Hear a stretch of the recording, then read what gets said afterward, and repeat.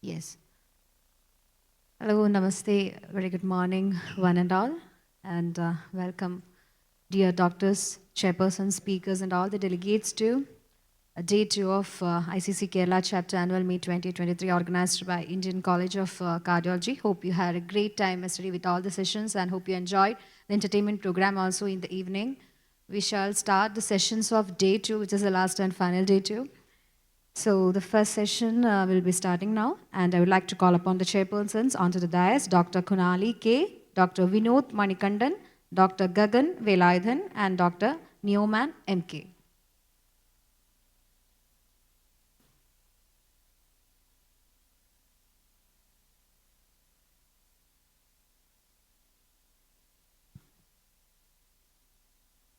And I would like to invite our first speaker, Dr. Rachel Daniel, who will be presenting resistant hypertension in. First of all, let me thank the organizers, Arshad, Vinod, Dr. Mangalandan, for giving me this chance. Being an opening batsman, I have the privilege to straight go to the topic. My topic is resistant hypertension optimization. As you know, resistant hypertension, we all feel it's a number of drugs that decide whether it's resistant or not.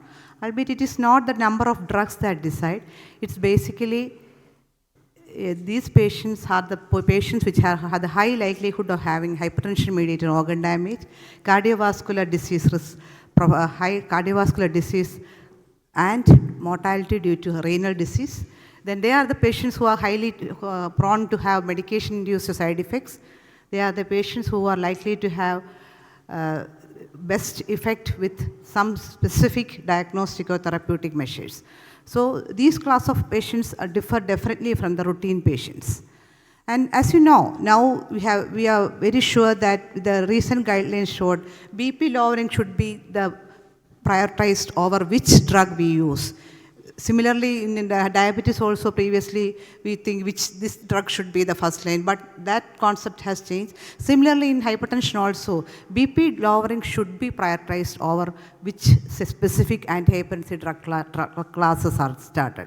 And as you know, 5 major drug classes including ACE, ARB, beta blockers, calcium channel blockers, thiazides, and thiazide-like diuretics have given almost the same class, except beta blockers have some limitation, but still, we are in the correct line of action because we used to use the beta blockers even if it has got a disrepute in between. Now it has come to the original position. So whichever drug you start should be basically the control of hypertension should be a priority. And these all for these close ACE, ARB, calcium channel blockers, beta blockers, all has to be started depending on the patient. And it has to be started in combination therapy, start with dual combination. You have to upgrade to the maximum well-tolerated doses and preferably once daily and that too in the morning. Add further drugs if needed and it should be single pill combination as far as possible.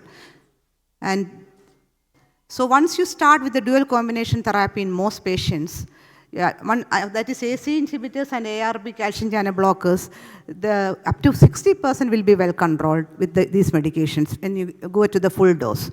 Once you start the 3 drug combination, that is ACE, ARB, calcium channel blockers, and thiazide or thiazide-like diuretics, up to 90% may be controlled with the full tolerated doses. But still, up to 5 to 10% will be in the true resistant hypertension group. Those are the patients which we are going to discuss now. So the spectrum of resistant hypertension is uncontrolled hypertension. All uncontrolled hypertension is not resistant hypertension because uncontrolled hypertension has got other causes than resistant hypertension. Then there is an apparent treatment resistant hypertension that comes between pseudo-resistant and true resistant hypertension. Then comes the pseudo-resistant hypertension, and then comes the true resistant hypertension. So the main things we have to think is we are taking the blood pressure in the correct way. We are confirmed that it is resistant hypertension by the ambulatory blood pressure monitoring or home blood pressure monitoring. Then we have ruled out any drugs which has got this antihypertension, this versus hypertension.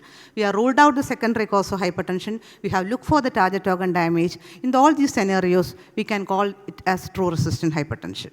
So it can be on the treatment resistant, we can classify into two. That is uncontrolled treatment resistant hypertension. That is, we are having the 3 antihypertensive drugs with the complementary mechanism of action in the full tolerated doses, including a long-acting calcium channel blocker like amlodipine up to 10 milligram, renin-angiotensin aldosterone blockers, a diuretic if it's the thiazide up to 25 to 50 milligram, chlorthalidone also in that range. So they are at the maximal or maximally tolerated dose is given, pseudo-resistance is excluded, then it is called, still the BP is more than 130 by 80 or ambulatory BP more than 125 by 70, it's uncontrolled resistant hypertension. But the blood pressure is controlled on 4 antihypertensive drugs of different classes, it is controlled resistant hypertension. So the main causes can be sodium and fluid retention, it can be activation of the sympathetic or renin-angiotensin system or impaired vascular function. And we have to rule out ambulatory blood pressure monitoring, rule out white coat effect. 4 drugs should be in the corrected drug, dose, duration, and the diuretic should be based on the GFR, and you have to confirm that adherence is there, otherwise it will fall into pseudo-resistance. And we have to rule out secondary cause of hypertension, the main being renal parenchyma disease, then comes renovascular hypertension, atherosclerotic or fibromuscular dysplasia. Then primary aldosterone, so though we are not evaluating it, come to about 8 to 12% of patients, because its evaluation is a little cumbersome. We are not truly ruling out primary aldosterone, so in many cases of secondary hypertension, pheochromocytoma, and definitely second obstructive sleep apnea has got a very high percentage causing resistant hypertension. But we have to understand that obstructive sleep apnea cannot directly called as a cause of secondary hypertension, because the effect of using CPAP in obstructive sleep apnea, reduction of blood pressure is only modest, and the maximum effectiveness of hypertension comes in those patients with an apnea-hypopnea index of more than 20, then more than 30, and their baseline hypertension is high, and their adherence to CPAP is good. Then only the effect of treating hypertension in obstructive sleep apnea in reducing hypertension comes. And you have to understand that there is high percentage of obstructive sleep apnea resistant hypertension because of the extracellular fluid accumulation in resistant hypertension, which causes upper airway edema. So management comes to step 1, we have to maximize the dietary modifications, all these sodium and all we know, and diuretic type should be appropriate to the renal function. If the GFR is less than 45 ml per minute per meter square, you have to switch from a thiazide to thiazide-like diuretic chlorthalidone, or preferably to a loop diuretic. You have to understand that these thiazide-like diuretics or thiazide fail to accumulate in the distal renal tubule where the thiazide acts in CKD because of its competition with some accumulating toxic substances in CKD. So once the GFR falls below 45, it's better to switch to chlorthalidone. Chlorthalidone has superiority because it has a long duration of action. Other than that, it is not superior. Then comes the other diuretics. Then definitely there is a role for mineralocorticoid active. Spironolactone has definitely showed superiorness to hypertension in the pathway 2 and REHOT trial. Then otherwise you have, Then comes other drugs like beta blockers, but beta blockers have gone higher up in the step. Then vasodilators and minoxidil. These are all theoretical. We are not usually using it. Then comes a patient not controlled with AC inhibitors, ARB. If it is CKD1 and 3 and GFR is more, it can add spironolactone or other mineralocorticoid like non-steroidal mineralocorticoid like finerenone, which is not approved in resistant hypertension, but it's approved in diabetic nephropathy. Then beta blockers, then centrally acting. If the GFR is less than 30, go to chlorthalidone, but better you may have to switch to other loop diuretics and beta blockers, centrally acting agonists. And now, as you know, the renal denervation has got definitely a role. So, in other specific types, in reduced hypertension, effective ejection fraction, ARNI and SGLT2 has got a modest role in control of hypertension. With preserved ejection fraction, GLP-1 analog, that is semaglutide, that Ozempic, that the Bunter molecule, that too has got some effect in reducing the hypertension. So these are all things which we know the level of hypertension, you have to treat it. Spironolactone has got a role, chlorthalidone is effective, these are the guidelines. And one word about renal denervation, it has got a turning point in hypertension care. It has got a safe and effective adjunctive treatment. It has come to class 2B, it may be considered. And the guidelines has got a consensus document because we have to be informed about its effectiveness. It has proved effective in the recent trials. So it should be treated it should be given priority in patients with the GFR only more than 40 ml per meter square. It should be a shared decision making and should be done in experienced centers with experienced operators. And you know, it is the simplicity spiral which catheter has shown effectiveness in reducing the hypertension in the renal denervation treatment. Safety, it's almost safe. Only thing is some damage in the renal dissection, endothelium, renal artery dissection. These are the areas of concern, but it has not been found significant in all the trials. Durability is also a little concern whether this denervation will regrow or not. That is another area of concern, but that also long-term human data yet need to be explored. So nothing on earth can resist an absolutely non-resistant person. So there is still, if you manage with all these gadgets and drugs, there are 3%, 2 to 3%, which are called refractory hypertension. So many modalities are in the pipeline with aldosterone synthase inhibitors like badrostac, dual endothelin receptor antagonists like aprocitentan, and baroreceptor activation. These are all getting modulated, crystallized to treat hypertension. So we have yet further way to go ahead, but still we are conquering resistant hypertension with all the modalities. Thank you so much for your patient hearing.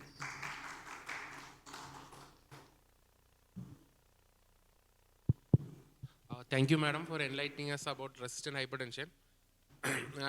Recently I studied about what are the different types of exercise which are most effective in hypertension. I recently read that there are some types, every exercise is effective, but there are some exercises which are more effective in reducing the blood pressure than other exercises. I'm sure Dr. Sujay is here. He is have a full session to enlighten on this. You can have these questions and he'll be more authoritative in that. Thank you. Thank you, ma'am. Thank you for, and also we had one patient right in Metro. I'm working with the Metro group. We had a patient was on resistant hypertension, and we could reduce his BP by doing renal denervation. And that is the first case. Yeah, I got the data from Arun. The cost was around 6 lakhs, yeah, no? ma'am. The cost is a bit high, but right now it is in the start, in the initial phases, no? What is the exact cost? Like, is it catheter cost or the... Ma'am, it's about the procedure. Full cost is around 6 lakhs. Okay. It's not my case, it's Arun sir's case. No, I discussed with Arun, that's why. Yeah, and on table the patient, Arun sir demonstrated that on table the patient had reduction of BP.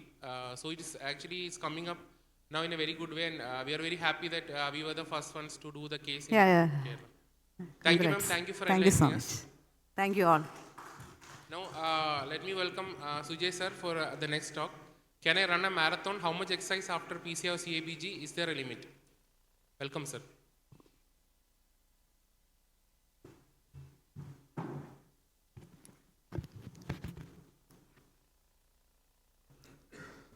Good morning, respected chairpersons, teachers, senior colleagues, and dear friends.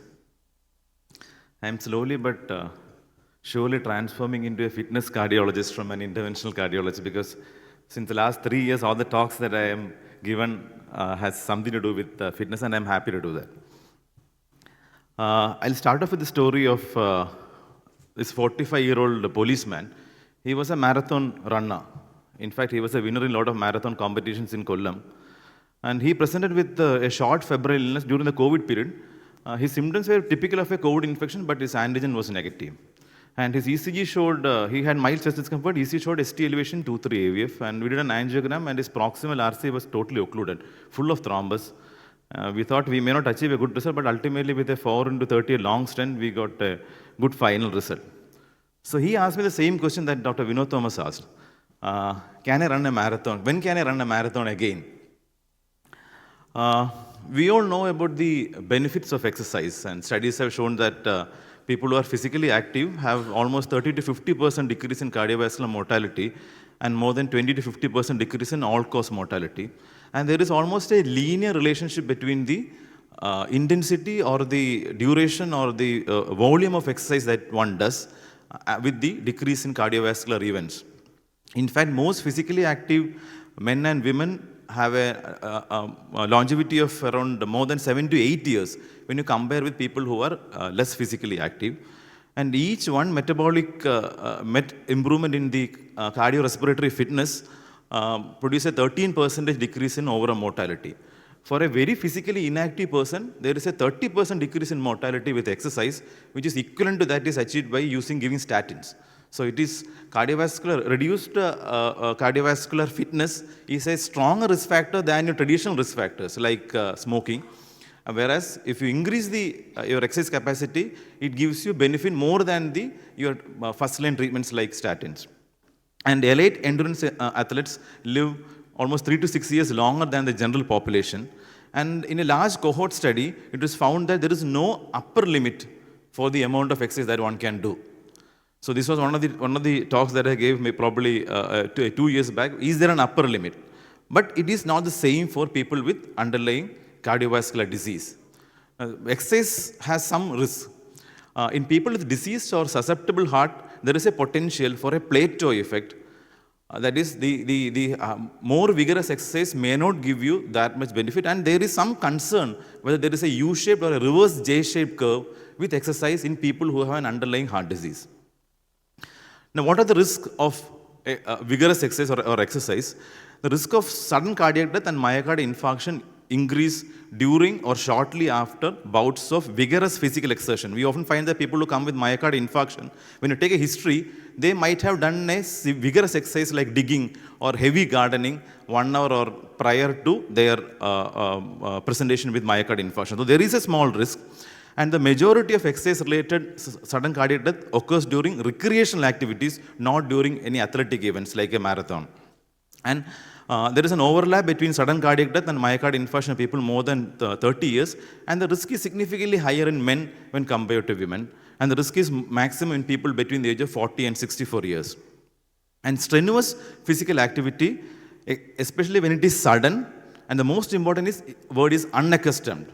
For example, somebody is going to climb Sabrimala who doesn't do any other exercise, and once in a year he goes to Sabrimala, climbs the hill. When that is an unaccustomed, strenuous physical activity, can trigger a myocardial infarction or a sudden cardiac death. In West, they have studied snow shoveling, which could be equivalent to the digging activity that our people do. Once in a year, when Onam comes, people go around cleaning their house, and they are very aggressive in cleaning. And that is probably equivalent to snow shoveling that has been studied in the West. And it has been shown that the rate pressure product is significantly higher than the maximal treadmill testing with this activity. And it is one of the triggers for myocardial infarction, sudden cardiac death. And if you look at specifically at marathon running, sudden cardiac death and cardiac arrest are rare during marathon and triathlon. The highest risk is in people who are doing it for the first time. And it is mainly because of inadequate preparation or poor training. And I have run 5 kilometers, Dr. Rachel does 10-kilometer running.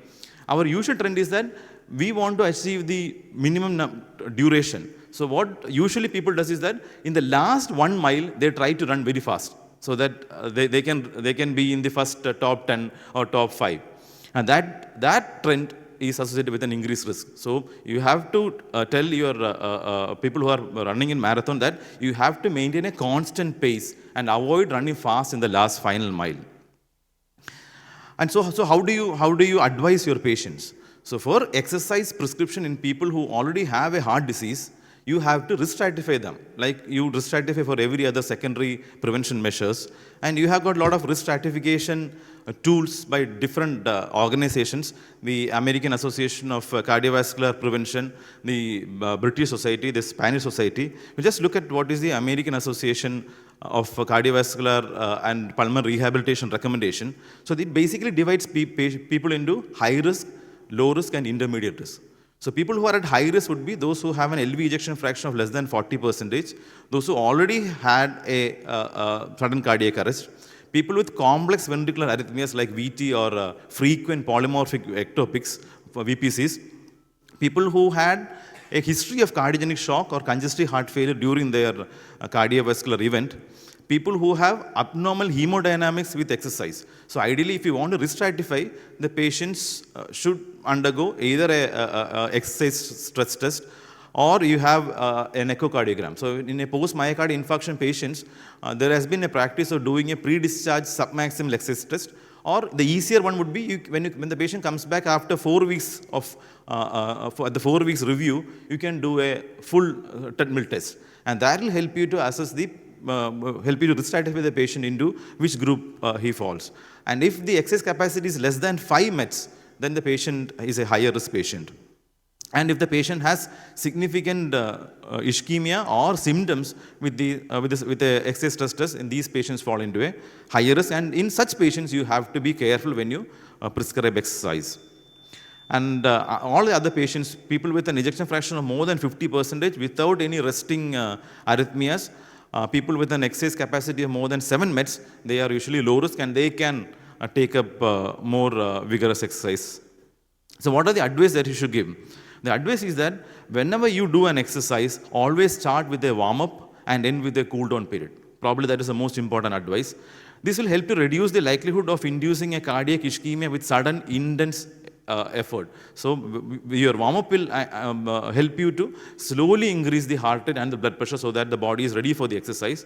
And if you abruptly stop an exercise, there is a sudden decrease in blood pressure, and that is why some people develop syncope after working out for a long time or doing an intense exercise in the gym.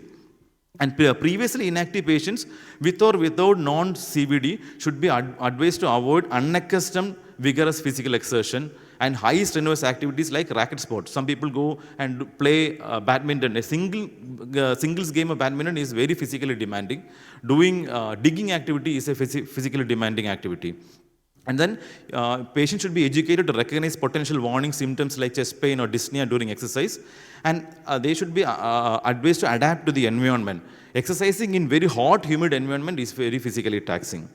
And we all have the habit of going to high-range places for holidays, and like Munnar or Ooty or Kodaikanal. And patients should be advised that they should give adequate time for acclimatization before they take up activities like hiking or trekking in high-range places. And there is no sufficient data to recommend routine prophylactic use of aspirin or beta blockers before any strenuous physical activity. There is some suggestions that if you take an aspirin before a marathon or a short-acting beta blocker before a marathon, that can prevent a sudden cardiac arrest, but it is not proven. Thank you very much.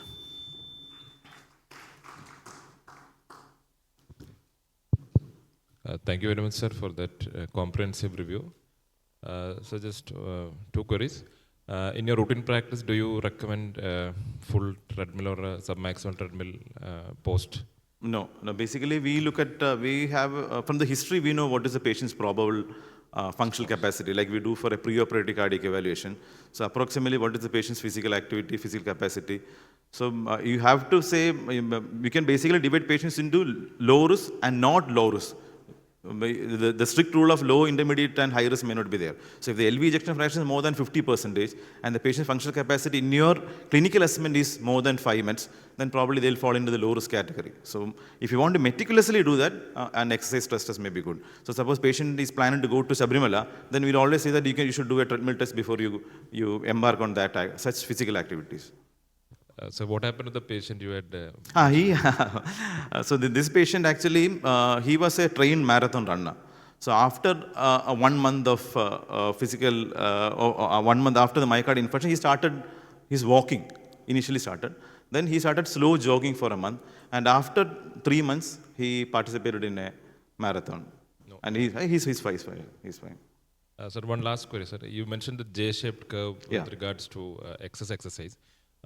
So most of these patients start with low levels of exercise. Yeah. So they're gradually conditioning their body. So what is the explanation that they end up with events even though their body is suitably conditioned in the initial phases? No, the J-shaped curve is only a proposed. It is not proven. It is not proven. There is some concern that in in athletes, endurance athletes, there is an increased incidence of atrial fibrillation. And there has been some recent data which shows that even coronary plaques are more common in endurance athletes compared to the general population. But whether that translates into increased events, it is not sure.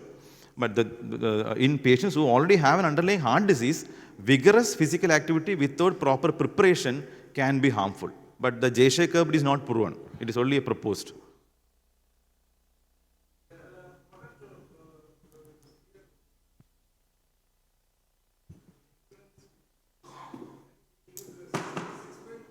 Yes, sir. Yes, sir. Yes, sir. Yes, sir. Yes, sir. That is one way of assessing the physical capacity rather than doing a full max submaximum thrust, especially if the ejection fraction less than 40% of the patient already has a heart failure. Sujay, excellent talk. The question is, there is now a concept that is too much exercise bad for the heart? Recently there was an editorial whether we are doing, if you do too much of exercise, because there has been cardiac MR studies which have shown increased incidence of fibrosis. Yes, sir. Yes, sir. So actually this is a situation where we are not really sure in the long term as to how much exercise we should prescribe. I think moderate exercise would be best for most of us. Yes, sir. So actually, the problem of plenty is not there in exercise. The main issue is that majority of population doesn't do even low intensity exercise. So it is only for a very 0.01% of the population that extremely high exercise can produce some harm. Even though you said that the endurance athletes actually live longer, the current data, there is some disparity in that. Yes, sir. That the marathon runners, many of them you have found that they are popping off 40s and 50s. There are only 2-3 incidences have come where the long distance runners have died because of cardiac exercise related cardiac arrest. Thank you.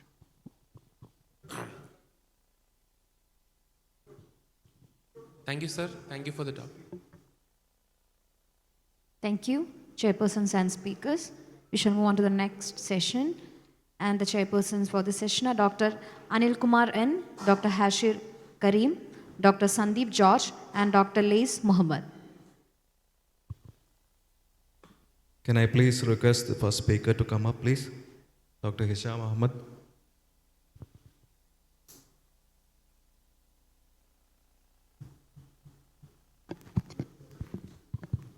Dr. Hisham will be speaking on post-PCA stent assessment by IVS and OCT, step-by-step approach. Yes, thank you very much, and good morning, everyone, and thank you for the organizers for this opportunity. So in the next 9 to 10 minutes, I intend to just have a very focused look at the post-PCI workflow in terms of OCT and IVS, and we'll be looking at just some of the key concepts and some of the key numbers that we should remember when we handle the post-PCI, OCT, and IVS workflow. We'll start with the post-PCI stent assessment in OCT. And we know that OCT is applicable for a wide range of pre-PCI as well as post-PCI workflow in patients undergoing coronary intervention, and we'll be focusing mainly on the post-PCI aspect. So in pre-PCI and post-PCI, the collective acronym, it's good to remember, it's MLD max, and MLD is actually restricted to the pre-PCI OCT phase, where it's morphology, length, and diameter assessment, and it's post-PCI. This is the focus that we'll be looking at today. We'll be looking at the post-PCI assessment in terms of MAD, so it's MLD max, and so it'll be max MAX, which is medial dissection, apposition, and expansion. We'll be looking at some of the examples and some of the key numbers that we should remember. So medial dissection. So again, long-term data of all the OCT registries have shown that it's the distal stent medial dissections which are often the most problematic in terms of MACE events subsequently. So some of the numbers that we have to remember here. So if you look at the picture on the left, it's a small intimal dissection, which is not much of an issue in terms of a MACE event subsequently. It's the medial dissections which actually penetrate into the media, and in fact, if it's more than one quadrant arc, which is approximately about 60 degrees, so these numbers are worth recalling. And if it's a dissection progressing into an intramural hematoma. And of course, if it's a dissection length is more than 3 millimeters from the length of the edge of the stent. So these are numbers which have been included in the Illumian trial, Illumian 4 trial, and these are numbers I think which we need to remember as we look at medial dissection post-stenting via OCT. So if these criteria are met for a significant dissection, especially at the distal stent edge, then I think the threshold for intervening in these patients with an additional stent should be kept low, is what the data shows us. So another data point that we have quite recently over the last 1 year is in terms of the width of the tissue in terms of a dissection. So if the width of the tissue is as measured by this dissection here, in the axial view is more than 200 microns. That is one more criteria, one more number. I think that we can remember if you need to adjust the threshold for intervening in these patients. These dissections can not only be appreciated in the axial view, in the longitudinal view also sometimes the dissection flaps can be appreciated. So this is an example where this is an LAD stent. Distal to the LAD, you can see it's quite hazy. And in the lateral view, you can see that distal to the stent, it's an eccentric luminal compromise. So it's a vasospasm, dissection, intramural hematoma, no response with multiple boluses of NTG. And this is where OCT helps. So as you can see, we are moving from the stent edge distally. You can see that as we move towards from the stent edge distally, we find that the lumen has slowly starting to get compromised, and now we've identified the cause of the luminal compromise, which is a large hematoma, which needed to be addressed with the scoring balloon, and then the distal distal vessel had to be stented. What about apposition? So if you remember, it's MLD max, so M for middle dissection, A apposition. So how do you define major malapposition on OCT in terms of numbers? So the Illumian data shows that the struts more than 0.3 millimeters away from the lumen for a length of 3 millimeters along the length of the stent, along the length of the vessel. This is considered to be major malapposition, and if major malapposition is associated with underexpansion, then it becomes all the more significant.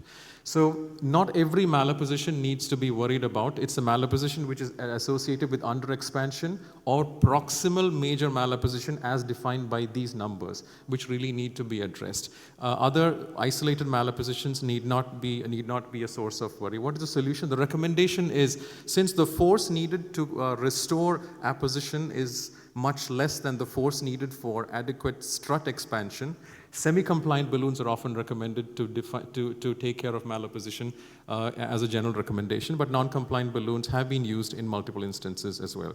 And of course, the OCT automatically detects this malapposition by these red dots whenever it's beyond the threshold set, and you can also see the malapposition markers in red in the linear markers in the longitudinal as well. So now we come to the third part of the mnemonic. So MAX, and X is for expansion, and this is a very important, critically important parameter that we need to see. Under expansion is the majority, is a major cause of late stent failures, as all the longitudinal data of OCT shows. So what are the numbers that we must remember? The numbers is an acceptable expansion is considered to be a minimal stent area of more than 80% of mean reference lumen area, and optimum is more than 90%. There are some investigators who would argue for acceptable being more than 90 and optimal being more than 95. Apart from this, the minimal stent area should be as much as possible, should be higher than 4.5 millimeters squared. So this is a case where the expansion is 58% in the distal half of the stent and proximal half is 52%, clear case of under expansion of the stent. And you can see that the OCT offers two views. So it offers a dual reference view where it divides the stent into two halves and it calculates the minimal stent area on either half. In the proximal half as well as the distal half, in each half they should meet the criteria that we just saw. And also it offers something called an alternative view called a tapered reference. That is, it allows for the natural tapering of the vessel when it estimates what should the natural expansion, estimated expansion to be in this case. So if expansion is not achieved, then you would have to recalculate the vessel size by the EEL diameter, and which should be rounded down to the non-compliant balloon size to achieve to plan for the non-compliant balloon size. Or if you're choosing lumen diameter, it should be rounded up to choose a balloon diameter which may be 0.25 or 0.5 mm from the criteria. The other aspect from PCI, post-PCI in OCT is tissue prolapse. Sometimes tissue prolapses can be documented angiographically as haziness, and this is the OCT correlate where you can see tissue actually prolapsing through the stent struts. So quickly moving to IVUS, I'll just a few examples where we know that this is the workflow of IVUS pre-PCI, where the length, the morphology, and and the size diameter is chosen. But post-PCI stent workflow is, of course, something very similar to OCT. Some of the numbers are different. So if we have to check for geographic miss, edge dissection, checking for malapposition, of course, checking for optimal stent expansion. So these are some of the parameters that we can look at post-PCI IVUS. So it's more or less common to OCT, so we will not dwell on the entire list. We'll just look at some of the key examples and key numbers. So yes, the dissection flap can be adequately recognized in patients who have IVUS as an imaging tool. You can see that there's a dissection flap here right at the stent edge, and on the longitudinal view also you can see this. And when is a dissection important? The criteria is almost the same as that for OCT, where it's a medial dissection, the angulation, the angle arc is more than 60, length more than 3 millimeters, and if it's also associated with a luminal compromise of less than 4 millimeters. And of course, an intramural hematoma can also be detected quite clearly on IVUS, like the OCT example that we saw earlier. Geographic miss, it's very important. So geographic miss at the stent edge, you can see in this run, you can see that even at the stent edge, there's a lot of residual plaque, which means that the lesion has not been covered adequately, leading to geographic miss. Again, this is something which can be detected on IVUS post-PCI. So again, more than 50% plaque burden with a reference lumen area of less than 4.5 in that segment. These are numbers which should alert the clinician that the threshold for re-intervening in these patients should be low. Stent expansion, I think this is probably the most important slide in IVUS, and I'll finish with this slide. The stent expansion data comes from two major trials. It's the IVUS XPL trial and the Ultimate trial. So in IVUS XPL trial, they kept it very simple. They said that the minimum stent area should be more than the distal reference lumen area, and that's it. And that was considered to be the criteria for optimal deployment there. But in the Ultimate trial, they went a few steps ahead.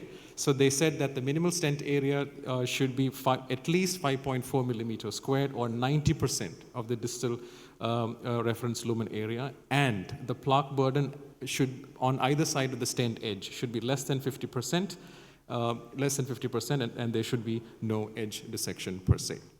And these are the criteria that all of us are aware of, both for the Asian small person criteria from the Korean group and the Excel criteria, which are larger dimensions, which are anticipated in these patients. So I'll just finish with the IVUS can also detect prolapsed tissues, as we saw in the prolapsed tissue example for OCT as well. So to summarize, I think in the middle panel, which deals with post-PCI, you can see that both OCT and IVUS achieves most of the post-PCI workflow objectives in terms of stent expansion, tissue protrusion through the strut, stent malapposition, stent deformation, stent edge dissection, and residual disease at stent edge. And both of them can be used interchangeably, and superiority of one over the other has not conclusively been proven over the large registry data. Thank you for your patience.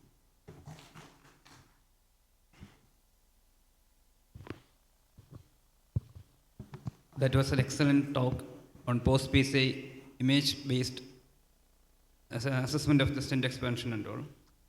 So how routinely do you use post-PCI OCT or IVUS run?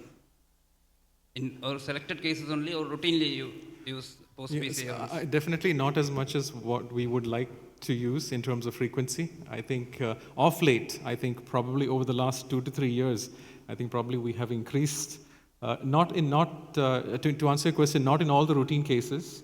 I think probably some of the complex anatomy situations are the ones probably our threshold to use imaging has become lower and lower.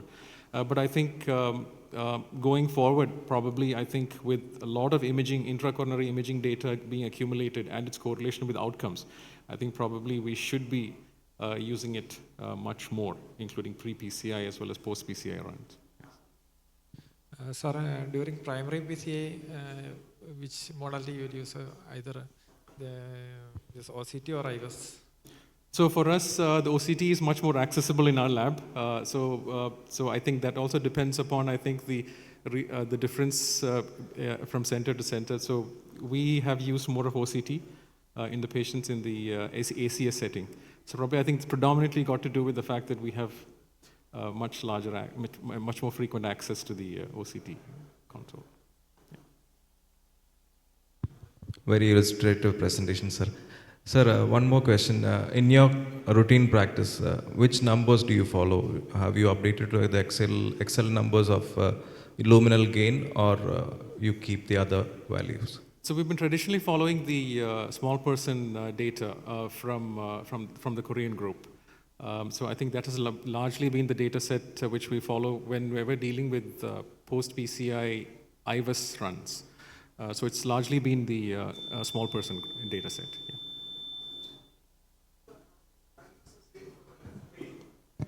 No. No, so there was a recent paper which looked at both large longitudinal data for IVUS and OCT. This was published in JACC, I think, early 2022, which was a critical appraisal between OCT and IVUS. So long-term data, there is no real difference in terms of choosing one over the other in terms of the outcomes achieved in terms of MACE. So even this left main or IVUS, left main, IVUS or OCT, the data analysis has not really shown. There's never been a direct head-to-head comparison for sure, but no real advantage has been actually documented. But if you look at the overall the weight of evidence or the weight of information for post-PCI in intracoronary imaging in terms of outcome data, I think it's the IVUS has numerically more data. In the sense, the quantum of data, the overall weight of data is more with IVUS. But in terms of difference in outcomes for whatever data is there on both sides, IVUS and OCT, there doesn't seem to be a major difference as of now. Yes. Yes. Thank you, Hisham, sir. Thank you. Can I welcome the next speaker, Dr. Rajesh Muralidharan, sir? Is FFR dead for the practicing cardiologist? I thank the organizers for this opportunity. If you look at the current adoption of physiology in India, and this is data from the recently concluded Icc conference, and thank you, Pratap sir, for this slide. The OCT has grown by 100%, IVUS has grown by 26%, but FFR has a meager growth of only around 12.8%. 48% of the centers in our country have FFR capability, but only use FFR in 2.6% of the population. So this is the current data of the use of physiology in India. If you see the pressure wire sales in Kerala, this courtesy Abbott, it's nosediving as well. So no wonder Dr. Vinod has asked the question, is FFR dead? Despite 3 decades of robust data with regards to measuring coronary physiology, all of us have adopted physiology less in our clinical practice for a variety of reasons. While I'll not go into many of those, but I'll concentrate on the so-called recent negative trials on FFR. Recently, there have been 6 publications almost simultaneously in 2021-22, which have been claimed as the so-called negative trials on FFR. The Flavor trial, the combined OCT FFR trial, the future Flower MI, Ripcord, as well as the FAME3 trial. For the practicing cardiologist, who is the central theme of this amazingly organized conference, I'll break it down into 4 clinical scenarios, all of which are of relevance in our clinical practice. First, routine use of FFR in all angiograms. So how do we all do FFR? We do an angiogram, stent those lesions which are unambiguously tight, which are subtending a large territory of myocardium, and then for the ambiguous lesions, we do an FFR and then move on from there.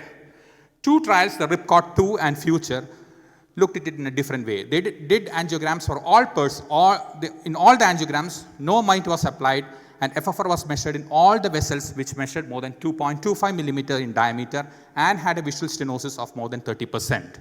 And the Ripcord 2 looked at the resource utilization. That is, this was a multi-center UK study which looked into the total resource utilization. And the Future trial looked into the MACE events. So they did an angiogram and did FFR to all the vessels more than 2.25 millimeters, having a diameter stenosis of more than 30%, and found that there is no added benefit with regards to resource utilization or with regards to the MACE events. And subsequently it came in social media as well as the publications that routine use of FFR is of no benefit. But if you critically read this, the Future trial was terminated early after 50% of enrollment only because of a sign for early mortality, which was later found to be not there. They didn't believe in FFR at all. 10% of patients, even despite having an FFR value of more than 0.8, underwent a PCI, and 15% of patients underwent a CABG despite having an FFR value of 0.8. And 20% of eligible patients after angiography were not deemed suitable for FFR. We don't see that in our routine practice. And above all, I'm sure that none in this crowd would want to do an FFR or stent a vessel with 2.25 millimeter with more than 30% stenosis, which was the inclusion criteria in both of these trials. So this had its own flaws. So for the practicing cardiologist, the take-home message is that it should be the systematic FFR, that it should be the selective FFR and not the systematic FFR that we should be doing. That means you do it right we are doing now. You selectively do it for those vessels which are clinically relevant and not in all the vessels, and then arrive at a decision. The second, image-guided PCI is versus FFR-guided PCI. The Flavor trial looked into the image-guided PCI versus IVUS-guided PCI, and at 24 months found that there was no significant difference between the two groups.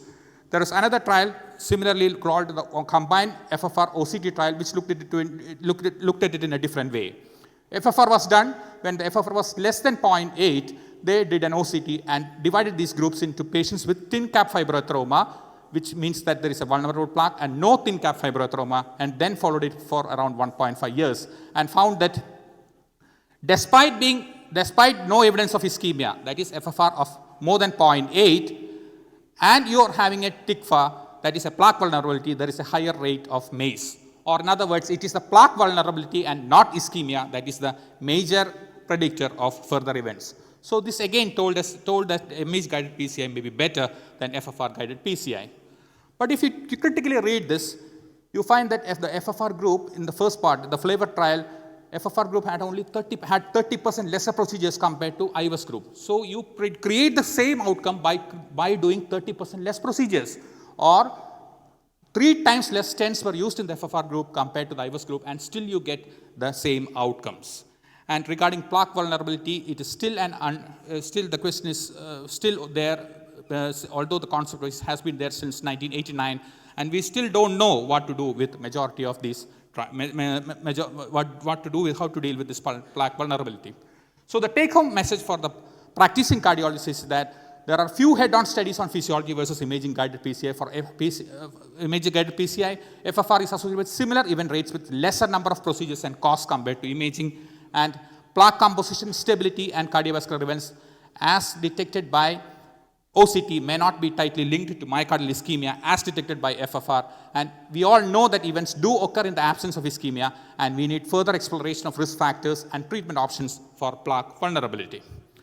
The third part is FFR in multivessel disease, something that was tested in the FAME-3 trial, which ran into controversy. In this, all-comer population with 3-vessel disease, excluding left main, were randomized into an FFR-guided PCI group versus a CABG group, and at 1 year they found that the FFR did not meet the non-inferiority criteria for the outcome of all-cause death, MI, stroke, and repeat revascularization. And then they told that FFR-guided PCI is not as good as CABG. So this was in the FAME-3 trial. If you look into the deep dive into this data and see the FAME-3 trial population versus the pooled data of all the CABG plus PCI trials in the last 10 years, you find that the population studied is exactly the same. So what does that mean? FAME-3 is basically a trial of CABG versus PCI. The only difference is that you have added FFR to that. Okay, so that is CABG versus PCI of all those years plus FFR added to that. And you take one trial out of this, the syntax trial, one of the best studied trials. Angio-guided group, PCI had high events compared to the CABG group. In the syntax group, in the FAME-3 trial also, angio-guided had a higher event rate compared to the PCI group.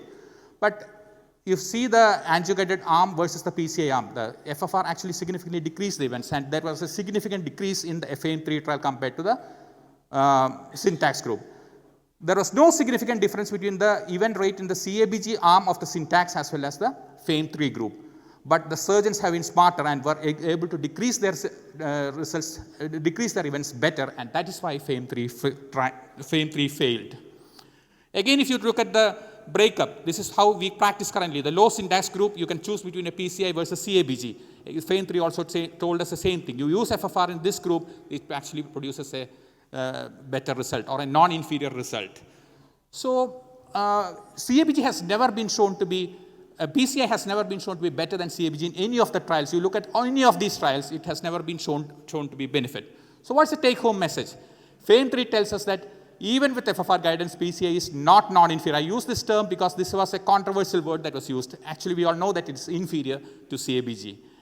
FAME 3 reiterates that in low syntax group, PCI may be considered, and FAME 3 is not a failing for FFR, it is a failing for PCI because we have never been able to show that CABG is better with PCI is better than FFR, even with better than CABG, even with FFR guidance.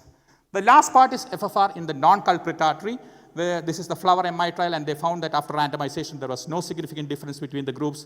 But again, there was lesser number of procedures. But we all know that the MACE rate in deferred lesions is different based on the clinical presentations. People who present with ACS have a higher rate of deferred lesion failure rate in both the FFR as well as IFR. This is the combined data from the defined flare as well as the IFR sweetheart. And so the take-home message for the practicing cardiologist is that microvascular dysfunction, inflammation, plaque vulnerability, and adenosine resistance remain poorly understood. Physiology-guided deferral of PCI in the setting of ACS is associated with higher MACE rates compared to stable angina, and both angio-guided and FFR-guided complete revascularization are reasonable options in non-culprit vessel PCI. So is FFR dead? I have answered 4 scenarios. Routine use of FFR, not to be done. It should be the selective use. Image-guided PCI versus FFR-guided PCI, FFR is associated with similar outcomes with a lesser number of stents. Plaque vulnerability remain poorly understood. FFR in non-culprit vessels, both angio-guided and FFR-guided PCI are reasonable options. And FFR in multivessel disease, PCI is inferior to CABG even with FFR guidance. Is FFR dead? I think I have made my case that it's certainly not dead for the practicing cardiologist. The guidelines as well as the present data tells us that for the practicing cardiologist, measuring pressure should still be a pleasure. Thank you.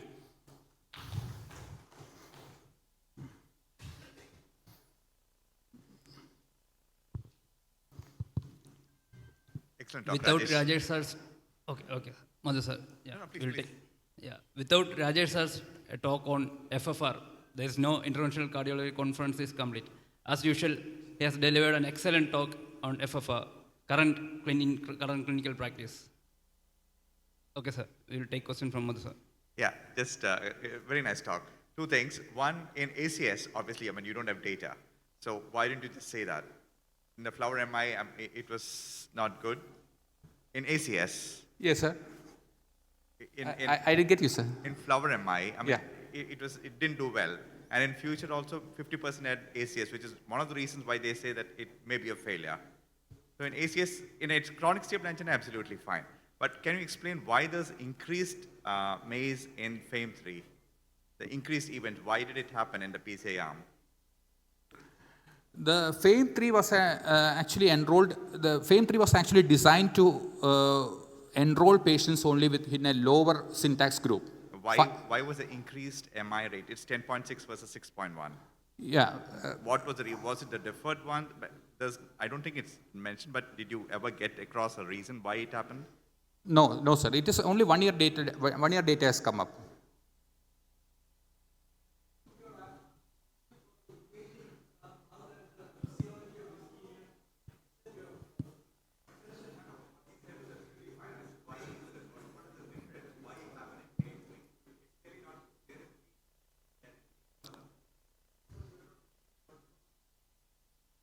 Can I make a point?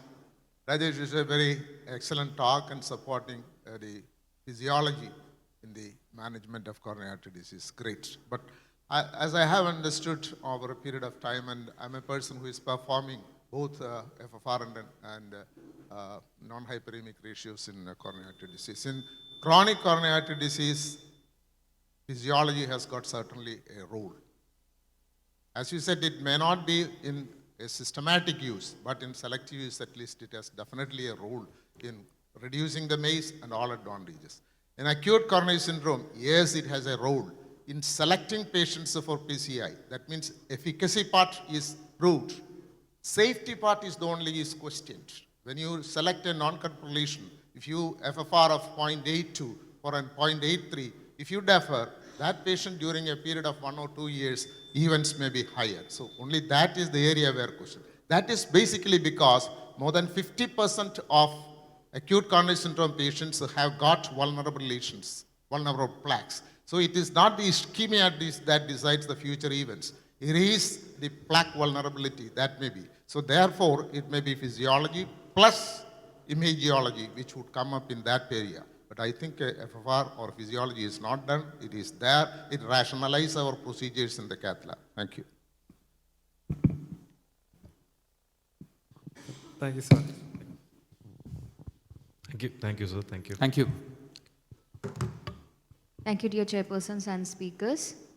And now for the next session, I take the pleasure to invite Dr. Rajiv E., Dr. Stanley George, Dr. Praveen Velapan, Dr. Hafiz Fazlur Rahman as chairpersons.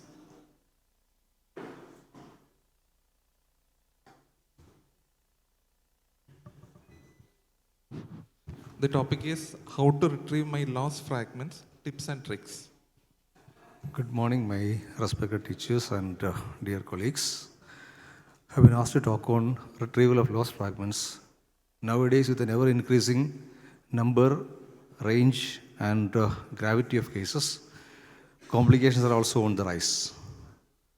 Now, so many unwanted foreign bodies can remain in the cardiovascular system after your procedure. This can be broken catheters, broken or dislodged guide wires, stents, displaced implants other than stents, and broken hardware. Now, when to remove? If the fragments are large, or if the devices are embolized, if they are located in vital vessels like, say, coronary arteries or cranial vessels, when there is a chance of erosion, migration, or bleed, if there's a chance of infection, and sometimes maybe to avoid some medical legal issues, you may have to remove all these. When not to remove?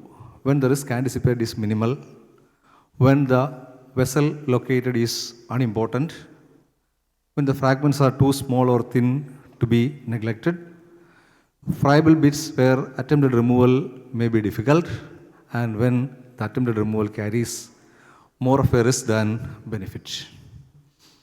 Now here, this is a 1-year-old child detected to have a foreign body in the falciform ligament of the liver. It was a broken umbilical catheter, was sent to me to see whether something was to be done or had to be done, but you can see that by this age there is no vascular access to the ligamentum teres and you cannot retrieve. So I told we will just neglect that. Now approach removal. One, we have to have an appropriate access. You can use the primary access itself if possible, going for secondary or additional accesses if required. Always employ adequately sized sheaths because the retrieval may be even more difficult than introduction. Properly assess the vessel through which the article is to be retrieved because a small vessel like a small femoral artery or common iliac artery, especially in children, may be damaged while you are trying to snare out your device. Prepare subcutaneous plane adequately because many times the thing will come out of the vessel but may not come out of the tissue planes, and seek surgical help if necessary. Now, see here you can see a broken guide wire tip. The first video itself shows that the tip is almost about to go. So I just withdrew the catheter and luckily that got dislodged in descending aorta and came into the right common iliac artery, from where it could be snared out with an end snare because the loop just came inside the snare, that fragment just came inside the snare and it could be removed. Here you can see a ruptured microcatheter. These are liable to rupture especially when you are attempting harder and harder cases. Sometimes the tip of the microcatheter can break off, especially it happens with something like Corsair, which is common. Once I had such an event where I had to abandon that in the subcutaneous plane, I could not get the video, and I had to go for another track to complete the CTO revascularization. Here, I could realize that it's broken, so the entire thing was taken out en bloc along with the catheter and was out of. Now, displaced guide wires, they are pretty easy to remove provided the ends are free And it is always better to catch the guide wire by its soft end because catching the stiff end may cause excessive vessel damage. If the ends are not free, it may be difficult. In this case, what we can do is you have to pass a guide wire around the broken shaft and try to snare out the wire. If you are using the same axis, probably you may be able to snare it out through the same thing. If you are using a secondary axis, you can release the edge partially, then use another snare and take it out. Here there is the following a jailed wire. The wire was entrapped and with a bit of struggle, I could pull it out. You can see the catheter being sucked in during the maneuver. It can be dangerous sometimes. Then balloons usually break off at the monorail port, and this should be anticipated when the balloon shaft stretches out without the balloon. If it happens, stop pulling out the balloon. Try an en bloc removal of the whole system, that is wire, balloon and guide, everything together, because that will be more easy. And if it ruptures completely, inspect the remaining shaft. This will give an idea as to how much length of the balloon shaft is there inside the catheter. And usually the monorail port will remain inside the catheter. You can trap the monorail port with a long 2.5 balloon because a longer balloon will give more of impaction, and you can try to remove it, the system en bloc. Alternatively, you can use a small snare also. Now, displaced implants, this can be ASDs, VSD, PDA devices, PFO devices, plugs and all. They can embolize either on the arterial or venous side. They can be recovered with snares. Catch the device by the screw and not by the waist. If you happen to catch the device by the waist, try to fix it with that and use another snare to catch the screw. Resheath the device if possible, because that will avoid trauma to the vessel. Should be very careful in young children where the vessels are very small and you can even avulse the access vessels. Also, if it is tried several days after being lost, you have to be very careful because it may be adherent to the vessel wall and a violent pull can injure the vessel wall and may result in a catastrophe. Here you can see an embolized AST device that went into the RV outflow. It was snared from the RV outflow. You can see that it is sheathed without much of a difficulty into the long sheath and could be removed. But sometimes your snare itself can deceive you. Here again, another device that is in the RV outflow or pulmonary artery, whatever it is, and it was snared out. You can see it was just pulled to the sheath, but the snare gave way and the device went back to place, its previous position.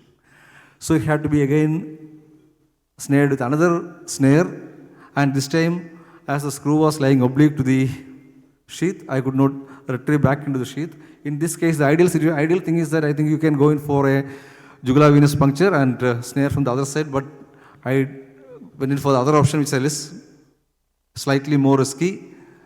As the device was caught by the screw, the entire assembly was gently pulled out through the inferior vena cava and could be retrieved with ease, and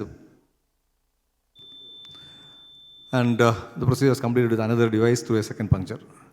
Now, stents, dislodgement is rare. Predictors of dislodgement include poor lesion preparation, calcific, unyielding or tortuous lesions, especially long lesions. Then excessive or rash manipulation of device, improper stent selection. You can see that all stents are not alike, so choose your stent according to the anatomy of your lesion. And when you retrieve a stent and again reuse the same stent for implantation, you can be at more risk. And many times what happens is when you are connecting the stent, the balloon may be blown open partially, and then again if you apply a negative pressure on that, the stent will be loose lying over the balloon and may get dislodged. Now the options with a dislodged stent, it can be retrieval, deployment, crush, or abandon the procedure. Now to retrieve, if the stents are located in the LMCA or proximal vessels or in cranial vessels or in aorta or major peripheral vessels, you can try to retrieve them. If retrieval is not possible and if the stent diameter and the vessel diameter are more or less matching, you can go for a deployment. If it is not ideal for a deployment, you try to crush it with another balloon, or you can abandon the stent wherever it is. If it is an inconspicuous, like say some branch of the femoral artery or internal leg artery, or if you feel the manipulation is going to be too dangerous. Now, stents can be retrieved using snares or using balloons. Balloons can be inflated. Wire the stent inflate the balloon, a small balloon, beyond the stent and try to pull it, or you can even try it within the stent. And but all these are possible only if it is in a proximal location with a good anatomy. Then a wire wrap with 2 or 3 wires can be tried. One wire should be going through the stent, the other 1 or 2 wires can be going outside the stent, and you can try for a wire wrap. Better avoid all these beyond torch or calcific segments because it is better to leave it there. It can be crushed with another stent, pass a wire beside, crush with a suitable balloon, and finally with another stent, and abandon that attempted retrieval if it is in such a location. Here the stent was entrapped in a proximal location. It was not coming out, but I could pass another wire beside it, and a balloon was passed on the second wire. It could disimpact the stent after inflation and could be recovered, and the procedure was completed later.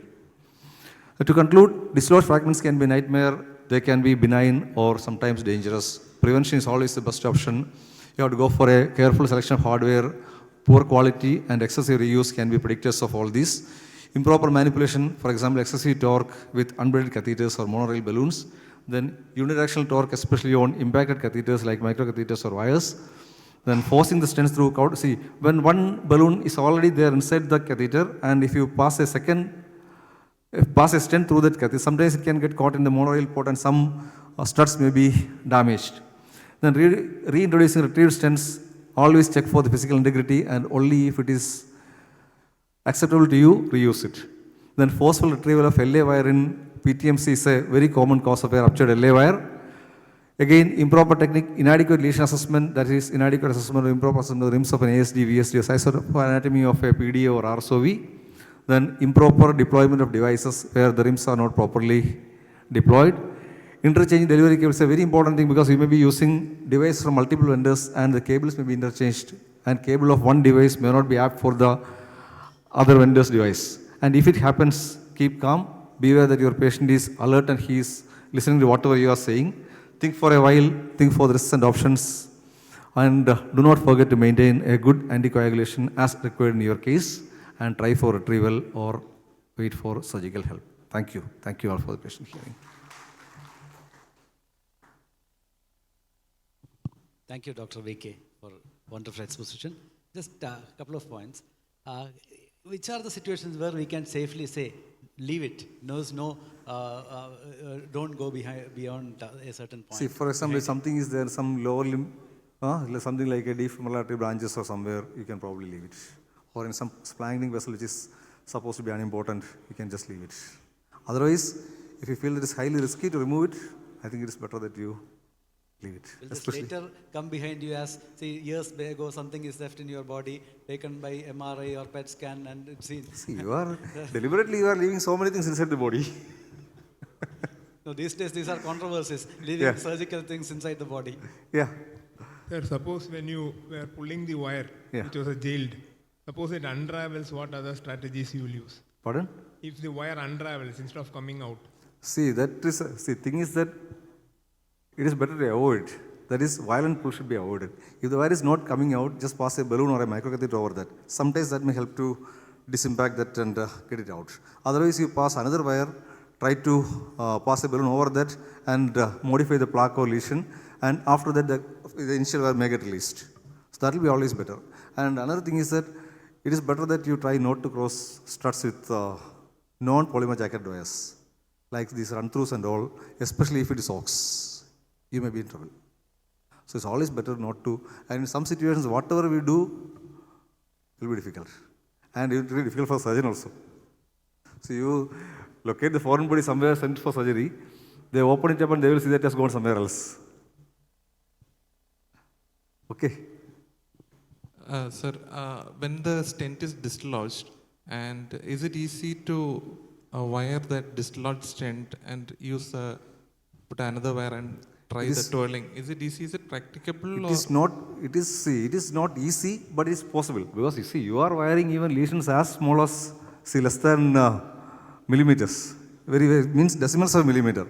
Like say very tortuous calcific channels and all we are wiring. So it is possible, but it's always difficult. So the thing is that many times the operator will be upset with all this. And that's the most important thing. Workers wire itself. Pardon? The workers wire itself, we can try to rewire that. See, I think again, it is better that you try to rewire with something like Whisper or Fielder. There's a polymer jacket wire. It is always better, I think. Okay, sir. And thing is, no case can be like the previous case also. So it's very difficult sometimes. Thank you. Thank you, sir. Thank you.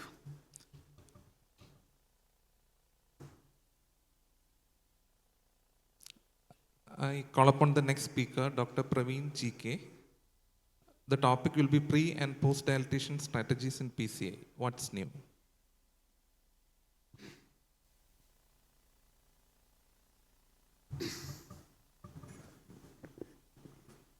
Good morning all. Thank you organizers for this talk. So my topic is pre- and post-dilatation strategies. What is new? But I found very few things new. And I've tried to compile whatever I found.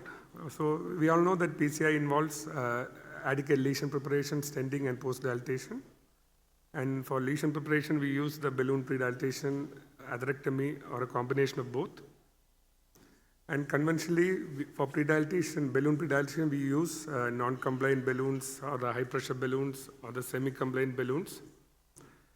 And if you compare the data between semi-compliant and non-compliant balloon pre-dilatation and post-dilatation, there is a couple of studies, and it shows that even in simple coronary lesions, if you predilate and post-dilate with an NC coronary balloon, the results are better in terms of better stent and scaffold expansion. And it also showed that if you use a semi-compliant balloon for pre-dilatation, even if you use a non-compliant balloon for post-dilatation, the stent expansion will not be optimal. So the current recommendation is to use a NC balloon for both pre-dilatation and post-dilatation. But in certain situations like calcific vessels, fibrotic lesions, and ISR, even the NC balloons may not suffice, and in such situation, we have to use specialized balloons or other devices. And imaging always helps to identify the complex morphologies of the lesion and plan pre-dilatation strategies.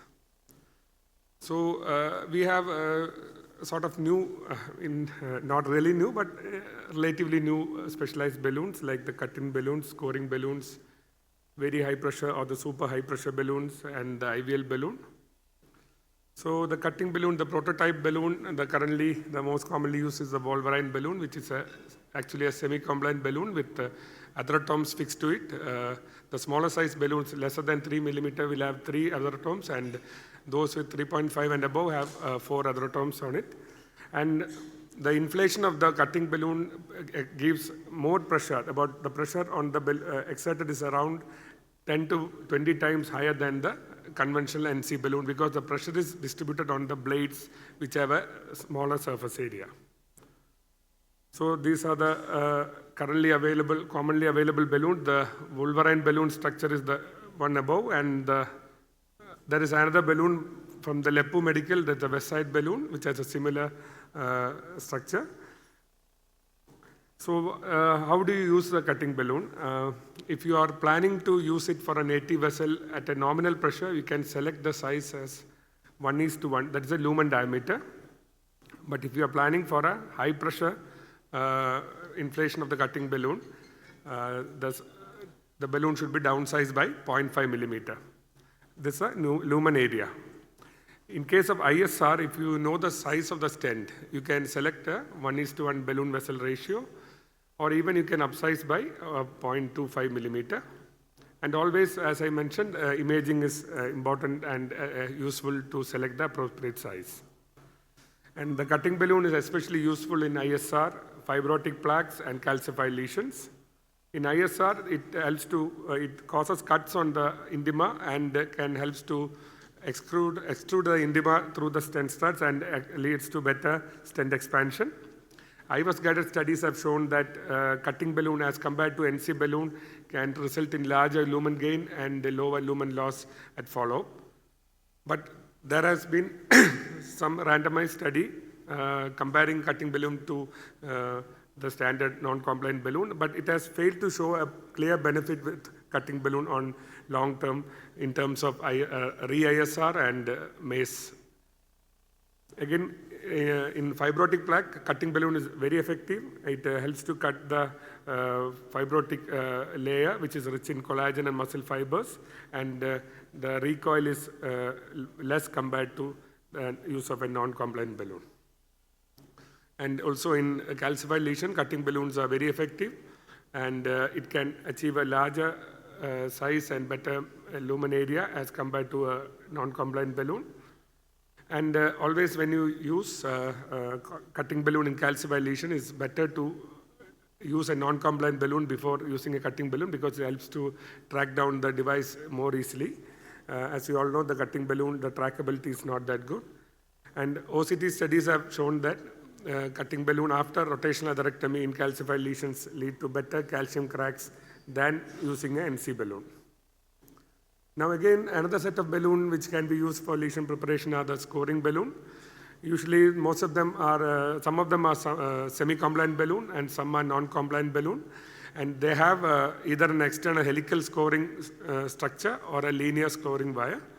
And it helps to provide a controlled and uniform inflation, and there is a minimal risk of balloon slippage, especially in tight lesions and fibrotic lesions.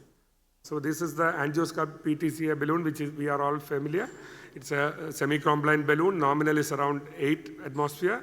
The RBPB is around 20 atmosphere.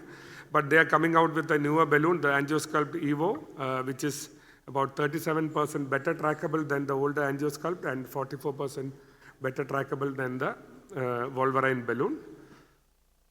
And then again, there is another balloon, the Scoreflex balloon from the Orbis niche, and it has a inbuilt nitinol scoring wire on one side of the NC balloon, and the coronary wire itself acts as a second scoring element. So then similar to the cutting balloon, if you are using a scoring balloon, NC scoring balloon, you can choose 1:1 balloon vessel ratio. But if you are using a semi-compliant type of scoring balloon, it's better to undersize by 0.5 millimeter. And scoring balloons are effective in calcific lesion and fibrotic lesion also, and also ISR. And the DESIRE 4 trial has shown that the use of scoring balloon results in lower rate of binary restenosis when used in ISR lesion. The potential mechanism is improved drug delivery secondary to a better lesion preparation when you are using a scoring balloon. Then coming to the very high pressure balloon, which all of you are familiar, the open NC balloon, which can be inflated at 35 atmosphere with minimal dog boning. So here also, if you are using in a, for predilatation, it should be 0.5 millimeter smaller than the reference vessel diameter, and you should inflate it slowly. After 20 atmosphere, you increase it only at about 5 atmosphere every 10 to 20 seconds, and always better to use supportive guide wires like Grand Slam or balanced heavyweight wires that will ensure optimal deliverability. And intravascular imaging also helps to size the balloon correctly. And it is best used in stent and under expansion, especially when there is calcium. But if it is due to fibrosis, open NC has very limited value. And calcified lesion, the balloon has excellent efficacy in complex calcified lesion, especially if you have a circumferential calcium.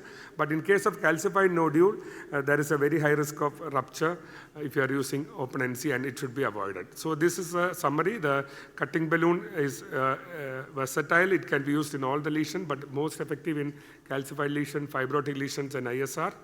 Scoring balloon is very useful in calcified and ISR, but it can be used in other lesions as well. But open NC, the super non-compliant balloon should be avoided in calcified nodules and fibrotic lesion. It is best used for stent under expansion. And again, the IVL, which I am not going to detail, we all know about the IVL. Now we have a new balloon, the chocolate balloon from Teleflex. It's not available in India.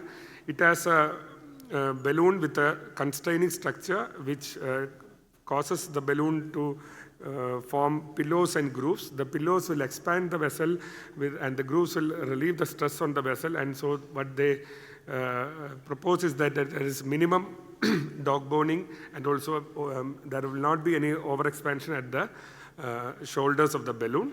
And studies have found that the chocolate balloon along with orbital atherectomy gives the best lesion preparation in terms of lumen area.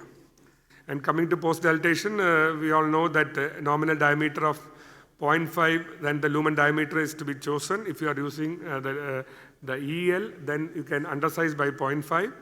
And care should be taken to avoid vessel injury outside the margins. And post-dilatation should be avoided in acute MI situation unless you have a definite non-expansion or under-expansion.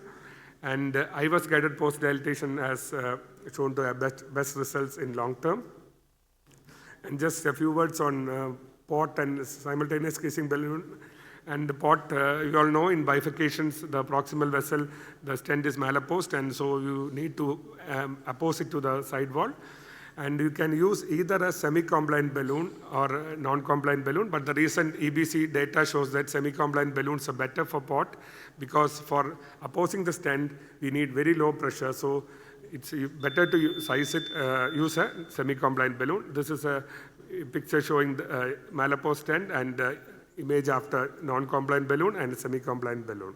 So you can see that semi-compliant balloon, the apposition is best with the, so currently for port, semi-compliant balloon is recommended.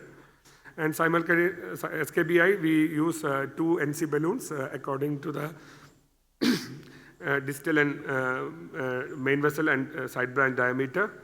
And the proximal overlap should be very minimal.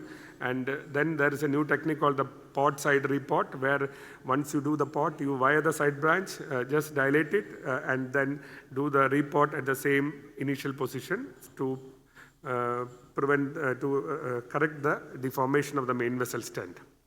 For the port, we have a new balloon, the port NC-PTA balloon, PTCA balloon, which is having a very short shoulder, which prevents or reduces the longitudinal balloon growth, and the balloon will remain within the vessel. And the sizes are from 2.25 to 5 millimeter, and the RBP is around 22 atmosphere. So to summarize, good lesion preparation is key to good result in PCI. Pre-dilatation should always be done with NC balloon, and specialized balloon should be used whenever appropriate. Post-dilation is usually done with NC balloon, but for port, it is best done with a semi-compliant balloon. And imaging is recommended and is very useful in selecting appropriate balloons and achieving optimal results. Thank you. Thank you, Dr. Praveen. One doubt. See, earlier we used to pre-dilate the lesion, stent the lesion, and take a stent boost, and if it is adequate, we used to leave the patient. Now with the advent of all these imaging modalities, patients presenting with stent thrombus and ISR usually predominantly have a underexpanded or malapposition stent. So would it be like logical to consider routine post-dilatation, and then after post-dilatation take a, whenever we are not using a imaging modality, even for primary, can you do will you do a post-dilatation?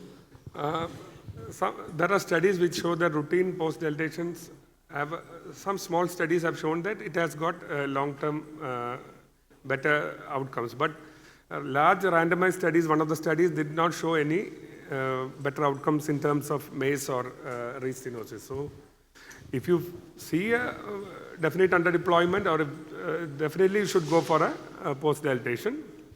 Otherwise, if the results are good and if you don't visually see any underdeployment or underexpansion, I think you can leave the lesion. That is my personal.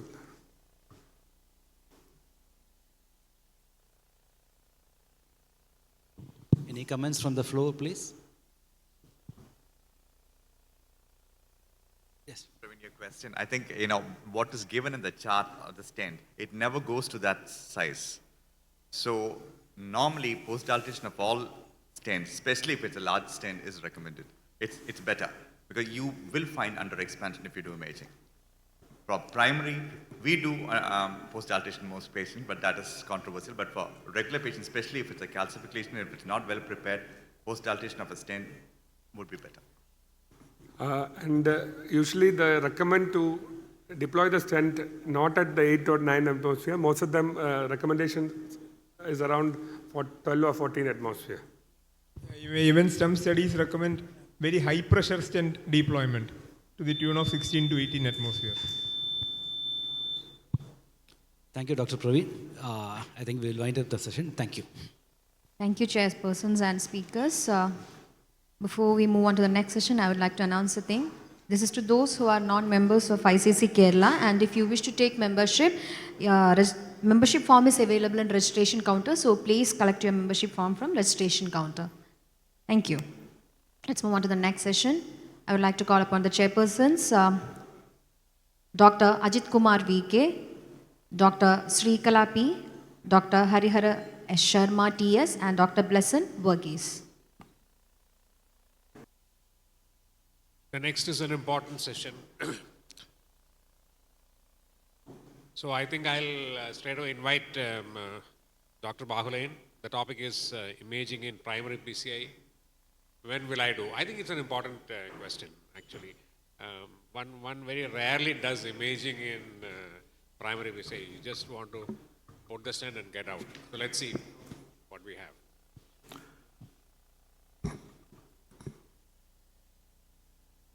Very good morning to all of you. Very nice ambience. Very excellent conference room. And dear friends, first let me thank the Indian College of Cardiology organizers to give me this opportunity. As you said, even before the topic, there have been a lot of questions on primary angioplasty in this session. So I think we move on to this thing. Whether imaging is to be done in primary angioplasty, is it evidence-based? Yes, it is evidence-based as it is shown here. You will find that major endpoints like cardiovascular death, myocardial infarction, TLR, so also stent thrombosis, all have been reduced when the intravascular ultrasound used when compared with the angiography-guided primary PCI. A recent meta-analysis also showed that in the STEMI group, use of IVs has certainly reduced MACE. So that's the evidence. Now the question to me is that when I will use imaging in primary angioplasty, well, is it all cases? No, at the moment. I use it in selected patients based on the complexity of the lesions as it is mentioned, like left main, bifurcation, long lesions, calcified lesions, small vessels, and diffuse disease. And when, especially when you anticipate or when you result with a suboptimal angiography result, lesion or stent-related complications during the procedure, to clarify it and to find a solution, imaging. MI due to stent failure like stent thrombosis or ISR sometimes can come with acute ST elevation MI. Or when you do an angiogram, you find that the pathology is not very obvious as usually expected. Then, of course, imaging helps to you. And we heard that in non-culprit lesion assessment in acute MI with multivessel disease, imaging is required. This figure has already been presented here. The workflow of IVUS on one side and the OCT. IVUS is 1, 2, 3 and OCT is MLD max. That means pre-procedure you gather on certain details and post-procedure you get other details. These are assessed by this thing. We use this workflow, and the workflow makes the procedure faster and more effective. When you do the imaging, you get to have an understanding, apart from the metrics of lesion length, stent length, vessel criteria, we will get the plaque morphology is there. Unlike chronic stable ischemic heart disease, the commonest plaque is an attenuated plaque. This simply means that this is a lipid-rich plaque. That's the commonest, and the other is the thrombus. The recent spectrum study of IVUS in acute MI showed that the attenuated plaque and thrombus-containing lesions are more, and when you have that in plenty with the lesions, the no reflow phenomenon is higher. plaque rupture, plaque erosion, all these are mechanisms could be delineated by the imaging. And nodular calcium and calcium rupture happens in about 10%, 7 to 10% of patients with primary angioplasty. So these things could very well be made out by imaging. And it has got, you may ask whether it has got any impact. Chronic stable ischemic heart disease plaque morphology is definitely, makes plan changes of preparation. But in acute MI, that doesn't have that much of value. But there are some increasing data comes that then as I showed you, the attenuated plaque or thrombus is more. You can use a distal protection device. In that case, the no reflow phenomenon is less, and the vampire trial has shown that distal protection use in such situations will result in reduction in the no reflow phenomenon and better result. Now I'll share with you a few cases, simple cases, but this is a anterior wall myocardial infarction. You will find that the proximal LED is occluded. And the first thing we do in this case is if the catheter, the imaging catheter doesn't go, we dilate the lesion with a small sized balloon and then get it. Otherwise, the catheter could be passed in. In this case, an IVUS has been done, and the IVUS, always we use a motorized run rather than a manual run, because the length of the lesion, length of the plaque, length of the morphology, all could be studied. So this is a run from distal to the proximal, and you will find that the plaque is predominantly attenuated plaque. That is, it is a lipid-rich plaque, and this is softer plaque. And in certain area, there is a rupture also could be visualized, which is the mechanism. And just like in chronic stable ischemic heart disease, the lesion length could be measured. And you can find that it is around 17.37.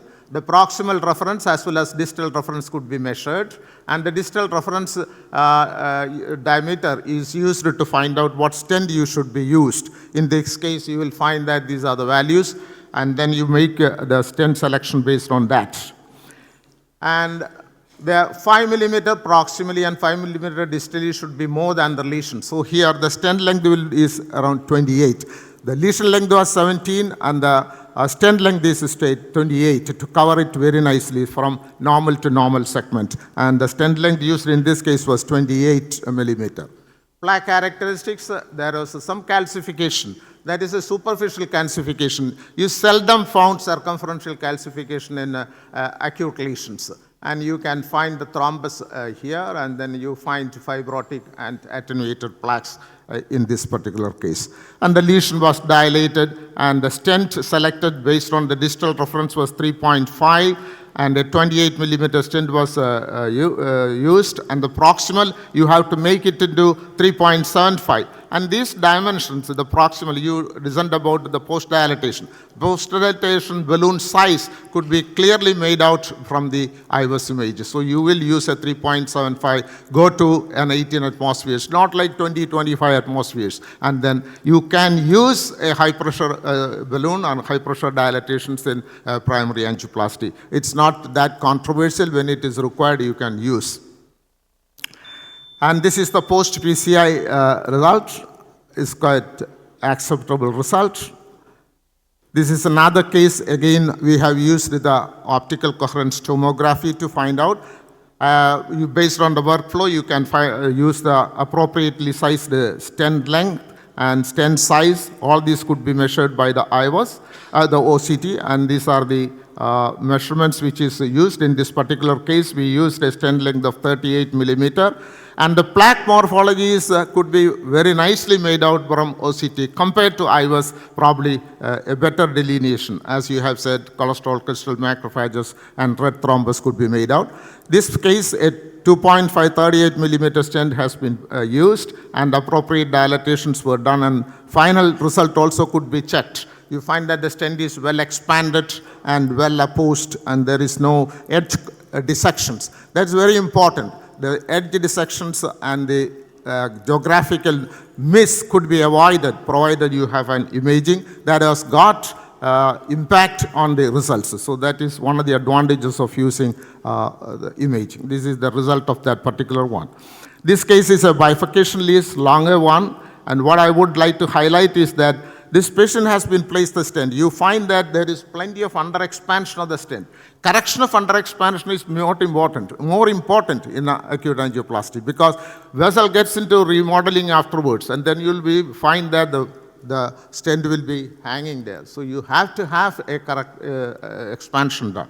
And this patient has been post-dilated, and you will find that after post-optimization, the values have gone high. The stent is well opposed, and that results in a better outcome afterwards. So this was the result. Another important point, you will find that there is a small myocardial bridge over there.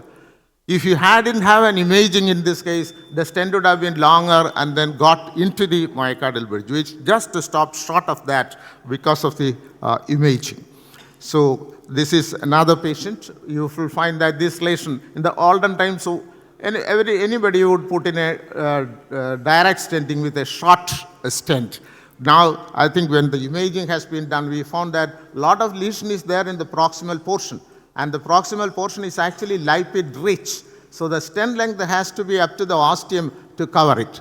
So whether to cover that vulnerable plaque along with that lesion and then take care of all those things is maybe a questionable, but I think it will end up with results favorable for the patient. And we have covered that, and you will find that the stent is up to the ostium. This is the circumflex, this is the left main, and the result was quite good. So I would summarize that imaging is very useful in primary angioplasty. Don't feel that you will take more time. When you follow the workflow of either IVUS or OCT, you will find that you can do it faster and you can perform it. So it gives you the idea about what stent length, what size, where it should be placed, and then you can also at the end find out dissections and edge problems, and then could be corrected. Correction of these things result in better results. So post-intervention IVUS can be used to guide all these procedures. So I would say that it is very useful to use imaging in primary angioplasty. Thank you very much.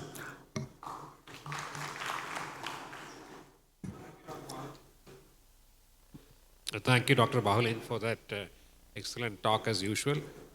I'll just begin I'm sure the audience will have questions on this. One, would you prefer to do an IVUS or an OCT one? And second is, let's assume that you have post angioplasty dilatation, you have seen a good lumen, and you have done an OCT or an IVUS, and you find there is only evidence of plaque rupture or a plaque erosion. So would you then place a stent if there is no significant residual lesion? Well, I think that's what the first question, IVUS or OCT, that is a question, is that it depends upon what sort of lesions you are dealing with. If the lesion is loaded with the thrombus, doing an OCT would be not a very good idea, because you have to clear the thrombus, clear the blood with the contrast. That is seldom possible. So in such situations, I usually use IVUS. Left main, I continue to use IVUS in preference to OCT. Larger vessels, again, the visibility of the vessel size and these things will be difficult with OCT. Then I will use an IVUS.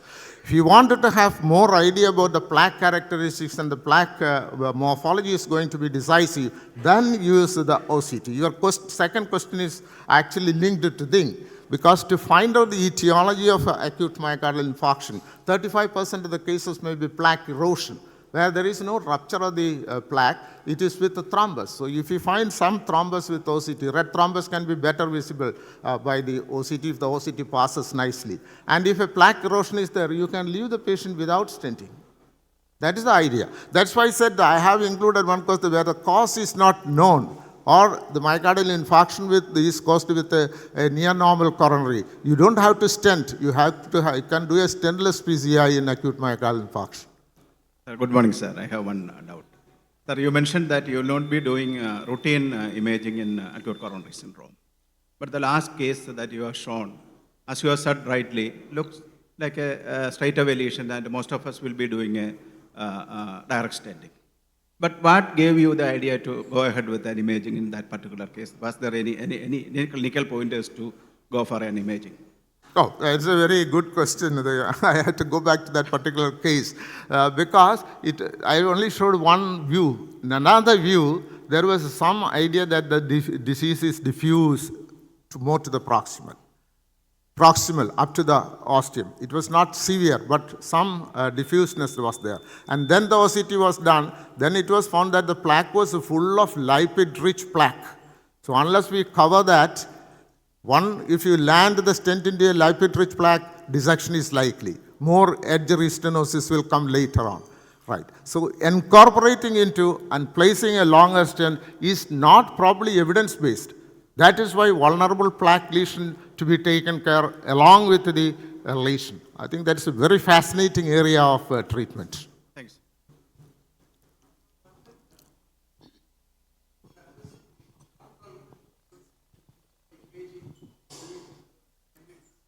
Yeah, again, I think it is again a challenge. That is something called as beyond physiology. What we have data is that doing physiology for non-culprit lesions, either RFR or FFR. And if you find that if the FFR is less than 0.80, you can go for a PCI of that non-culprit lesion. If you have FFR is 0.82 or 83, you used to leave them. Last week only we have left it, and the patient have come with acute coronary syndrome after a few years of an LED lesion. So deferral, as I told you in the beginning, is not as safe. There you do the imaging, and imaging if that shows vulnerable plaque characteristics like plaque erosion, thin cap fibroathyroma, or a plaque rupture, or a high rich lipid plaque, then even if the FFR is more, there is data emerging that treating such vulnerable lesion either by biovascular scaffolds or by drug-eluting stent may be useful. Thank you very much. Thank you. Thank you, sir. Now we will move on to the next talk by Dr. Harishnan on newer thrombectomy and aspiration systems for coronary and pulmonary arteries.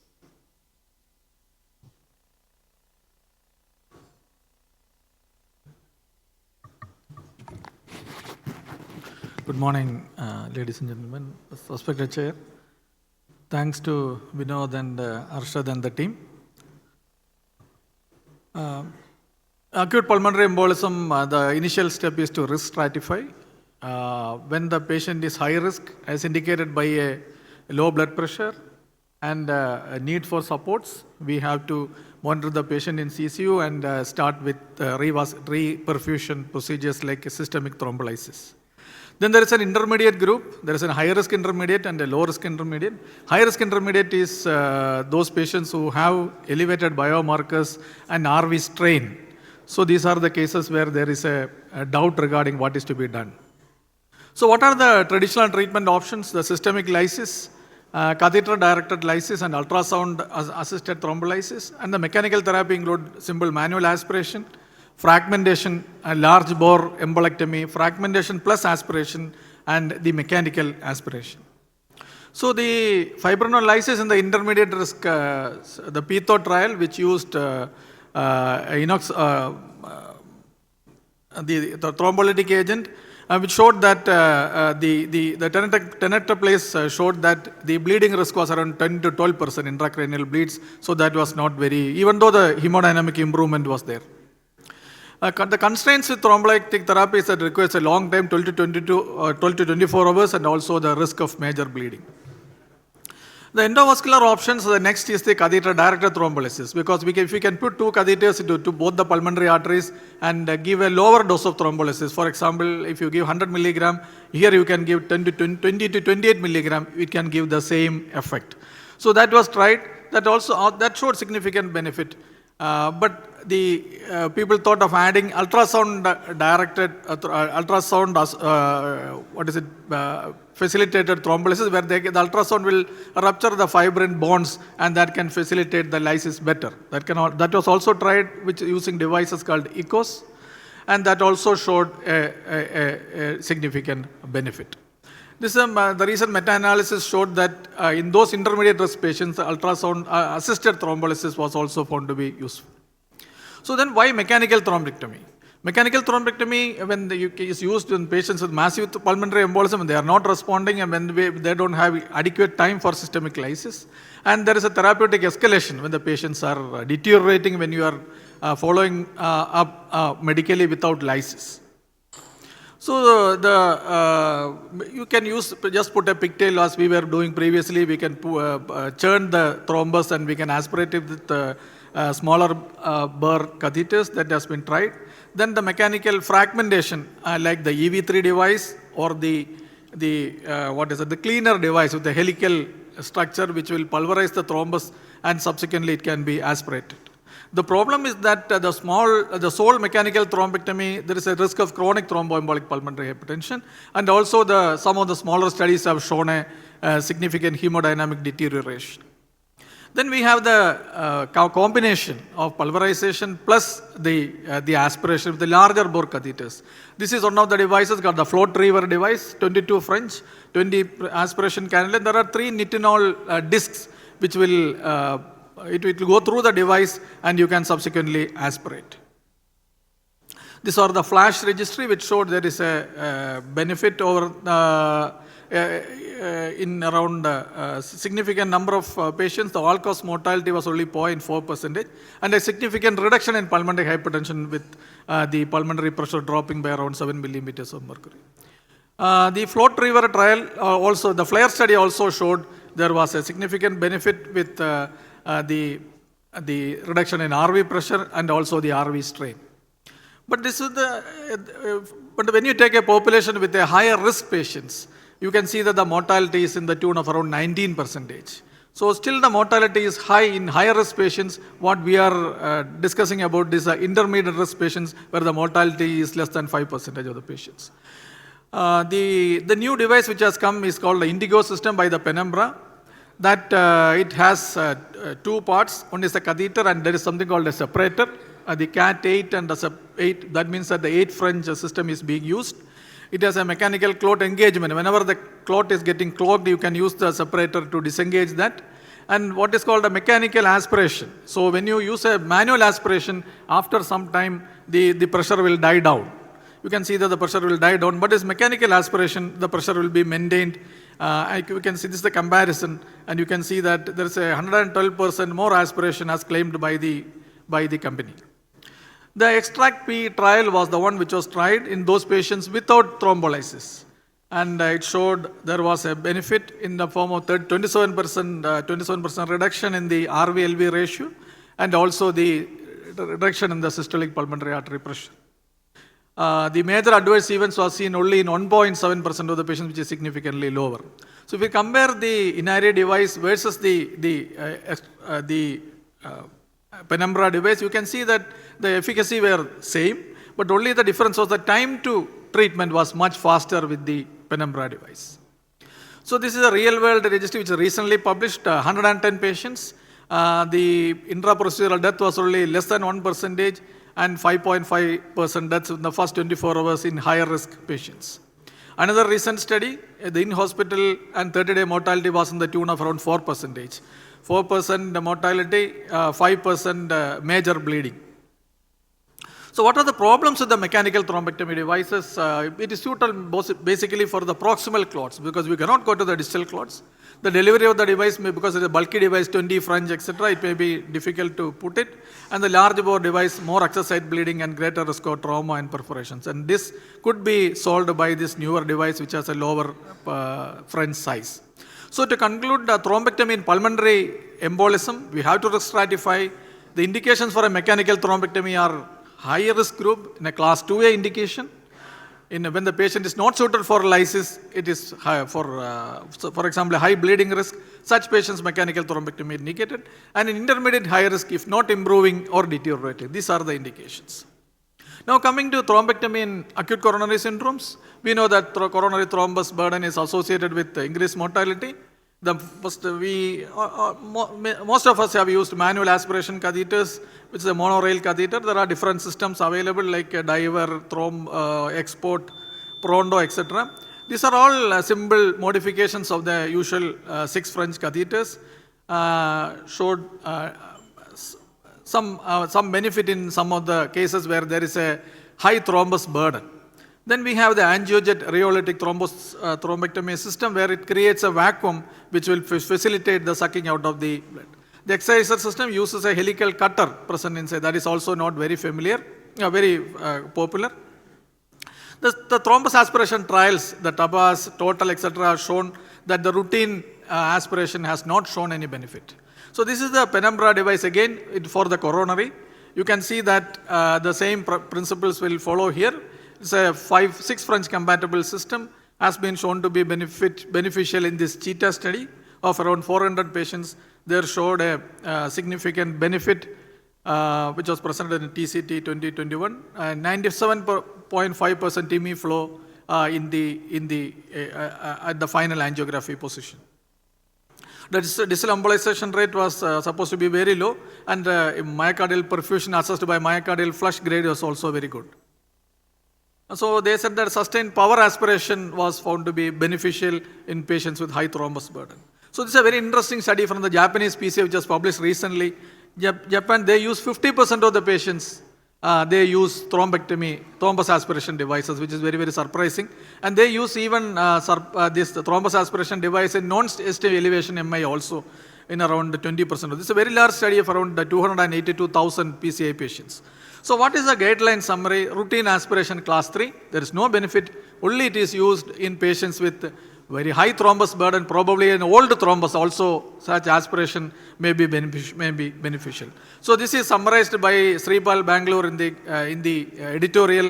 Routine thrombus aspiration is not supported by randomized data. Selective use can be considered for high thrombus burden with precautions to prevent stroke. That has to be, and thrombus migration to the other coronary if it is used in a left system. And newer continuous mechanical aspiration systems has found to be, it may be found to be useful in the coming RCTs. Thank you so much.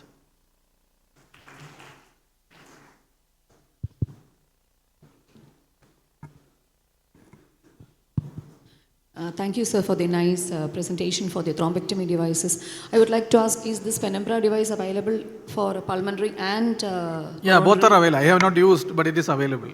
Okay. Is any other device available, which is a less cumbersome device available in No, I India? think this is the one which is currently available. Ultrasonic catheter directed No, I don't device is think not it is available in India. I think. So our only choice for massive pulmonary embolism is basically systemic thrombolysis. Yeah, it is. That is a standard indication. Class 2A indication when for thrombectomy in massive pulmonary embolism, the high risk group, when there is hypotension or need for pharmacological support.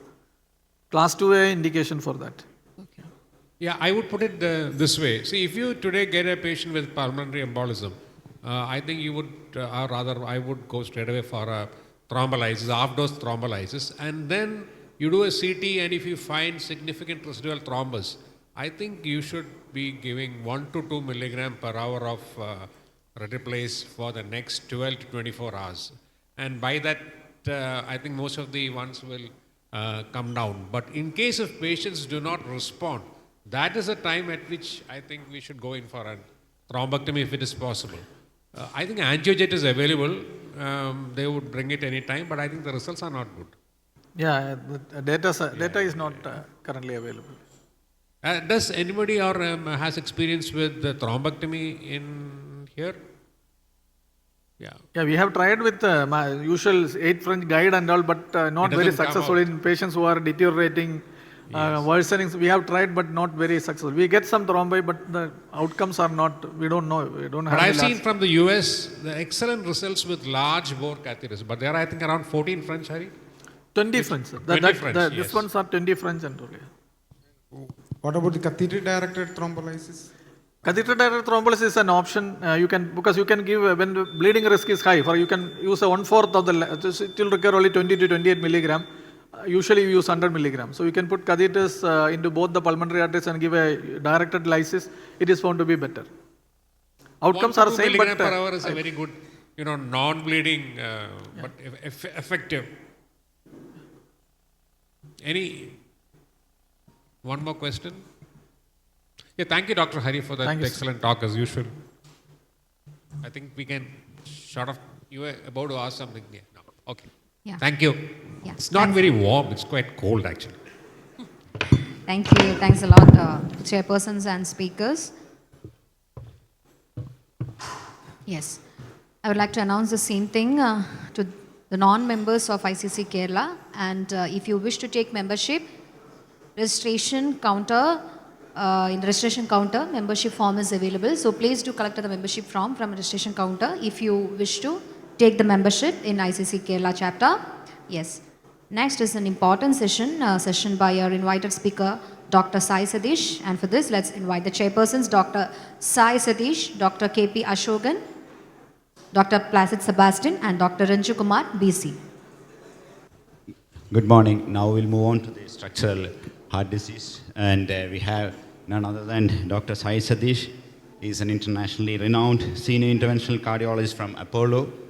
And he's a pioneer in the field of transcatheter valve therapies, and he holds the reputation of the highest number of mitral clip in India. Over to you, sir. Good afternoon, good morning, everyone. First of all, I'd like to thank the organizers so much for having me here with you. And my topic for today is mitral clip when all hope is lost. So I'm just, instead of just going over the data, I'm just going to briefly talk about the heart failure and mitral regurgitation rates and then jump into a few case examples. So there are about 26 million cases of heart failure patients worldwide and about 37 to 38 million if you take the undiagnosed cases. It's the #1 cause of hospitalization in the world today. And each of us has a 1 in 5 lifetime risk of developing heart failure. Mitral valve disease is 2 to 3 times that of aortic valve disease, and even in a country like America, over 4 million cases of mitral regurgitation are diagnosed every year and only 1.5% of them are treated. So what is the mitral clip? The mitral clip is a refinement of the surgical technique, the Alfieri stitch. It was first in man in 2003, and over the last 20 years, we have had several iterations of the clip and several studies which have constantly bolstered its role in managing severe MR and heart failure patients. So the first case I want to discuss is an 89-year-old man who weighing just 36 kilos. He had a Antrovol MI in 2000, large anterior scar, EF less than 20%, progressively worsening, severe MR since 1 year, 6 hospitalizations in 4 months, unable to get discharged, unable to get weaned off the ventilator, 45 days in CCU. So look at that LV. That is definitely not a coap patient.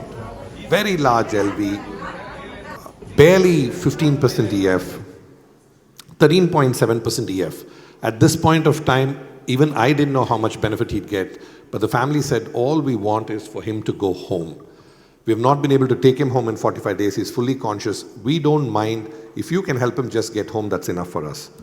So after a lot of counseling, took the patient, wide jet, put one clip in. You can beautifully see how the grippers fall on the clip leaflets. So it's a very elegant procedure, very safe procedure. As long as your movements are small, there's really no risk to the patient. So grippers in, single clip, severe MR. You can see the deep transgastric center, huge MR jet in the center of the valve, and you can see the clip in position.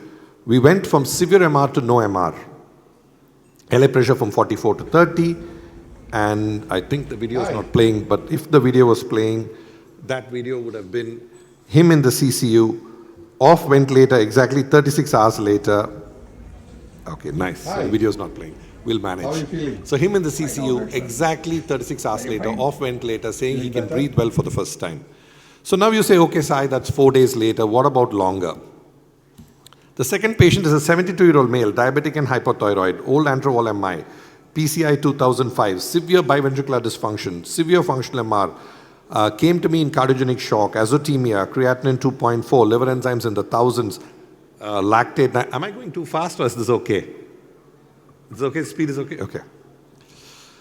Lactate 9.6. So they're trying to fly in by air ambulance from Delhi. The first air ambulance says they won't take him because he's too sick. They managed to get him on a second air ambulance. BP barely holding. Look at that LV. Another 15-20% LV. Torrential MR, huge non-coaptation gap, almost 1 centimeter.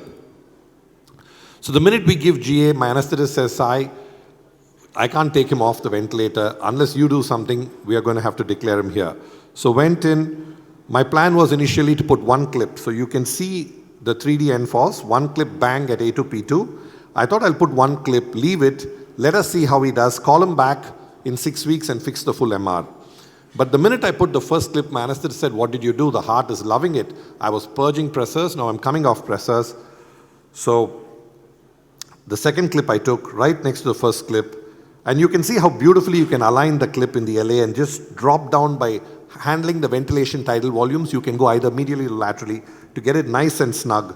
So big non-coaptation gap, nice coaptation line, severe MR, trivial MR, 84 LA pressure down to 26. In hospital lactate 9.57 to 1.36. This is CVP from 28 to 6, pressures from 80 barely holding to 130. Over the next 4 days, creatinine normalized, liver function test normalized. This is him 12 hours, this is him 36 hours, that's him 4 weeks. So you've said, okay doc, this is 4 weeks, what about longer? 80-year-old male, azotemia, creatinine 2.5, cardiac arrest survivor, refractory heart failure, similar case, came to us all the way 2019, single clip, huge non-coaptation gap. You can look at the massive MR jet, went from that to nothing. You can see again a large non-coaptation gap with almost no MR post-procedure. 86 LA pressure down to 31. This is him post-procedure. Every month from 2019, this patient has sent a message saying, thank you for this miracle. And finally, last year, he was fit enough at 85 to go for a holiday to San Diego and enjoy a nice time with his grandchildren. So you have seen 4 days, you have seen 4 weeks, you have seen 4 years. We are just coming up on 100 cases. We've had some extremely good results. As much as I would like to take the credit, the team is very good. My imager is fantastic. The heart failure team is excellent. We'll be publishing the results soon. We've had one 30-day mortality in the entire cohort of 92 cases so far, that too from documented COVID. So in 2016. So I think I have about 5 more minutes. Instead of showing you just more cases that did well, I'm going to show you something really interesting. Let me flip through this. So this is a nice patient. Let me show you this. 42-year-old surgical gastroenterologist from All India Institute of Medical Sciences. Restrictive cardiomyopathy, large LA, large RA, atrial MR, 39 kilos, moderate MR on medical treatment for 10 years, now presented in class 4 symptoms, severe MR, moderate PAH. To add to all this, so look at the giant LA, giant RA, small LV, small RV, and the almost horizontal leaflets. So she was turned down by multiple centers across the world, including a couple of centers in the US saying the clip won't hold. And if something goes wrong here, there's absolutely no surgical backup because it's restrictive cardiomyopathy. So look at the huge MR on the right. So what I did is I went and got one clip in. And I said, listen, you got one clip in, MR is gone, run away from her. It looked like the clip was barely holding on, but you know, sometimes when you take a decision on table. So got the clip in, no MR. The minute I put the clip, patient started desaturating. On 100% FiO2, saturations are down to 70, 60. So then we look, you can see the TR jet going right at my puncture site. So what happened is, the LA pressure dropped the minute I got rid of the MR. The TR is still so severe, the RA pressure was higher than the LA pressure. She torrentially shunted from right to left. So the next thing I did is, no problem, took an ASD closure device, closed the ASD, patient did well. 4:30 in the morning, I get a call saying patient's gone into flash pulmonary edema. You can see the clip tone clean off the AML. So now, this is the beauty of Apple, I think. Okay. So now you have a mitral clip that's hanging off one leaflet. You have a critically ill colleague. You can't leave her like that. You have an ASD device there. There's no surgical option. If you go below the ASD device and God forbid tear the septum, it's death on table because you know she desaturates. So I took a 65 centimeter sheet and placed it in the IVC. Then I lassoed the ASD knob because that's how it's meant to be extruded. Then I moved the 65 centimeter sheet to support the septum and milked out the ASD device. So you can look at the ASD device getting milked out. Oh, I wish I had my laptop. The next video is really cool. So once we took the ASD device out,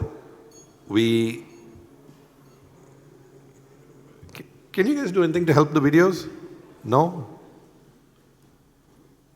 No, it's not enough time. I don't want to hold up the whole crowd. Just a second. Okay. Sorry, just 1 second. So, lassoed the ASD device out, supported the septum, took the device out. Once we took the ASD device out, went back in, took one clip, put it right below, took one clip, put it right. So the beauty of this is even though the mitral valve area is small, when you get these clips in really tight together, you don't shoot the gradient up too much. So in this case, like I said, I aligned the clip in the LA, use lung tidal volumes to go nice and close to the other clip. Got 2 clips in, so she had 3 clips. She got an even better result than my first clip. She went from 2+ MR to trivial MR, and this is a message from her about 4 months later saying she's completely asymptomatic. Oh, by the way, we took the same ASD device and closed back the hole. So I have another 2 minutes. Instead of showing some SLDs, let me see if I can show you one more nice case. Is that okay with the chair? One more case.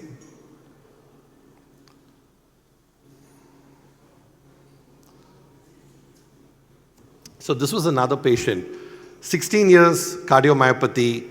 They had put a mitral clip on top, one below. The below clip was wobbly. So if you can see, if you time it right, you can go exactly in between both the clips and bolster the wobbling clip, get a really good result. So this was a patient we did recently. I didn't have time to put all the slides in, but let me give you a quick briefing. 58-year-old lady, inferior wall MI, over the last 6 years, progressive worsening heart failure, torrential MR, torrential TR, liver enlarged, ascites, 40 days in hospital. Finally, the heart failure team could not hold her anymore and sent her to me for device management. Look at the MR. You can see in the bicommercial view, the entire width is the MR jet. So torrential MR, took one mitral clip in, put it in, you can see almost torrential MR to no MR. So we fixed the MR. Then, while coming back out, I got a little greedy because she's only 59, not fit for surgery. Still, the TR, you can look at the TR in this image, torrential TR. So I said, why not try and get a mitral clip in to at least reduce 50%. So you know all the tricuspid clip data says that even a 40% reduction in the TR jet causes 80% reduction in symptoms.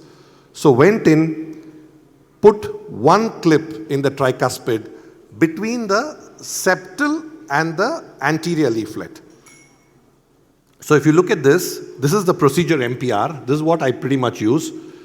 So there are several ways of doing this. One is the easiest way is to go through the left groin, but I was already in the right groin. The next thing is they say you got to key 180 degrees. But I know how the clip moves if I key it straight. So decided to stay with the same keying angle, went in, put one clip in. You can see how beautifully the clip is on the image on the right, tight between the septal and the anterior leaflet. Now, the minute I put one clip in, I got almost 80% reduction in the TR. So you can see the tricuspid valve, short axis view here.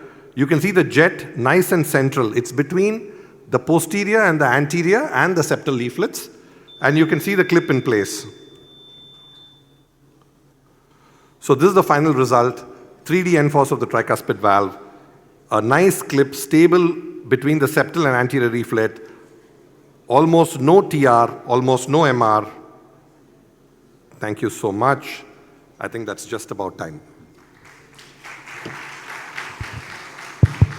Dr. Sahil Sadish, a great talk.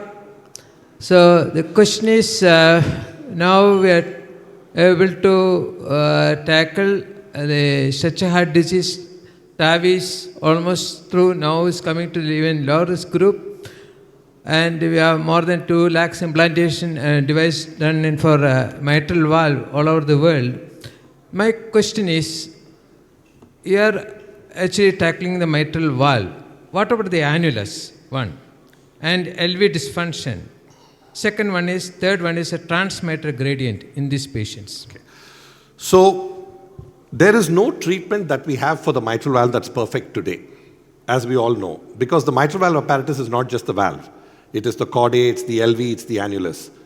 But when it comes to tackling MR, we have two major studies that have given us three studies. I'm not going to talk about MITRA FR because we don't have enough time.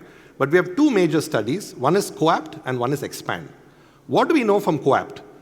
When they looked at functional mitral regurgitation and they reduced the MR by 50%, the reduction in MR was proportionate to the reduction in symptoms. It was the only study that proved that MitraClip not only reduces symptoms, reduces quality of life, but also reduces all-cause mortality.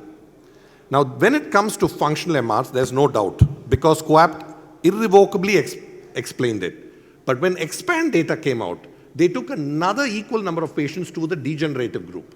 And they found that the exact same data that was seen in the functional group was mimicked in the degenerative group. The second thing that happened is that in MITRA FR, the patients didn't do very well because they registered all the sick patients, the large LVs, the low EFs, the discordant mitral regurgitations. But in the MITRA Bridge registry, which showed that when a group of patients across 17 centers in Europe, when a group of patients were randomized to MitraClip therapy who were waiting for transplant, 23% of the patients went off the transplant list. So what do we know from all this? We know that several things have happened. MR reduction rates have become better, operator experience has increased, and all this matters. When you leave the table, how little MR you leave back. So coming back to the pointed question, we are tackling the leaflets. I am tackling the MR. What I'm doing, if it is degenerative, there's severe MR, my goal is to reduce the MR as much as possible. And you asked me, Satish, what about gradients? So my cutoff is 5 to 6. So every case I do, I put the clip, before I release the clip, I look at the transmitral gradient. That is why valve area is less than 4, I can't do. That is why I told you that when I put the clips close by, it doesn't affect the gradients. So if you leave a MR patient with a mitral stenosis, they get miserable. There are times when I've had 4.5 centimeter valve area, put a single clip, and the gradient is 8, especially rheumatic patients. I have to put my tail between my legs, undo the clip, and get out. So we always keep a cutoff of 5 to 6. That is for the gradient. As far as treating the valve, if it is functional MR, we bring the leaflets together, we reduce the volumes. The most important thing is the LA pressure. When you see a drastic drop in the LA mean, you know that patient is going to wake up feeling like $1 million, right? So we look at pulmonary vein flow, we look at the gradient, we look at the hemodynamics, and at this point of time, we focus on reducing the MR. The annulus usually comes back over a year or 2 years because you have bolstered the valve and you're reducing the LA volumes. So over a time, some remodeling happens and it actually gets back. The functional MR, the LVs don't improve. Have I answered all? Okay.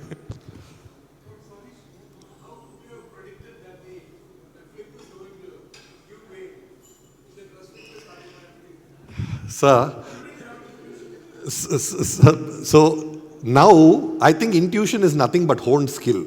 I was young then.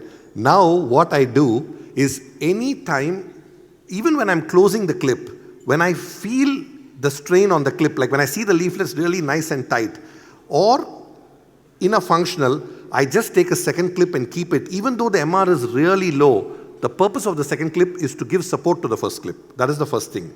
The second thing is in Barlow's, in degeneratives, when I see the leaflets bouncing up and down, and even if I get a perfect result, but I see that extra scallop pulling on the clip up like this, I know that with every heartbeat, it's going to pull the clip out. The thing that supports me is that if I keep the heart rate at 60 and below, if I keep the blood pressure at 160 for about 6 to 8 weeks, that gives time for the clip to endothelialize. So that is a big reassurance for me. But now, my threshold to take a second clip is very, very, very, very less, because up to 3 clips are given free by the company. So even if I get a good result and I have a doubt, now coming to the restrictive cardiomyopathy, today I might still take the same decision because there's so much to lose. You've got 1 clip in place. If you take a second clip and bugger up your great result, it'll always be Monday morning quarterbacking it. But it happened and I was just glad that we were able to fix it. Did that answer your question, sir? Okay. Do we have any more questions from the audience? Okay. Yeah, if not, can you just narrate? Yeah.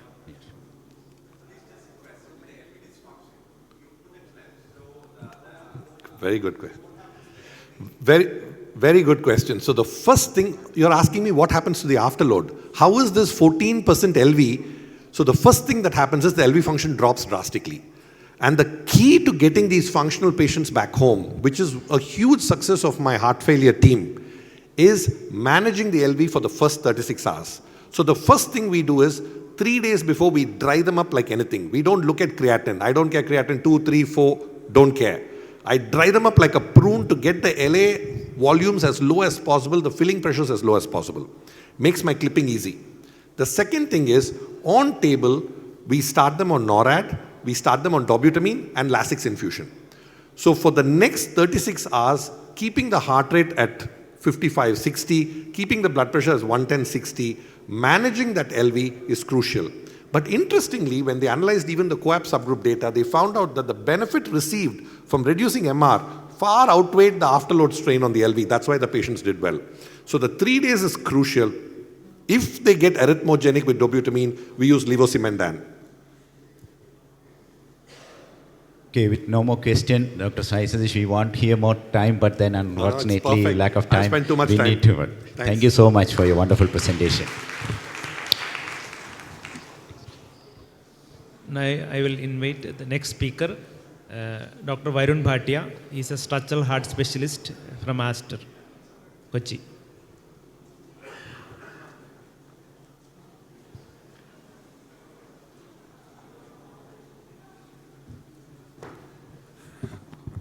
First, I'd like to thank the organizers for giving me this opportunity. They've given me a very important topic. Are all TAVR valves same? When to choose one valve over other? So as everybody knows, TAVI has evolved so much, right from 2012 till nowadays, from high risk, intermediate risk to low risk patients now have been treated. The patient subgroup have now been in TAVI is like low risk, younger patient with longer life expectancy. So now it's more important for us to focus on the lifetime management and to optimize the first procedure well. Optimization means like we need to focus on various factors like commissural alignment, reduce conduction disturbances, and reduce paravalvular leaks. There are various currently available TAVR devices. The above are all the tall frame, self-expandable frames, and like Evolute Pro, Accurate Neo 2, Hydra, and the Portico or the Navitor. The first three of them are all self-expandable supraannular leaflets, and the Abbott device is self-expandable interannular leaflet. The lower shorter frame devices, MyValve from Merrill and the Sapiens are balloon expandable intraannular leaflet devices. So does one size fit all today? The answer is clear-cut no. So how do you decide which device to select? There are various physician preferences, company relationships, ease of use, patient anatomy, reduction of complications, but most important is the overall clinical performance. So there is data, but there are also personal preferences and experiences about which device to select. So going among the more serious parts, which guiding principles for self-expandable valves is like self-expandable valves have the longest and they have the strongest durability data is for Evolute Pro and Evolute R. They are low profile for access than the balloon expandable systems. The best opening force and radial strength as compared to the other self-expandable valves. They have more advantage in heavily calcified anatomy, including bicuspids. Supraannular self-expandable valves are great for small annuli and valve-in-valve cases because of less patient-prosthetic mismatch and bicuspids. Slowly, these valves can be deployed without the need of pacing. They have repositioning features. The newer ones, the Accurate Neo 2, Navitor, and Hydra are more flexible and more deliverable in tortuous and angulated aortas. Since all these three new ones, Accurate Neo, Navitor, and Hydra, have bigger cells, they have easier coronary access. So when we talk about the balloon expandable valves, in balloon expandable frames, they are easier for accurate placement implantation because of the shorter length. Then great for horizontal aorta and all forms of calcification. Caution has to be kept in bicuspid with heavily calcified raphe, and when calcium is going down the LVOT, there is high chance of annular rupture with balloon expandable frames. My valve, tailored intermediate sizing is available, ease of deployment, one of the lowest pacemaker implantation rate, and it's a make in India product. Short frame designs with balloon expandable valves, they less interfere with the perivalvular anatomy and therefore very less chance of conduction system disturbance and coronary occlusion. So all the valves, both self-expandable and balloon expandable, are going towards commissural alignment nowadays. So what are the various choices of valves? Considerations beyond cost is depending upon what is the age of the patient, what are the anatomical characteristics, horizontal aorta, annular size, with a small annulus, with a large annulus. Then we look upon the calcification in the LVOT tract, whether it's a bicuspid valve, coronary height, and valve in valve. So this is a summary slide which takes into consideration multiple factors that we need to take about which valve to select. The factors range right from the groin to the aorta, then the annulus, as well as the coronaries and about the LV function. Each and every factor will decide which valve to select when. Does an ideal valve exist? The answer is clear, no. All existing valves will have some inherent strength and weaknesses. So this is an example we did last week in Aster of 83-year-old male who had come for grade 2 dyspnea and grade 2 angina. Mean gradient across the aortic valve was 50. As you can see here, the perimeter derived was 23.9 and the minimum diameter 19.5 and area was 425. More important than this, I would like to look at the CT scan which was done. See the calcium going down the LVOT and the calcium going up the ascending aorta. Huge chunk of calcium going down. We were very much refrained from using a balloon expandable valve because of a very high chance of annular rupture. So we decided to go about with a self-expandable frame, and even in the self-expandable frame, we wanted to go with the best opening force and best radial force. So we decided to go with a Evolute 29 valve here. And we use a very minimal size 16 millimeter balloon just to crack open slightly the calcium so that our self-expandable frame can go in. When we try to open up the frame, as you can see here, after opening, the frame is completely infolded, and there is a severe paravalvular leak, as has also been described in the TE. And even the gradients are kissing on both sides. So we decided to go with a 22 millimeter Atlas Gold balloon just to post-dilate and open up the frame. And as you can see, the result is just trivial leak and very good. Gradients are also reduced. PVL is severely reduced. So the TAVI in younger patients, we are mainly to aim for durability, limit strokes, avoid patient-process mismatch, could give lower pacemaker rates, and for better coronary access.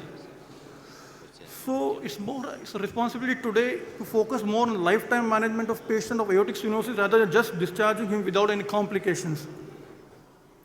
The future for TAVI is bright. Clinically meaningful increment in advances are happening in device technology, focusing on commissural alignment, improved wrap, improved device flexibility, and simplified device deployment. So in summary, I would like to say in present time, one cannot be a one valve person. We need to choose valve which suits the patient's anatomy and not to push the boundaries of a valve not ideally suited for the particular patient. Finally, we need to be the spokesperson for the patient rather than the spokesperson for the valve. Thank you.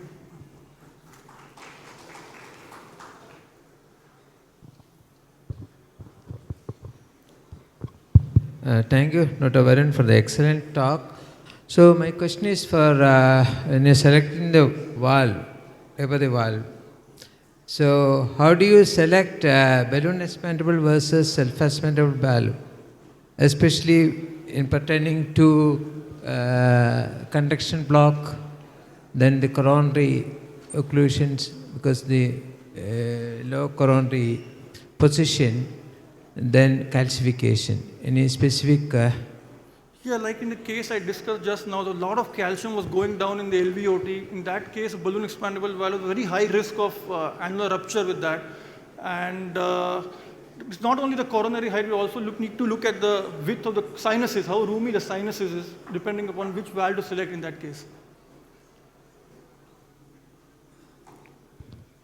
So the generation, my valve, is there any problem regarding the stability of the valve because the depth has come down? No, I don't think so. Do you have any experience? No. Varun, great presentation. Huh?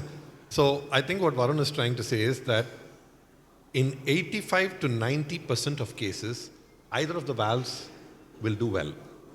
In a select 4 to 5% of cases, each of the technologies has some advantage over the other.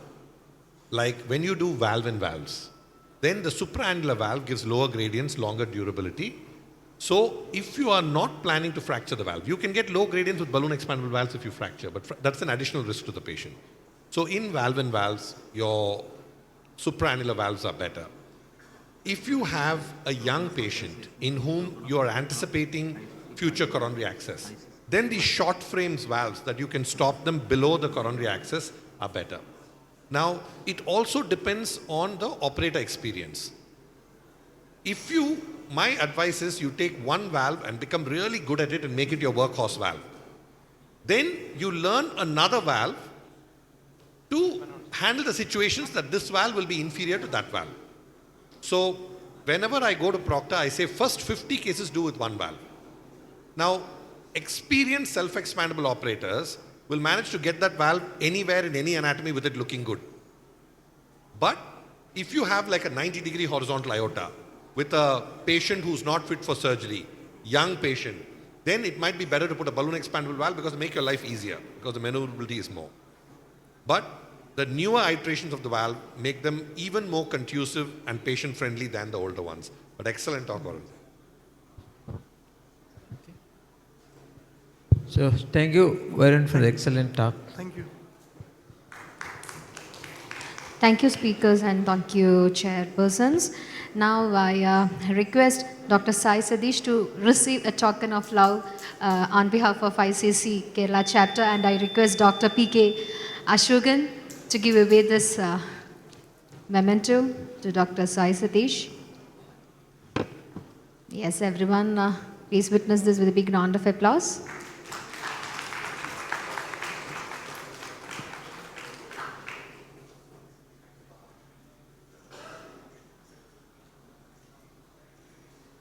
Thank you. Thank you once again. And now we will move on to the next session. And I would like to invite the chairpersons onto the dais, Dr. Jabir A., Dr. Rajesh Muralidharan, and Dr. Harihara S. Sharma, T.S.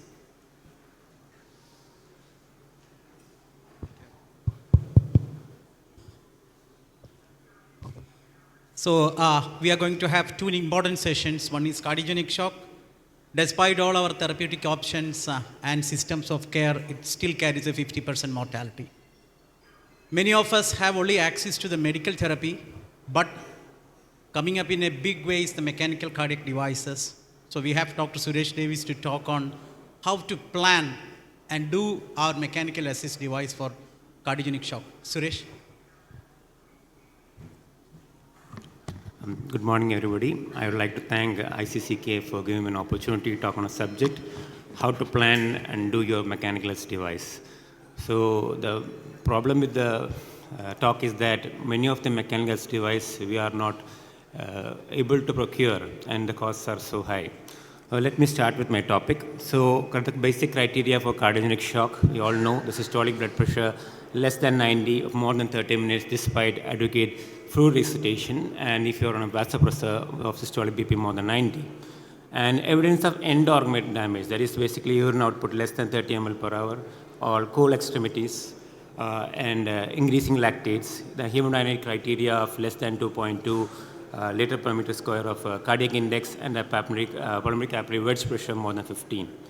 But what I would like to stress is the SKY staging of cardiogenic shock, which is very important as far as we are concerned, because all the authorities, whether the ESC or the ACC or the Coronary Thoracic Society or the Emergency Society, everybody believes in staging. The most important is the A, B, C, D of the SKY staging. A is a high-risk patient, a patient with a large myocardial infarction, decompensated heart failure. B is a very important stage as we are concerned because it is a stage of hypotension or tachycardia, but there is no hypoperfusion. So patient will be having low blood pressure or patient may have a heart rate more than 100. A heart rate more than a systolic blood pressure is considered as a stage B. But there is no hypoperfusion. The patient has no, the extremities are not cold, the patient mental status is good, the urine output is still there. We have patients in this group. But the stage C is the classical stage which we are talking about, the typical stage which is shown in all the shock trials. the stage of heart failure. And D is the doom stage. It's a very bad stage. Despite all efforts, all our even our peripheral mechanical assist devices, the patient still goes down. And in the last stage is the extremist stage, where the patient is already gone into cardiac arrest, and we are just resuscitating the patient. So this is the mortality coming in the JACC. This is the mortality which is less than 5%. If you are on stage 1, it goes to more than 5%. If you go into stage 2, stage B, and it goes to 10% with stage C, and it goes to humongous 40 and 80 when it goes to stage D and E. So this is a spiral where how it's, I don't want to waste much time on that. Okay, how to plan your devices? The most important 3 strategies. First, we should have a shock network, which is a very difficult thing to do. All the hospitals will not have the facility to do for a shock. So, early referral and a shock team in a hospital is a tertiary kind of care where there is facilities for doing the thing. And the most important thing, the only strategy still now, even there is mechanical support devices, which are shown to reduce mortality, is revascularization. There is no doubt about it. And the way of revasculation is right now, the present guidelines is lesion-specific revascularization. And that is very important. That is what is shown in the culprit shock trial. A lesion-specific revascularization reduces the mortality and reduces the need for renal replacement therapy. And the most important thing is that, and as all of us are very aware, don't do any high-risk procedure during a cardiac shock. Just open the artery and make a flow. Don't do anything else. So what are the devices we have? We have the good old intra-aortic balloon pump. It is a very simple device. It is still the most common device used even in the United States of America. So it is very simple procedure. We are using a 7 French range catheter. You are putting it in just below the left subclavian artery, and so we have the most operative experience with this. And if you see, even I'll talk about the other factors. Even the mechanical complication like ventricular septal rupture, severe MR, it is a bridge to surgery. So what is the negative point about IABP? If is that the flow rates, it's less than 0.5 to maximum 1 liter per minute, and the lack of evidence. If you see the guidelines from 2004 to 2008, the guidelines, you can see the IABP coming down the ladder to 1C, then going after the shock trial, a shock 2 trial, which was a shock for the IABP. There was no improvement in mortality with more vascular complications. It coming to class 2B and class 2A in the various guidelines. And ultimately, in 2021, it becomes routine use of IABP is a class 3 indication. So what are the medical therapy? No benefit. IABP? No benefit. The only benefit that was shown was early revasculation. So what about the other options we have? So one of the options which is available in many of our centers right now is ECMO. So extracorporeal membrane oxygenation. So what is basically ECMO? ECMO is a pump. It's a centrifugal pump which pulls the blood from the cannula, which is kept at the femoral vein, with the tip of the cannula close to the right atrium. You pull out the blood and pass it through an oxygenator. So where there is hypoxia, the ECMO does very well. And you pump it back to the femoral arteries. So this is a comparison between IABP and ECMO. So if you can see that all the mean artery pressures, the cardiac flow, cardiac output, everything, the cardiac power output is all increased by ECMO, but there is a fault with ECMO. The afterload increases. So this is one big issue with the ECMO afterload. These are the trial experiences which are seen. There are small trials and small trial registries which have shown a survival benefit with ECMO compared to IABP. So what are the complications? So high vascular complication compared to IABP. And the next is as I already mentioned, when you put a flow into the femoral arteries, this will impinge on the flow, will cause a retrograde flow, will cause the aortic valve, difficulty for the aortic valve to open, and this will cause an LV stress. And this leads to the poor LV improvement that happens in ECMO. So what we usually do is simply would give inotropic support. Some people ask, why do you give inotropic support? It may reduce some amount of improvement. And IABP with an ECMO is what we usually do, but studies has not shown any benefit with IABP with an ECMO. The only thing which has shown benefit is an EC-PELA. ECMO with the Impella is the only one which has shown some benefit in reducing the LV and improving the LV venting.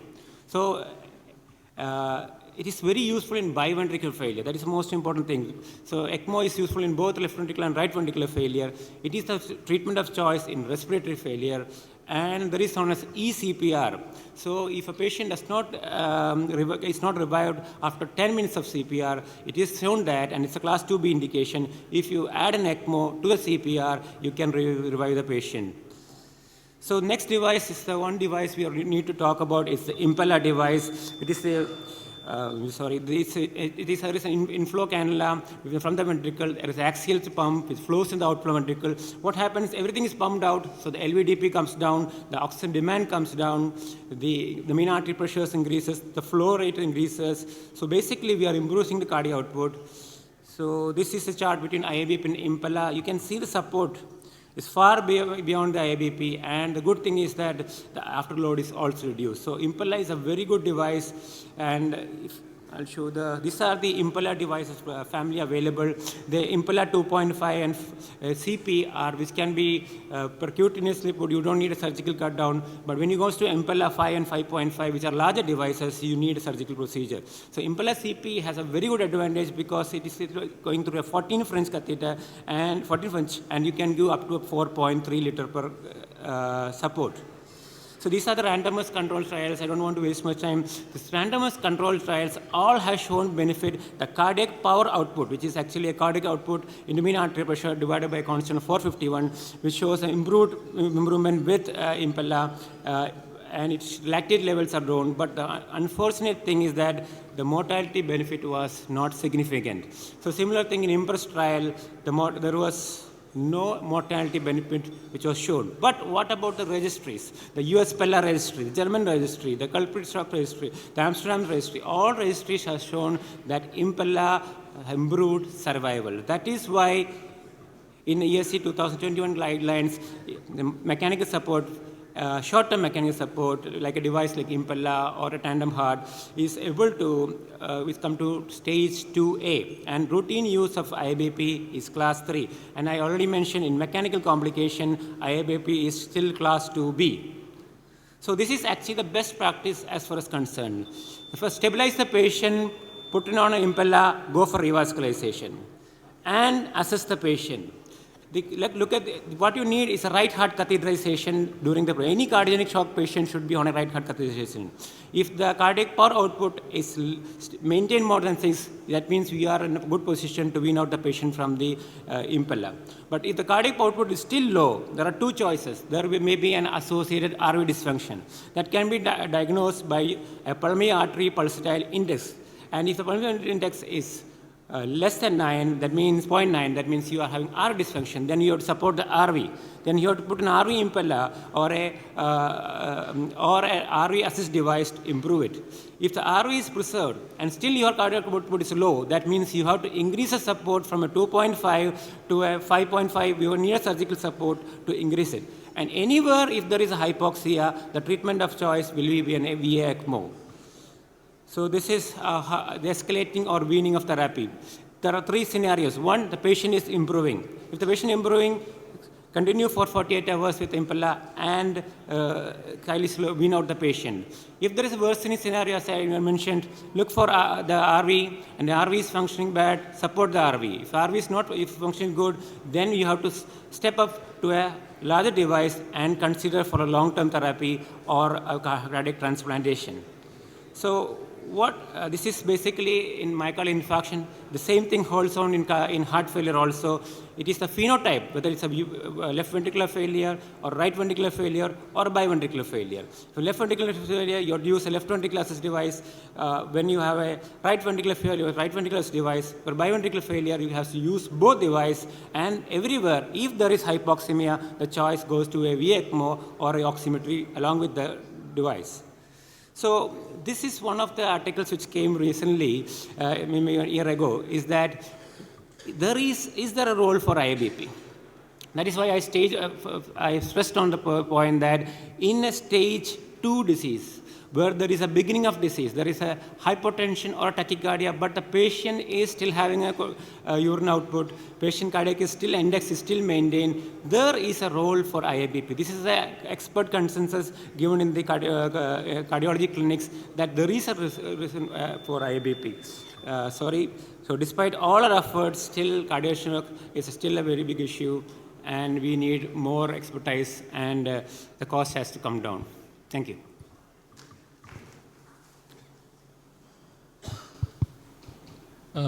Thank you. It was an extensive talk on mechanical support. As we all know, even though we don't have data with inotropes and IABP, we are forced to use that in most of our patients. Because of economic constraint, most of us are not using impeller. And I would like to ask you what practical difficulties we have when we put impeller in these patients who are in cardiogenic shock, like thromboembolism, sepsis, stroke, all those things. Yeah, actually I have no personal experience of putting impeller, to tell you the truth.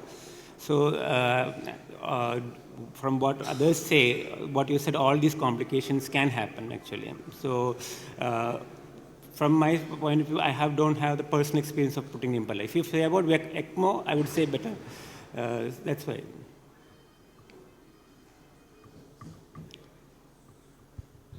Anybody with the experience with the impeller?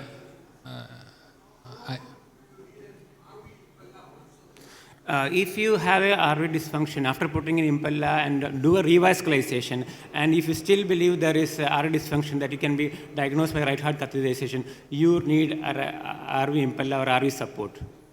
So what we do in our hospital, we don't have an impeller. What we do is that we go stick on to the old criteria. When a patient cardiogenic shock comes in, we usually have two people washed up for the case. One will put an IABP from the left side, other will do a revascularization and stabilize the patient. And things are not holding out, we go for a VA ECMO.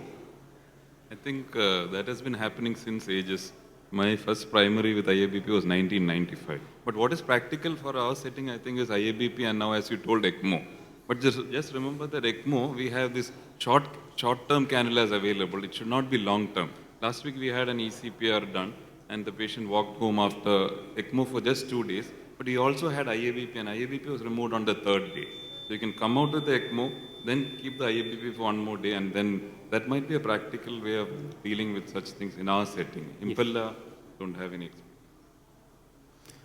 All the studies are favoring impeller, but in our practical setting, as what Sir said, it is a combination VA ECMO with IABP will do the trick for us.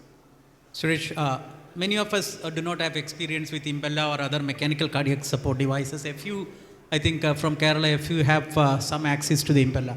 But still, is it time for us to write to the IABP? Especially newer concepts are coming up with IABP in ischemic as well as non-ischemic, where you are using the axillary approach, ambulatory IABPs. Of course, there are problems with those things, but still I think this is the only mechanical cardiac support where we have access, to which we have access. Even in the Western world, they all use IABP as a first support. It is still impeller is not so easy available. More than availability, the cost factor, the impeller is costing 20 lakhs, impeller CP is costing 25 lakhs. And in that setting, in acute MI, how are we going to talk for a patient for 25 lakhs? So it's not easy for us to put an impeller. I don't know how many people are used in our country, impeller in cardiogenic shock. Maybe in a high-risk PCA, maybe people have used. Suresh, excellent talk. I just want to, you said about veno arterial ECMO. You also mentioned about venous ECMO. Yes, sir. Can you just say? If there is a hypoxemia, despite putting your impeller device and all, we can put a VV ECMO. So VV ECMO was most useful when during our COVID days when we had a lot of lung diseases, where we used VV ECMO and a lot of lives were saved during that period. Yeah, thank you, Suresh. We are running out of time. So for the next talk, perhaps we have no two organs in our body that are closely interlinked like the heart and the kidneys. And we all know that when we treat heart failure, there is almost always some worsening of renal function. And to talk about how to break that vicious cycle, we have an experienced person in heart failure, Dr. Anil Kumar. Sir, over to you, sir. Thank you, organizers, for inviting me. It is a challenging topic, chronic heart failure and renal dysfunction. We know it's a leading cause of cardiovascular disease among patients with CKD. And 30% of CKD patients have heart failure, and heart failure increases with CKD. So it's almost 7% per year in the CKD patients, often underestimated and not properly treated. So you can have either heart failure with a reduced ejection fraction, or more often you have preserved systolic function with heart failure happening as well. So heart failure is a very complex pathophysiology, and the kidney keeps crying when the heart fails. The heart keeps crying when the kidney fails. So it's a cardiorenal physiology that keeps happening. And it's an unholy combination of heart failure and chronic kidney disease, which often ends up in disaster. You have to understand that heart failure and kidney failure have common comorbidities: hypertension, diabetes, and acute myocardial infarction. This was a slide I made for my professor way back in 1991 when he was going to talk about CAD. And I would say that in this Bermuda Triangle, it's often heart failure which sinks the ship with the combination of hypertension, diabetes, and CKD. We know heart failure studies show CKD in 11 to 15%, and CKD is there in heart failure studies as much as 41 to 50%. But as everyone knows, there is a concern for adverse events, competing event rates between kidney events, renal events, and cardiovascular events, lack of standardized outcomes. Most of our trials have ignored the renal failure patients in heart failure and lack of standardized definitions. Often a diagnosis of a patient with heart failure and kidney disease looks like this. This is one of our recent patients who had such multiple comorbidities that you really have to pull in all the departments in the hospital to treat such a difficult patient. Let's have a look at how the 4 pillars stand in the context of kidney disease. Most of the medications can affect the kidney, either lowering the GFR, either on the afferent arteriole they act on it, or on the efferent arteriole. All of the agents which increase the cardiac output or the mean arterial pressure, they will do well. But you understand that most of the cardiac medications would lower the renal afferent or efferent pressures and somehow lower the GFR. We'll go into one by one on what are the trials and what are the evidences that they show. As long back when the consensus trials came, the AC inhibitors were studied, but most of them excluded patients who had more than 3.4, more than 2. So in this group, even though there was relative risk reductions, the CKD patients were grossly ignored. And you will see that when creatinine goes more than 3, you should not be using AC inhibitors.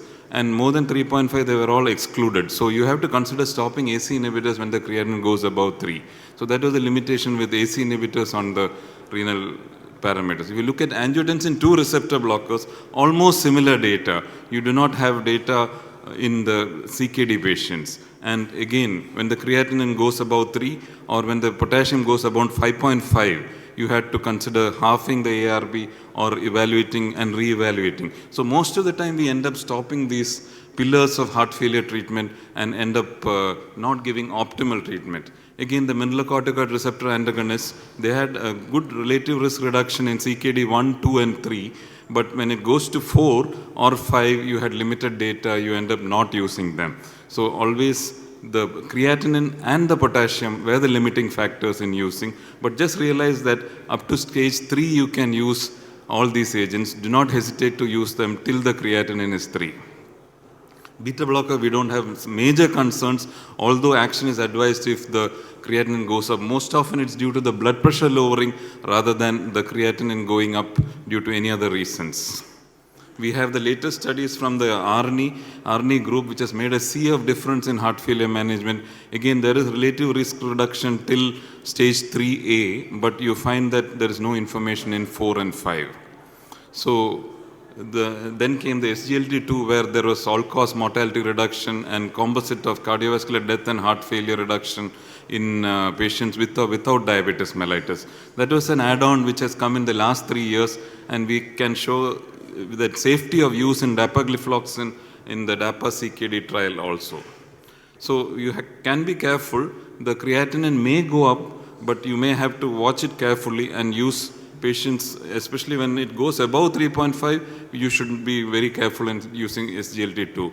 We still have endocrinologists not very comfortable when we use SGLT2 when creatinine goes up about 2, but we have to convince ourselves that we should be using these agents. And among the 4 pillars, I would think SGLT2 inhibitors are the safest to use.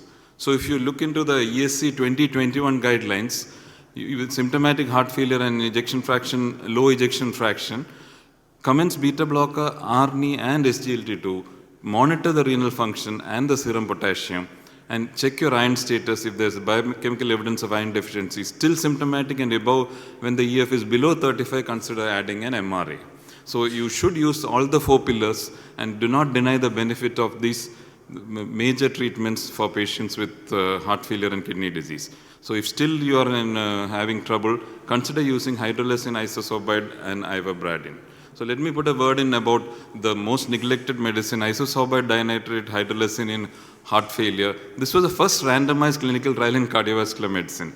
And this showed a significant improvement in the ejection fraction. And after that, it was a VF2 which brought in enalapril to our treatment in heart failure.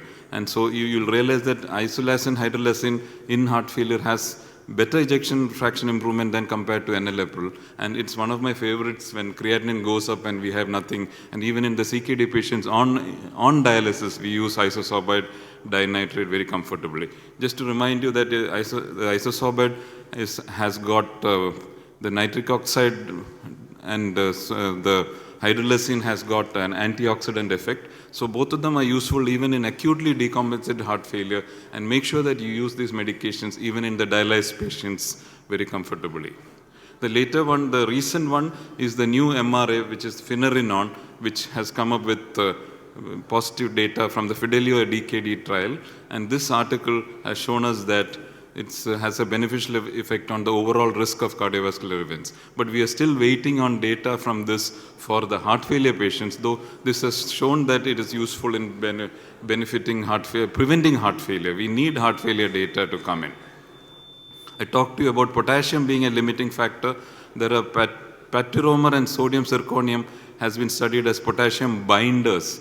If you look at the DIAMOND trial, it has been found to be safe in in treating hyperkalemia. And the prioritized HF study has used the SCEZ to prevent hyperkalemia. Often when you see 5.5, you pull back the MRA or you pull back the ARNI. You can use this to benefit patients. So the data is there in stage 3. Up to stage 3B, there is data of safety. Stage 4 and 5, we don't have data on any of these 4 pillars. So there are evolving studies, and you will realize that more studies are coming up with sacubitril valsartan for CKD, the FIN CKD, and the Alchemist data. So if you look at this, the message which I would like to convey is up to CKD stage 3, that's with the EGFR of up to 30 ml, most drug classes are safe and effective, and you should be using more comfortably the SGLT2, to a lesser extent ACE inhibitors, and you can use Verisagat, digoxin, and the newer agents. We still don't have very positive evidences coming out in renal disease, but it is safe to use. Beyond stage 5, in stage 4 and 5, we don't have the safety data, and a decline in EGFR should not be the only criteria for stopping medications. You should be using all these agents. For any of you interested in this was the article which helped me prepare this talk. This is a beautiful article on evidence-based medical therapy in patients with heart failure with reduced ejection fraction and chronic kidney disease.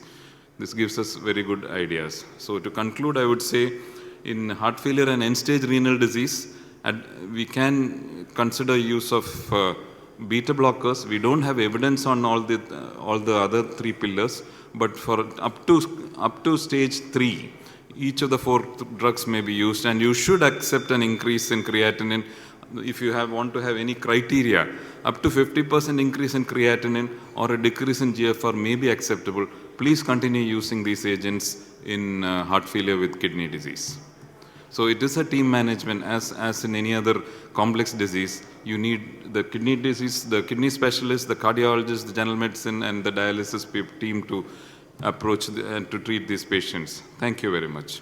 Just an invite for our conference, which is coming up in November 17, 18, 19. Please save the dates for this conference. Thank you. Thank you, sir. Well summarized. Sir, I start off the discussion. Many often we find that the creatinine is worsening after we start treating congestion. So what is your approach to that? Say day 2, day 3, day 4. You find that the creatinine is risen from 2 to 3, 2.5 and all. Yeah. So what is your approach to that, and how will you titrate the diuretics? Titrate the diuretics. See, one thing which we would we encourage is the use of infusion for the first 24 to 48 hours. You can achieve greater volume depletion in patients with heart failure with using only infusion. And after that, if the volume is well settled, then you would like to use it as intermittent IV diuretics. Are you talking about the diuretic strategy, or how to titrate diuretics when creatinine goes up? Both, sir. Yeah. So you find infusion of diuretic is better than bolus? Infusion of diuretics is much better. Even though the trials have not shown a great difference, at lower dose of diuretics you can achieve that. And early initiation of all these 4 agents along with diuretics, monitor the IVC. If you realize that IVC is collapsing, you are over-diuresing. You will not be pushing more diuretics, and using more diuretics will prevent us from using all these 3, at least 3 of the 4 agents you cannot use because of the blood pressures. So you should be judiciously use the IVC as a marker, and then decide how much diuretics, and generally keep them negative by 500 to 1000 ml every day. And creatinine, keep a watch. You know, the creatinine that goes up due to diuretic use, if the heart function is improving, it will settle over within the hospital stay itself. And we wait for 2 to 2.5, you just still accept that. Without diuretics, you might find the patient still dependent on CPAP and BiPAP, and the ICU stay gets prolonged. Incredible talk, Dr. Anil. It's a difficult crosstalk and a very complex crosstalk between the heart failure patients and the CKD patients. And I think the most important thing is we have to keep the systems in place with a heart failure team, heart failure specialist, a nephrologist.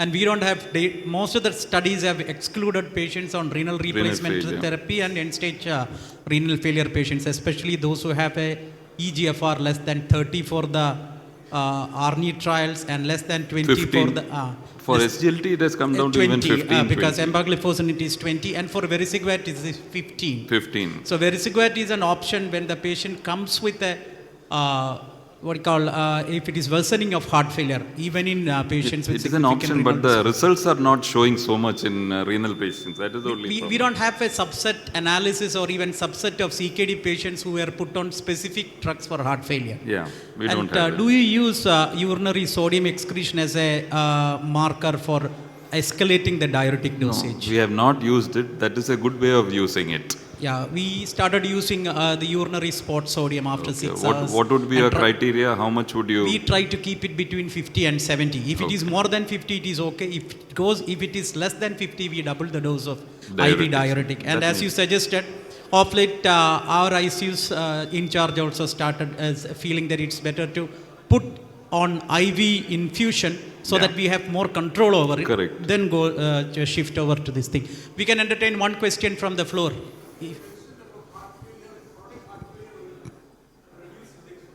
Yeah.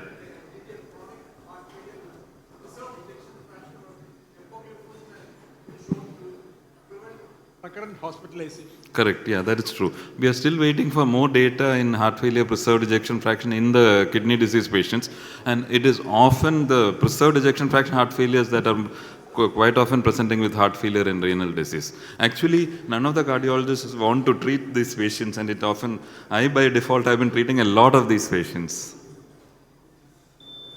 Thank you. Thank you. Thank you very much. We are winding up the session. Thank you. Thank you, chairpersons and speakers. And now, before moving on to the next session, we'd like to remind you that hotel's checkout time is 12:15 p.m. So those who are staying here, kindly check out at the earliest, as the hotel's checkout time is 12:15 p.m. and we are almost nearing to that time.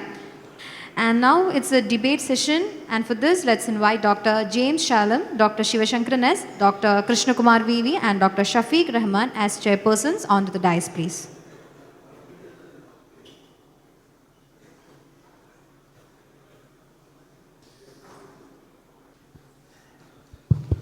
Very good afternoon, and we are in for the session which we are looking forward for, and it is actually a clash of the two academic titans, Dr. Taini from Trivandrum and Dr. Govindranani from Trichur. And the topic is very delicate. And over to you, Tiny. Just take us through the concept with the price reduction. Shall we start using ARNI for my patient with LV dysfunction? Thank you. Unfortunately, the clock shows 39 seconds. I thought I had 8 minutes. You can please reset the clock. Good morning. Good morning. Thank you, thank you. Right. So the topic is simple, right? So ARNI, I would talk about ARNI in all my heart failure dysfunction, LV dysfunction patients, while my close friend Dr. Govindranani would argue on use of ACE inhibitors primarily and shift on to ARNI as and when the need arises. So we know that if we are looking at the slaying of the renin-angiotensin monster, right? We have the ACE inhibitors, enalapril, ramipril, perindopril, we have the ARBs, the SATANs, we have the tailenders, the aldosterone antagonists, spironolactone, eplerenone. But today we have the ARNIs, right? They slay just the head of the dragon. And they obviously are most potent. They are the most potent, no doubt about it.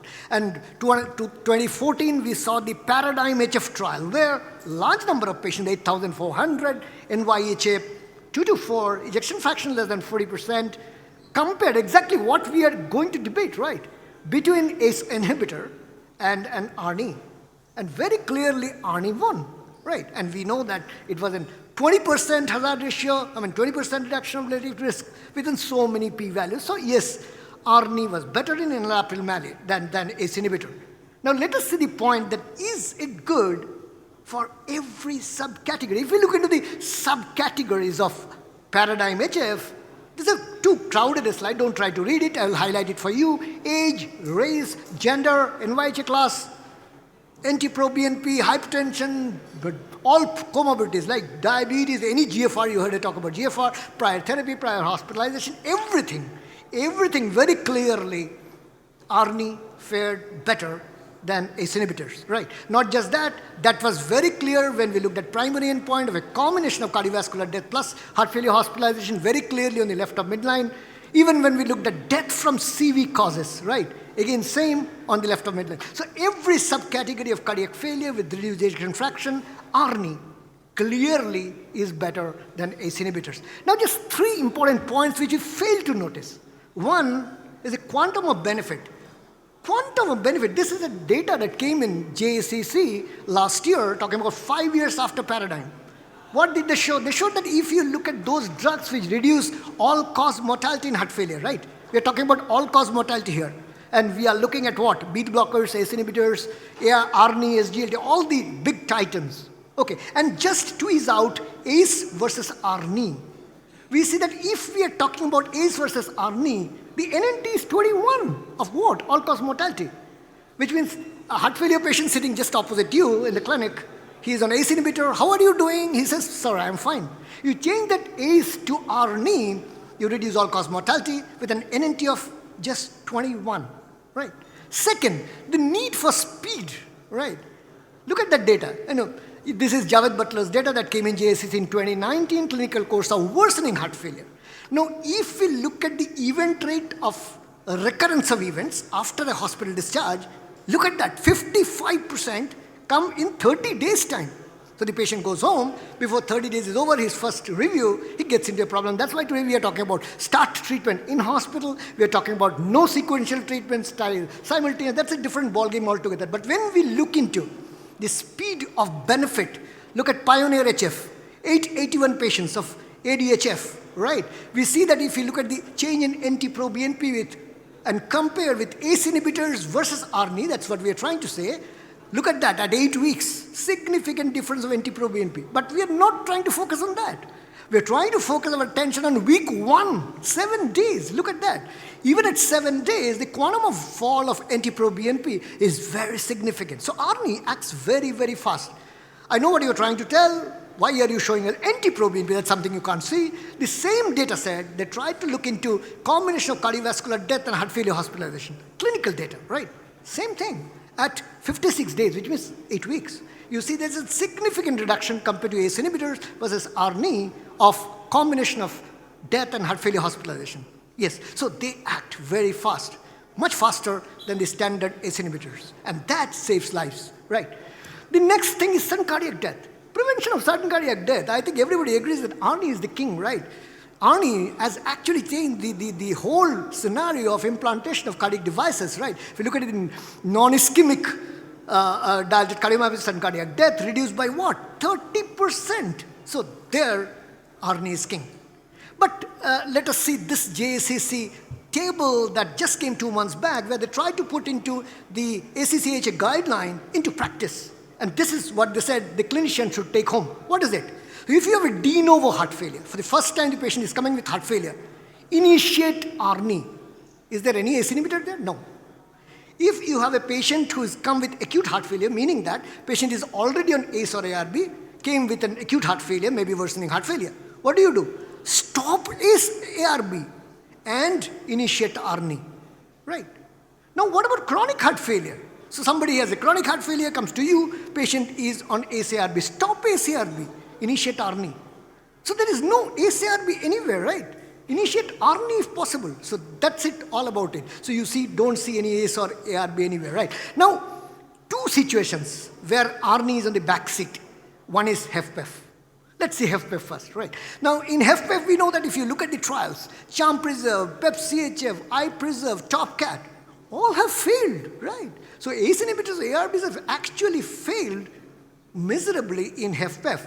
Now, yes, we know that our Arnie trials also didn't do well. Paragon failed, right? Yeah, Paragon failed, but you see very clearly that if you look at the numbers by which Paragon failed, look at that.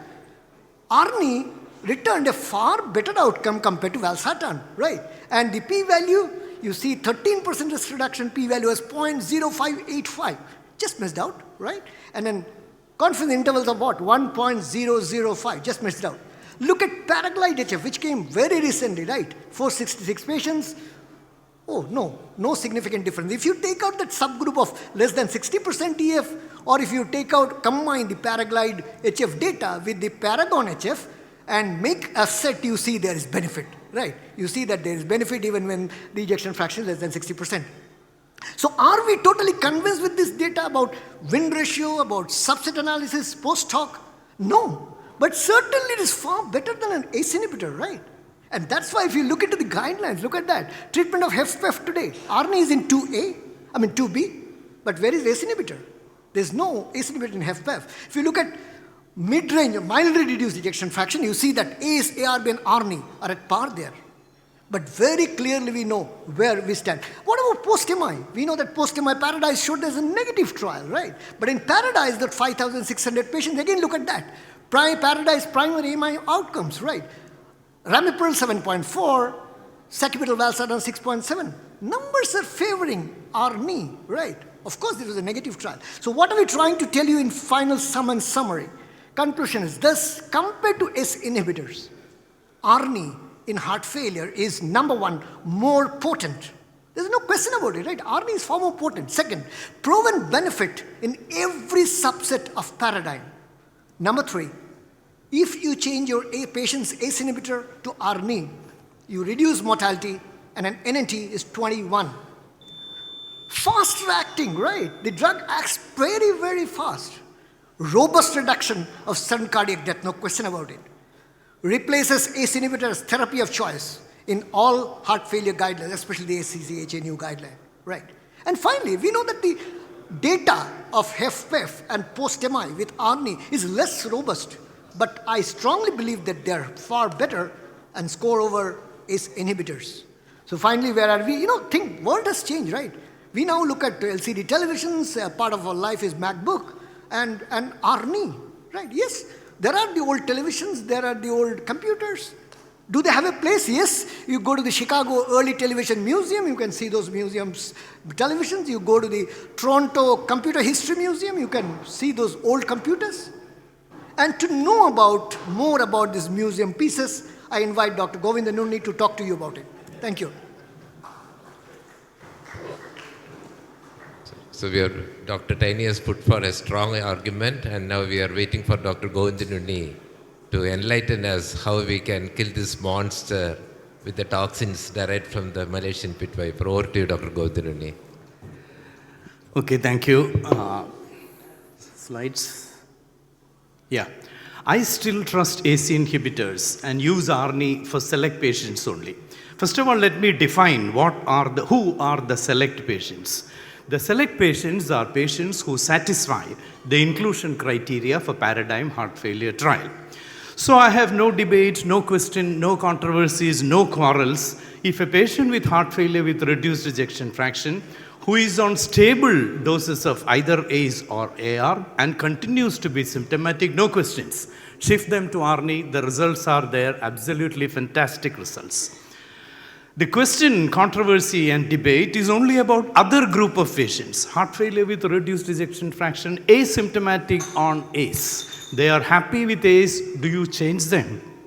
To those patients who have not given a chance to be put on ACE and find out whether they are beneficial or not.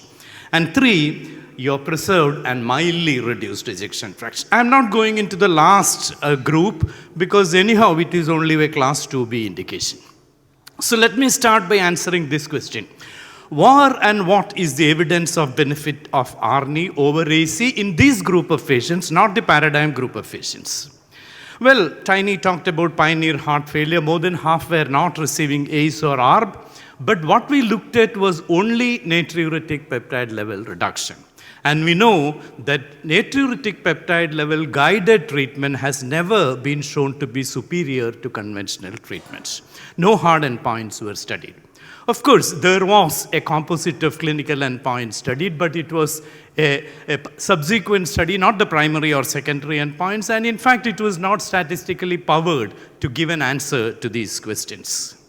If you look at PROVE heart failure again, there were a lot of patients not on ACE and ARB, but they only looked at volumes and ejection fractions and did not look at hard endpoints. Now, if you go to transition, story is the same. Feasibility and safety of initiating ARNI were only studied, and adverse events were the only things that were studied. There was no hard endpoint studied. So, except for paradigm heart failure, all other trials have only looked at soft endpoints like natriuretic peptide levels or LV-LA dimensions, and no hard endpoints were studied. So the question will be, can the benefits seen in soft endpoints be extrapolated to hard endpoints? When I come to the story of soft endpoints, the first molecule that comes to my mind is torcetrapib, which increased HDL by 120%, but increased cardiovascular event rate. Or olmesartan, which reduced albuminuria, but increased myocardial infarction. And on the other side, we have SGLT2 inhibitors, where the soft endpoint, blood sugar reduction, was nothing much to write home about, but significant reduction in cardiovascular event rate. So remember, be careful with soft endpoints, and benefits seen with soft endpoints need not always necessarily get translated to hard endpoints. So that is point 1, no evidence for hard endpoints. Now, there is another trial called the LIFE trial with ramipril, with ARNI, which looked at very severe patients, advanced heart failure with reduced ejection fraction, class 4 on inotropic therapy, and ARNI was compared with valsartan, not ACEI, and even the soft endpoints were not different. In fact, if you look at some of the secondary endpoints, valsartan was numerically better, not statistically, but numerically better. Now, contrast this with the trial done 3 decades ago, consensus trial, where enalapril produced 32% reduction in a population where 50% had class 4 heart failure. The story is the same with SOLVED trial. Patients with the lowest ejection fraction, with the sickest patients benefited the most with enalapril. Now, this is not a new story. If you look at the subgroup analysis, which Tiny showed, I am also showing it. Let me just zoom up the NYHA class group, and you can find that in NYHA class 3 and 4 there is no benefit, and it is the p-value for interaction is significant, 0.03. Remember, 24% were in class 3 and only 1% in class 4, which means this result is applicable to class 3. So, when you look at NYHA class and ARNI, class 1 has not been included at all, so don't give. Class 4, we have the LIFE trial showing no benefit, so don't give. Class 3, as I already said, the paradigm heart failure subgroup analysis did not show any benefit, so it's very questionable. So, all we are left with class 2. So that is point 2. Strong evidence is in favor only of class 2 patients. Now let's come to another important aspect, that is comorbidities. As you know, the mortality and morbidity in heart failure is determined mainly by comorbidities. Most of the hospitalization deaths are all due to comorbidities. And if I go by the Trivandrum Heart Failure Registry, well, Tiny was an important contributor to it. Look at the comorbidities, IHD, hypertension, diabetes, CKD, and we have strong data of ACEI having beneficial effects in all these comorbidities. Now compare it with ARNI. The only non-heart failure trial was acute MI with LV dysfunction, and the doors of paradise did not open, unfortunately. Whereas you have a similar trial, AIR, in a similar population with Ramipril, which showed benefits. So look at the number of trials with ACEI, which we have in all these comorbidities. And we have good class 1 indication for ACEI in all these groups: heart failure, MI, diabetes, nephropathy, hypertension, stroke, whatever it is. So ladies and gentlemen, ask yourself, is it prudent to replace ACEI in a patient who is not symptomatic with a drug without a proven advantage in this setting? Ask yourself. Finally, so that is point 3. Benefits of ACEI in various comorbidities are not replicated with ARNI. Finally, are we sure about the long-term off-target adverse events of this molecule? Well, I still give digoxin even though there is no data, because we know digoxin for 200 years. We know where we stand with respect to its side effects as well as effects. I still give beta blocker for young hypertensive even though there is no data, because we know beta blocker for the last 60 years. We know where we stand. But this molecule has been known only for the last 7 years. And this molecule, neprilysin, remember, is a very ubiquitous molecule. We know about 50 peptides are involved. 50 more peptides are involved as targets of neprilysin. We know about vasodilator, we know about vasoconstrictor, but look at this table. The number of molecules that are destroyed by neprilysin, degraded by neprilysin, is countless. This is not the end of the story. Look at that, among others. And just look at the organs where neprilysin is there. Almost every organ in the human body are neprilysin. So just imagine what might happen. I hope it will not happen. What might happen after 5 or 10 years when neprilysin acts through all these molecules by giving sacubitril, and you block this molecule. I shudder to think what might happen, though I hope it will not happen.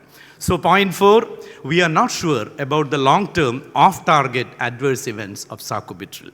Now when you look at any natural history of any new drug in the markets, first the effect starts coming, and so the sales goes up. Everybody gives it right and left for all indications. Slowly the side effects start coming, adverse effects start coming, and the use comes down.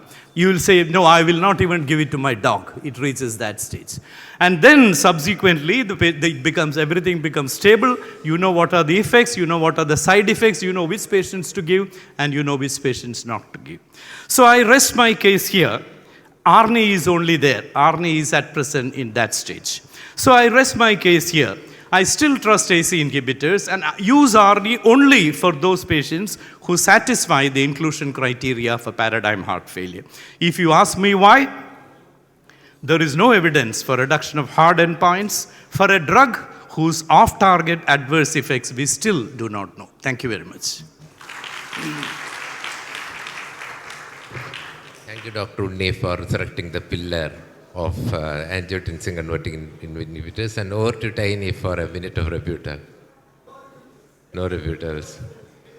So I think it was a very, very interesting academic session. I actually should thank the organizers for selecting. I don't know who selected this, because you call for the topics to be selected. So very, very academically educative session. And we know how to be careful with drugs, because I still remember the story of diprodamol. I was giving left and right for patients with coronary artery disease. Similarly, I think estrogens also, estrogen patches. But we slowly recognize the side effects and withdrawn. Over to my colleagues for their comments. So, to Tiny sir, the patient is class 2 heart failure, stable on ARNI, not much symptoms. He's on AC inhibitor. Yes. You will still change the AC inhibitor to ARNI. Yes, absolutely. Because today the data shows that there are 4 drugs, ARNI, beta blocker, MRA, and SGLT inhibitors. These are foundational therapy. Why? Because one, they reduce combination of hard endpoints like cardiovascular death. Second, heart failure hospitalization. Third, they reduce symptoms, all of them, and all of them tend to reduce sudden cardiac death. Because of this, today, any patient, very clear, see, the guidelines still, if you look at the European guidelines, they're still that ACE inhibitors, symptomatic, go for ARNI. That has changed, right? Today, if your patient, you're not put on ARNI, SGLT inhibitor, beta blocker, and MRA, unless there's a clear contraindication, you are at fault, right? People will ask, why did you put them on that? And it's not a new drug anymore. It is more than 7 years, safety data on everything. We have data on Alzheimer's. There's no amyloid beta that gets spoiled. In fact, it looks like it's promising because it affects so many organ systems. It might actually protect many of our organ systems. Very clearly, not just me, I'm sure that Dr. Govindan Undi would also do that. Any patient who is in heart failure, we all try to put them on this fantastic 4 as advocated.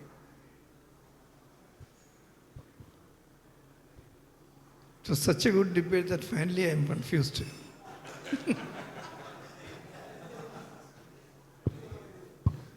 Such a very lot of take-home messages in both the talks and excellent speakers. We know that. There is a small subset of patients we know now. We call them as heart failure with improved ejection fraction. Earlier they were called as heart failure with recovered ejection fraction.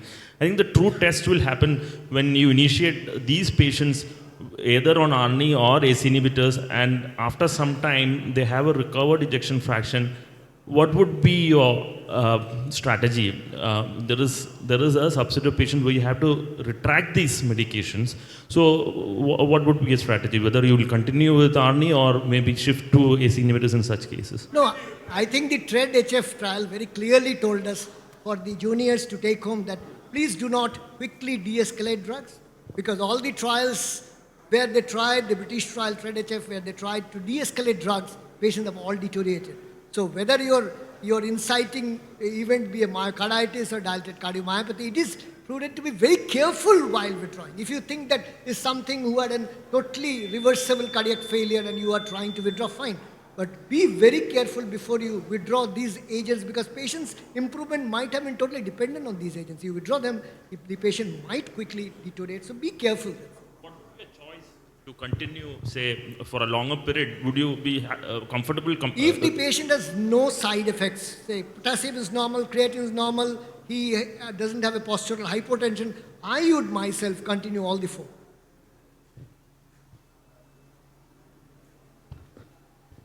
Since we are running short of time, it was a very interesting debate. It was excellent to be a part of it. Thank you all. Obviously, we'll take an audience poll, sir. You can raise hands and join. Thank you, dear chairpersons and speakers. And regarding the membership of Icc Kerala Chapter, those who are non-members, and if you wish to take the membership, you can get the registration, you can get the membership form from registration counter. Thank you. And now we shall move on to the next session. Let's invite the chairpersons, Dr. Jagan Mohan Taragan, Dr. Thomas Titus, and Dr. George Koshi onto the dais, please. Good afternoon and welcome to this very important session. We have one important topic to be presented by Dr. Nambudiri. He is going to talk to us on a very common clinical problem, important as it, frequent VPCs, when to treat and when to ablate. Dr. Nambudiri, please. Respected chairpersons, my teachers, dear colleagues and friends. Let us move on from the topic of heart failure to arrhythmia and from medications to ablation. In the next 10 minutes, I will be discussing regarding PVCs. What are the real concerns with frequent PVCs? What is a PVC-induced ventricular dysfunction and how to manage it? PVC in structural heart disease, how it is different from in structurally normal heart, and what is structurally normal heart? Guidelines on RF ablation, a bit of it. Dangerous signals in PVC with some illustrative examples. Here is a patient with premature ventricular complexes. coming from the standard place, that is the anterior superior location of the RV outflow, fix a coupling interval, inferior axis, left bundle branch block, transition beyond V3, and negativity in AVR and AVL with a small negativity in lead 1. This more than 2/3 of the patients presenting with isolated VPCs come with this sort of VPC, and management is often quite straightforward, especially the location, identification of the location. But what are the real concerns regarding symptoms? Most of the time they come with a very non-specific symptoms. We don't often get a clear clue on the symptom VPC burden correlation. In a patient with VT, it is fairly simple. You have a clear documentation during the episode in the Holter. Here, often the patient says misbeats, which is not so relevant for the electrophysiologist. In the VT, it is different. They come with pre-syncope, syncope, and easy to quantify it, and there is a correlation also very evident. And here, it is not so evident, and we have to see whether there is a clear correlation. Another complication is a real one, the development of ventricular dysfunction, but it happens only in a minority of patients. To put it somewhere, some statistics, 20% of the patients with more than 25,000 VPCs per day, as per 25% VPCs per day, may be a reasonable estimate. And another thing which is equally relevant is the disease modifier in patients with underlying structural heart disease or even channelopathies. There you have an associated underlying problem like ischemic substrate, cardiomyopathy, where VPCs may add on to ventricular dysfunction, or it may be only manifestation.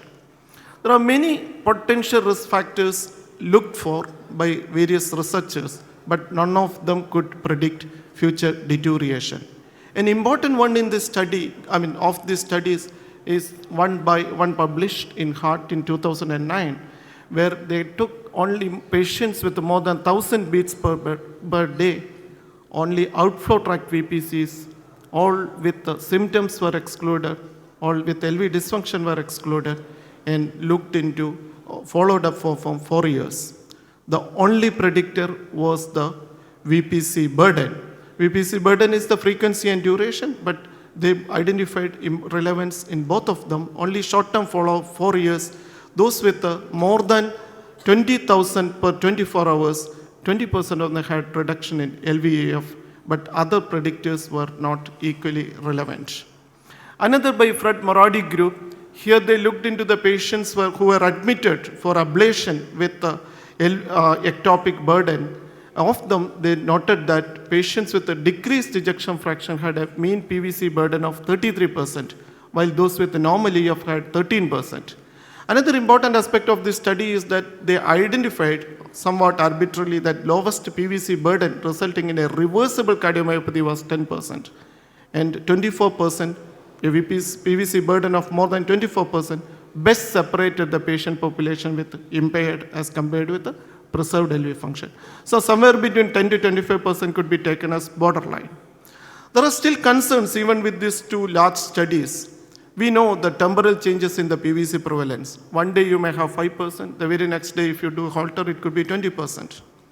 And non-outflow tract or atypical PVC, they were not considered in this study at all. The 4 years follow-up may be very less compared to when we see patients longitudinally for years.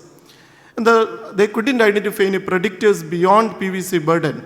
And even structurally normal heart is quite a misnomer. When you do an MRI, PET, many patients with the PVCs, you identify some abnormalities. We know granulomatous myocarditis, early forms of arrhythmogenic cardiomyopathy. So still arbitrarily we can think that less than 10% could be less dangerous, more than 25% can have problems.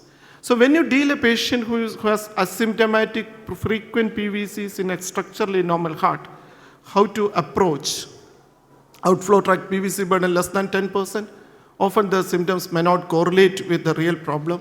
So reassurance, look for some precipitating factors like beta agonist recently started, dysthyroidism. If you have it between 10 to 25%, it is just borderline. Close medical follow-up is often that is required. You can do a Holter and echo. Beta blockers, they have doubtful role. If you have it more than 25% and some symptoms, you may consider RFA prophylactically, though it is not fully evidence-based. LV dysfunction, patients with a syncope or pre-syncope, NSVT, atypical PVC and structurally abnormal heart, they demand more aggressive approach. As per the guidelines, they recommend CMR and programmed electrical stimulation, but electrical stimulation may not be really useful unless you have a substrate which is having scar.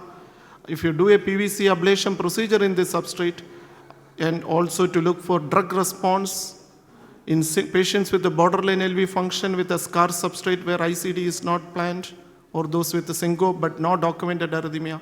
In these cases, you may have a role for programmed electrical stimulation.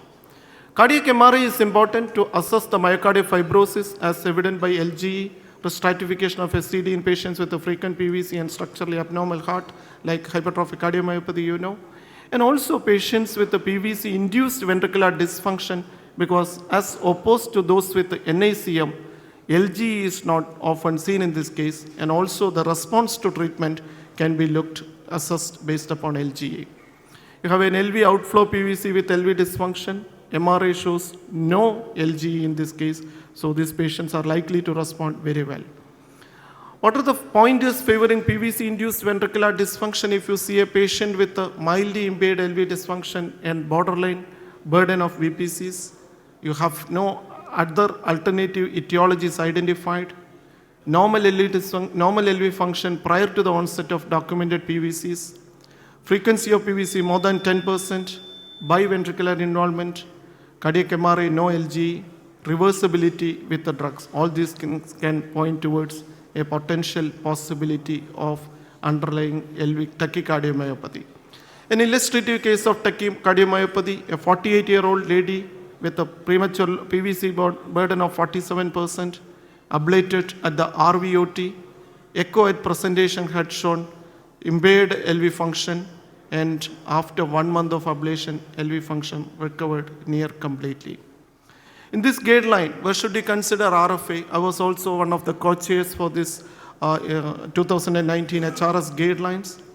You can consider when you have a PVC originating from RVOT, if the patient medication is ineffective, not tolerated based upon the patient preference, provided these are symptomatic and frequent. For endocardial LVOT and epicardial outflow tract, it is class 2A. This is an ablation at the left aortic sinus, then approach through the coronary veins, another case where we ablated very close to the LMCA, going through the great cardiac vein, AIV, and this is just at the origin of the ramus location, and it could not be approached. It is very close to left coronary cusp.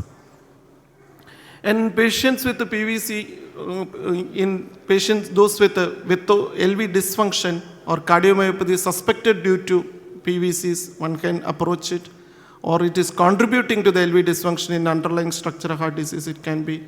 And similarly, patient focally triggered ventricular fibrillation like Purkinje fiber or in non-responders to CRT. All those things PVC should be considered for ablation. 18-year-old boy with early cardiomyopathy. It was again coming from the LV summit. You can see 2 catheter approach, sequential unipolar ablation, one from LCC and other from, I'll take only 1 more minute, LCC and AAV GCV junction. A more aggressive approach to define the arrhythmogenic substrate is needed if based upon the location of PVC, if it is not from the conventional site, outflow, posterior vesicular papillary muscles, short coupled R1T PVCs, channelopathies, family history of SCA, structural heart disease, underlying LV dysfunction, or arrhythmic mitral disjunction syndrome. In RV, free wall VPC, this patient had uncommon location, had ARVD. This is from the papillary muscle moderator band of the RV, PDX mapping, which was successfully ablated. You can see the endocardial view. This ARVD patient had only PVC at baseline, but very diffuse substrate, another extreme of the condition. Another patient with the VPCs, you can see the polymorphic nature. This patient had another problem, that is CPVT. Then a patient last week, this patient had underlying Brugada pattern and has got PVC at presentation, but had 2 episodes of cardiac arrest prior to it. So going through this, the concerns, PVC-induced ventricular dysfunction, structural heart disease versus those without structural heart disease, and a bit on guidelines, dangerous signals, and illustrative example, I would conclude that majority of the outflow PVCs can be managed conservatively. PVC-induced ventricular dysfunction is a relatively rare thing, unless the common belief, but a potential concern, and the frequency of PVC could be a dominant predictor of it. In a non-outflow PVC, one should look for abnormal myocardial substrate with a low threshold for it. RFA, a good option in indicated cases, provides excellent long-term outcome. Thank you. Thank you, Dr. Nambudiri. It was an excellent talk and something we encounter in our day-to-day practice. One question I want to ask you. Many times you encounter people with VPCs in bigeminy, no structural heart disease. And when there is bigeminy, echocardiography also has some problem because everything is a post-ectopic beat, dimensions, everything has limitations. What can you do for such people? And many times you find the heart rate is something like 60 to 65 with the VPC, meaning the sinus rate will be around 60.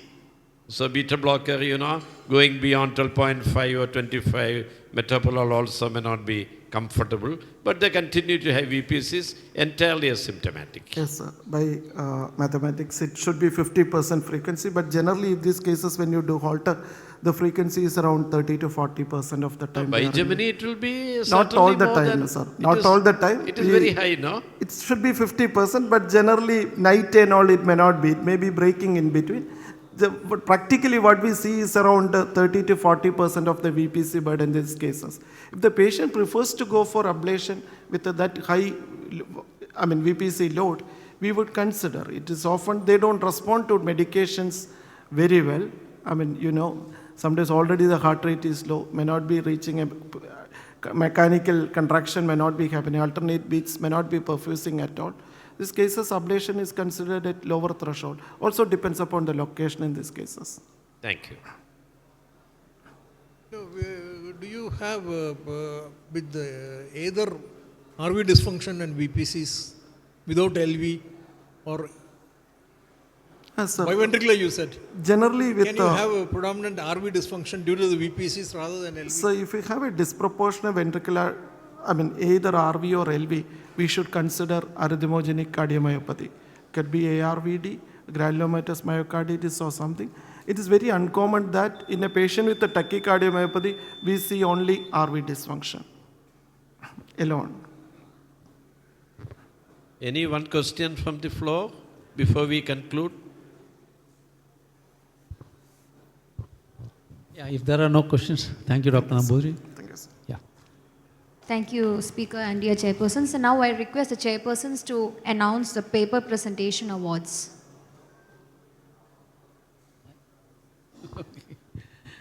Yeah, good afternoon. I think that's a privilege to announce the Best Paper Awards for the poster presentations for the ICCK 2023.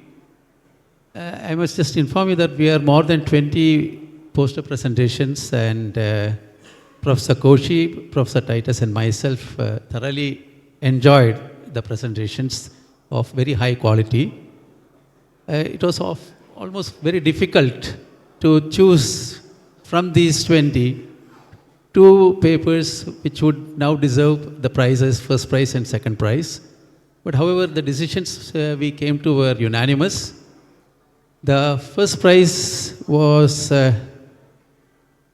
has gone to a primary PCI for STEMI in left main culprit lesions, an experience over last 15 years by Dr. Shahbaz Patel. That's the first prize.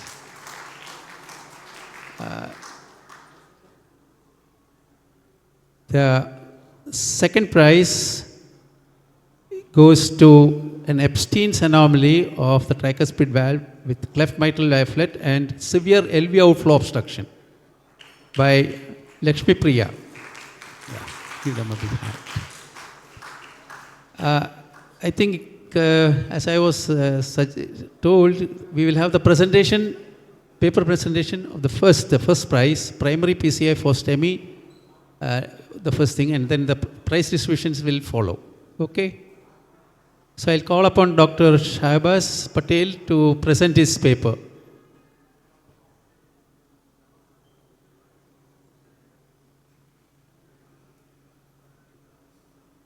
Oh, he's not prepared.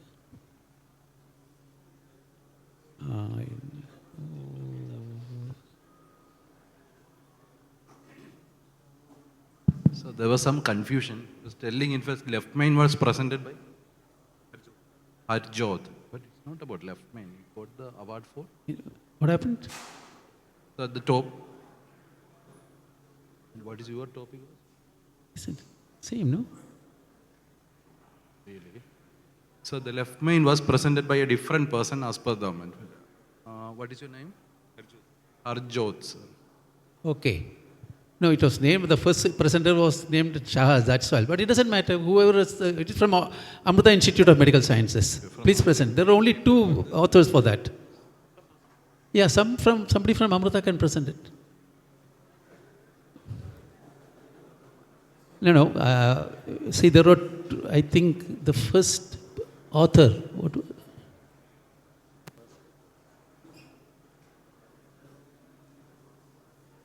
Oh. Okay.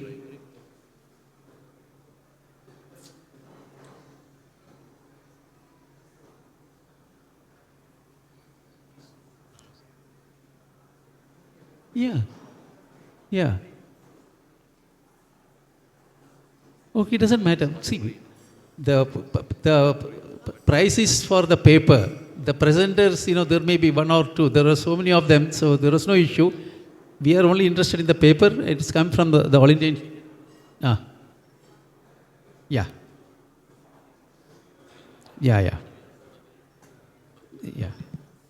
Yeah, I think what we'll do is we'll stop the program now. He's ready? Okay.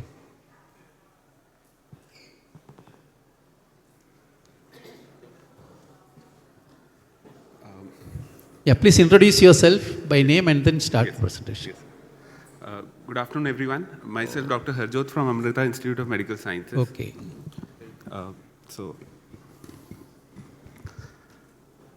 The topic for my presentation was primary percutaneous coronary intervention in left main coronary artery disease with patients presenting with ST elevation myocardial infarction. With remarkable advances in the primary PCI field over the last 20 years, including PCI technique, the pharmacotherapy, and improvement in expertise, PCI has become a reasonable option for patients with left main coronary artery disease in the stable coronary artery disease setting. So this has led to an increased interest surrounding the role of PCI in more critical patients who present with acute coronary syndromes and who are too unstable to undergo coronary artery bypass surgery. And there is limited data for this potentially catastrophic presentation. So we decided to look at the data from our center from the period of 2006 to 2023, where we collected patients retrospectively and the lesions for angiographic characteristics, the stenting techniques, and in-hospital mortality for this subset of patients was assessed. In total, around 410 patients undergoing primary PTCA to left main were selected. Among those, 27 patients underwent primary PTCA to left main in the setting of an acute coronary syndrome or ST elevation MI. 2 patients undergoing PTCA to LMCA for the procedure-related dissection were excluded in the analysis, and 1 patient who had a protected left main and another patient who subsequently underwent emergent coronary artery bypass surgery were excluded. Finally, 23 patients were included in this analysis. The mean age of the patients was 63 years, and 78% of the patients were men, 60% were diabetics. On presentation, around 47% of the patients had cardiogenic shock, 22% patients had pulmonary edema, and only 7 patients were clinically free of heart failure symptoms. echographic assessment of LV function showed severe LV dysfunction in 30% of the patients and the mild to moderate dysfunction in the remaining 70%. Majority of the patients underwent second generation drug-eluting stent implantation to the left main. 82% of the patients had left main bifurcation disease, and only 4 patients had ostial or mid-shaft LMCA disease. 14 of the 19 patients underwent provisional single stent stenting strategy, whereas 5 patients underwent 2 stent implantation with a T stenting. So among the 23 patients that underwent primary PTCA to left main, 35%, that is 8 patients, had in-hospital mortality, and with 4 patients requiring IABP support, 9 patients, that is 40%, requiring mechanical ventilation, and nearly half of the patients having acute kidney injury. So in statistical analysis, there was significant statistical correlation between in-hospital mortality, the cardiogenic shock, between in-hospital mortality and severe LV dysfunction, and the requirement of IABP in these patients. So 68% of the patients undergoing bifurcation lesion stenting had in-hospital mortality. However, there was no significant correlation on statistical analysis. Coming to the discussion, the patients undergoing unprotected left main ST elevation MI PCI represent critically ill population, with a majority of patients in our cohort requiring circulatory support and mechanical ventilation. Because the left main supplies a large proportion of the myocardium, an acute occlusion of which can result in devastating outcomes. Our in-hospital mortality data of 35% was high, and it was comparable to the more contemporary studies. So in conclusion, in this critically ill subset of patients, the primary PCI still remains the only alternative, and this high-risk group needs early revascularization and specialized care. Yeah, thank you. Of course, I think it's a challenging thing that you have an acute myocardial infarction and the culprit vessel is left main with almost total occlusion of left main is what you see. Yes, so that is why this paper was considered very important as a learning tool for most of us. So any questions or comments from the audience who may have faced these left main problems as acute stimulations?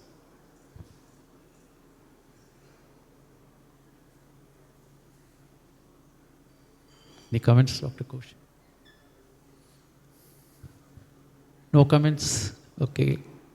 Anyway, congratulations. And we also thought that over a period of 15 years, 15 to 20 cases of left main as a culprit for ST elevation MI. Usually ST elevation MI with left main, they don't present to us. They probably would have died before they reach the hospital. Usually they come with ST depressions, but then they are partial occlusions of the left main and not total occlusion. Or they are protected left main. So then that's why we thought it's an important thing to just highlight that. Yes, Ajit.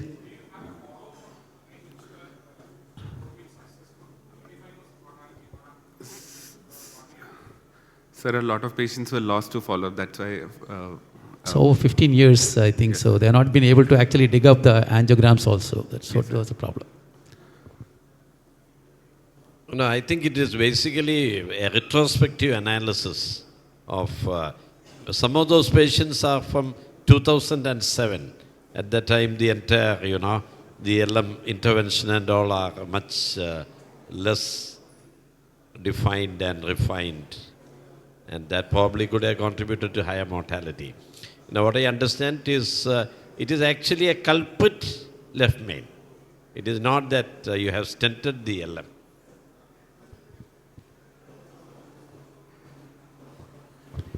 Okay, then if no more questions, then we'll conclude the session. We'll invite Dr. Vinod. Why don't you come up and...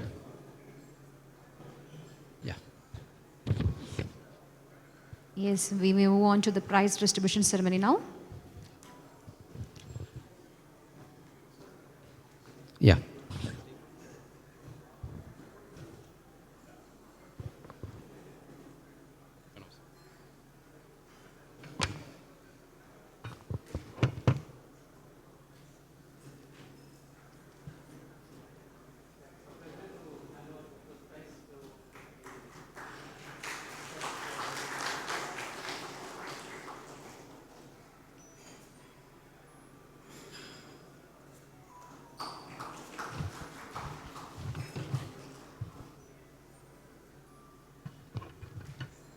Dr. Lashmi Priya on stage. Dr. Lashmi Priya is here.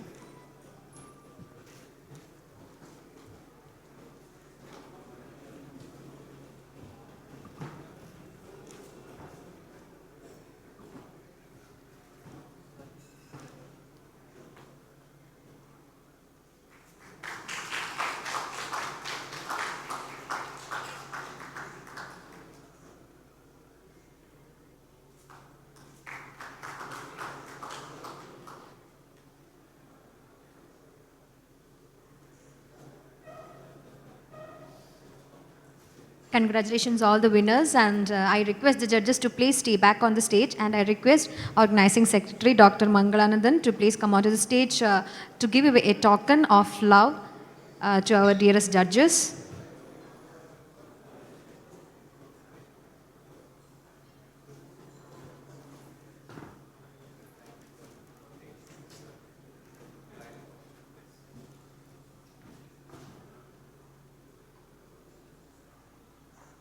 Once again, a round of applause, please, everyone.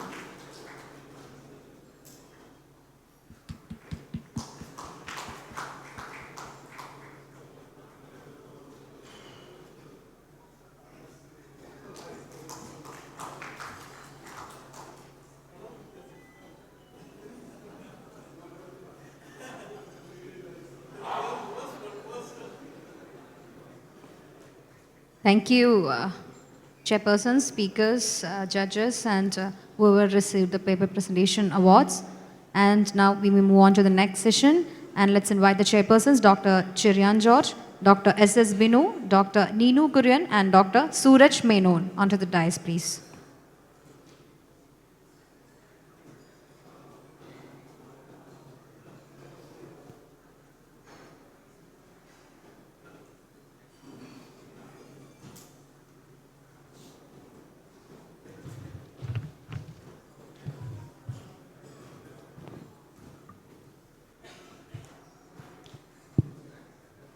So we are coming to the last few sessions of this meeting, and I invite Dr. Madhu to present his talk.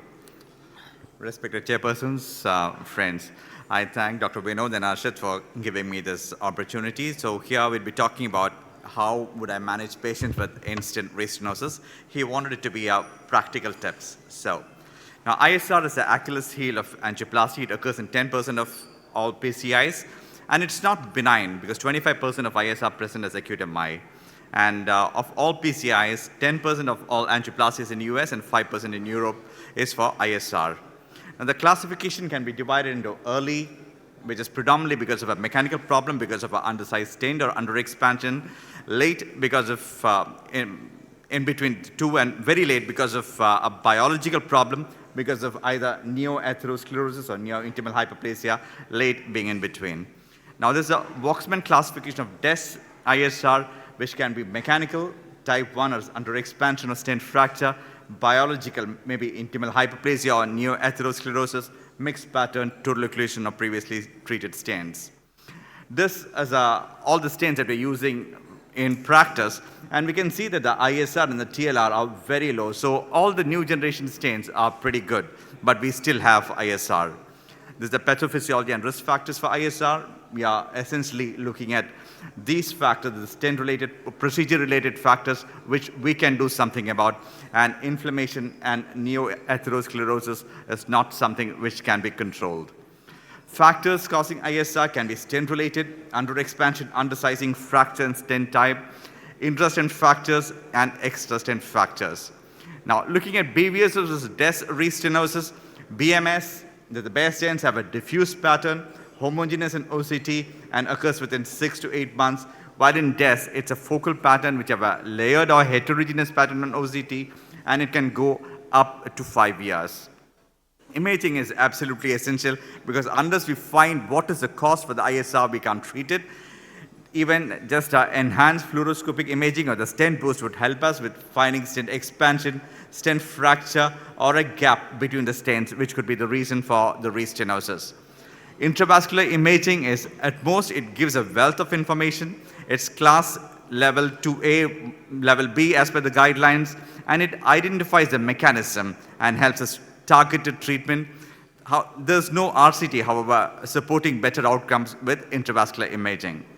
Now, these are the two modalities that we have, IVUS versus OCT. And for stent failure, OCT is much better than IVUS, predominantly because of its better resolution. It has an axial resolution of 10 to 15 microns and has 10 times the spatial resolution of IVUS. It gives detailed neointimal characterization and identifies neoatherosclerosis. Disadvantages are there. You can't do OCT in all patients. It could be difficult in tight lesion and ostial ISR.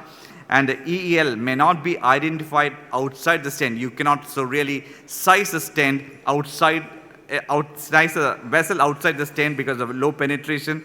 And of course, contrast is needed for a good study. Now, OCT appearances can be homogeneous. This is the classical of neointimal hyperplasia. Or it could be a heterogeneous, which you can see with neoatherosclerosis, which is lipid-laden macrophages with neointima, with or without calcification. It can be an attenuated plaque, which happens in ACS with a lipid core, or it could be a layered plaque when you have multiple episodes of plaque rupture with healing. And this is usually seen in the peri-stent area. Now, OCT is ideal to find the reason for the stent failure. You know you have a stent failure, what is the cause for it? This is a patient who had an angioplasty, 3-vessel angioplasty, has come with new onset of angina, and you got a distal left main stenosis. And OCT from LAD shows as a peri-stent ISR. That's because a stent has protruded into the left main. And you should do not only OCT from LAD, but also from the circumflex. And this shows, of course, the stent is patent and circumflex, but you have a stent which is protruding into the ostium of into the left main with ostial stenosis. And this can be treated with another stent from left main to LAD with a good result, and of course, guided by OCT.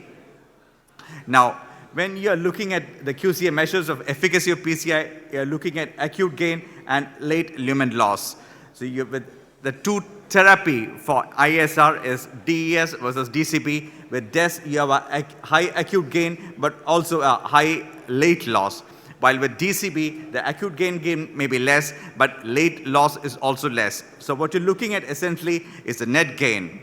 And this is the evidence base for treatment of ISR, and it finally boils down to DES versus DCB. And almost all the trials have got similar results with DES versus DCB. Now, if you look at the network meta-analysis, DES is the most effective treatment. It's better than POBA, BMS, and brachytherapy.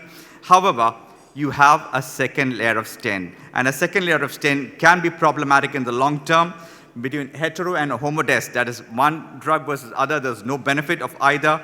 And a third layer of stent must not be deployed. So that's one thing which we must keep in mind. Now, drug-coated balloon, they've got two components, the drug and the excipient, and it's particularly useful when you have multiple layers of stents, when there's a side branch involved, when there's ISR due to mal-deployment of the stent, and in high bleeding risk patients. Between paclitaxel and sirolimus is just coming to the market, and you got data for sirolimus DCB in de novo and ISR, which are very encouraging. And we know that Limus DES is better than paclitaxel, so the same way, the Limus DCB should be better than paclitaxel DCB. Whatever you do, whether it's DES or DCB, lesion preparation is paramount. Whether it's cutting balloon, scoring balloon, ultra high pressure non-compliant balloon, IVL, rotablator, or eczema, you should prepare the lesion and open it fully. And unless that is done, DES or DCB would have a high recurrence. You have a case of the ISR presenting as an ACS. A CAG was done a month ago. He had a focal instant restenosis, and he presented as inferior wall MI.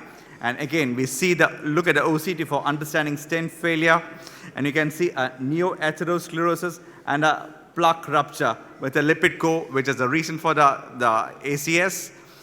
And because he came as a ACS, it is done with in a non-compliant balloon, 3.25 into 12. You still had some residual lesion. So went to very high pressures for longer duration, and a final angio is pretty good. And this is seen again with an OCT, which showed a well-expanded, the stent was expanded. You had some minor dissection distally, but the MSA was good, and expansion is 100.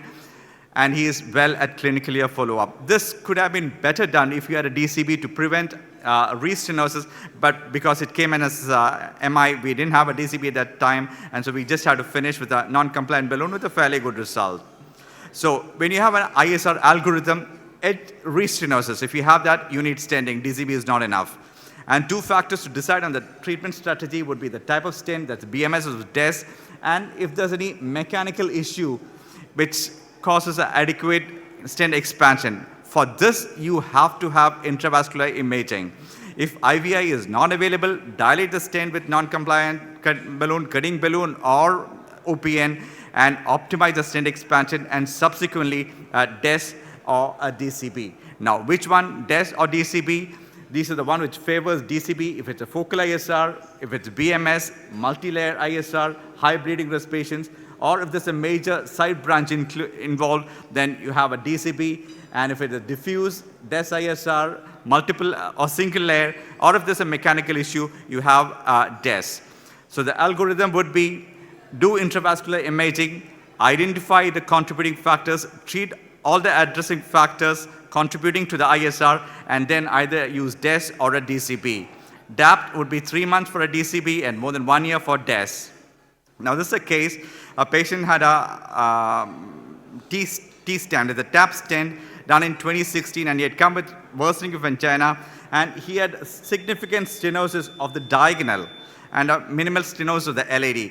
So what would you do? You can either have a 2-stent strategy, but that would mean multiple layers of stents, or a DCB with DES backup for suboptimal results, but imaging is mandatory.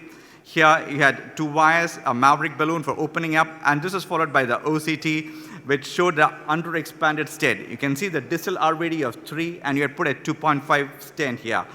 And underexpansion was the reason for the ISR.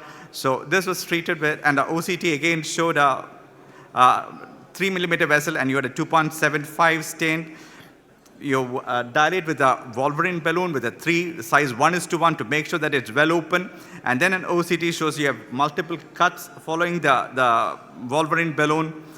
And this was treated with a DCB, that's a 3:20 into the diagonal, and a 3:35 into the LAD, and followed by a kissing balloon. And this is the result post-DCB. You have a fairly good result. And the edge stenosis distally was treated with another DES. So here, imaging was essential. You found that underexpansion was the reason for the ISR. DCB is an attractive option, and here we used a hybrid strategy for DCB for both the lesions and an edge restenosis, which is treated with a stent. So in conclusion, when you're faced with ISR, you find what is the cause, identify the culprit lesion. For that, you need imaging, prepare the lesion well, do whatever needed to get a full expansion, and finally treat either with a DES or a DCB. Thanks.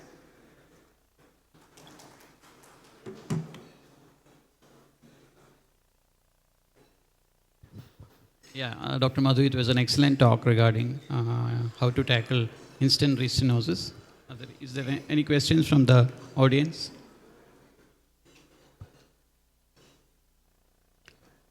If there are no questions, I would like to ask you, what is the dual antiplatelet strategy after, the composition and the duration?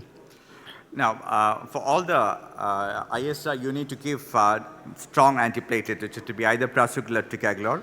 If it's drug-coated balloon in chronic coronary syndrome, you can give for shorter duration for 3 months, but if it's acute coronary syndrome, for 6 months. For that's for DCB. Now, if you have DES, it's more than 1 year. And if the patients are low bleeding risk, continue longer. Thank you. Thank you.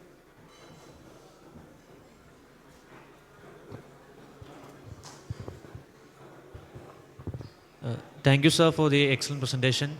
Next, I call upon Dr. Raghurame Krishnan for presenting on the topic patient on anticoagulation coming for PCI, and for that anticoagulation and antiplatelet strategy.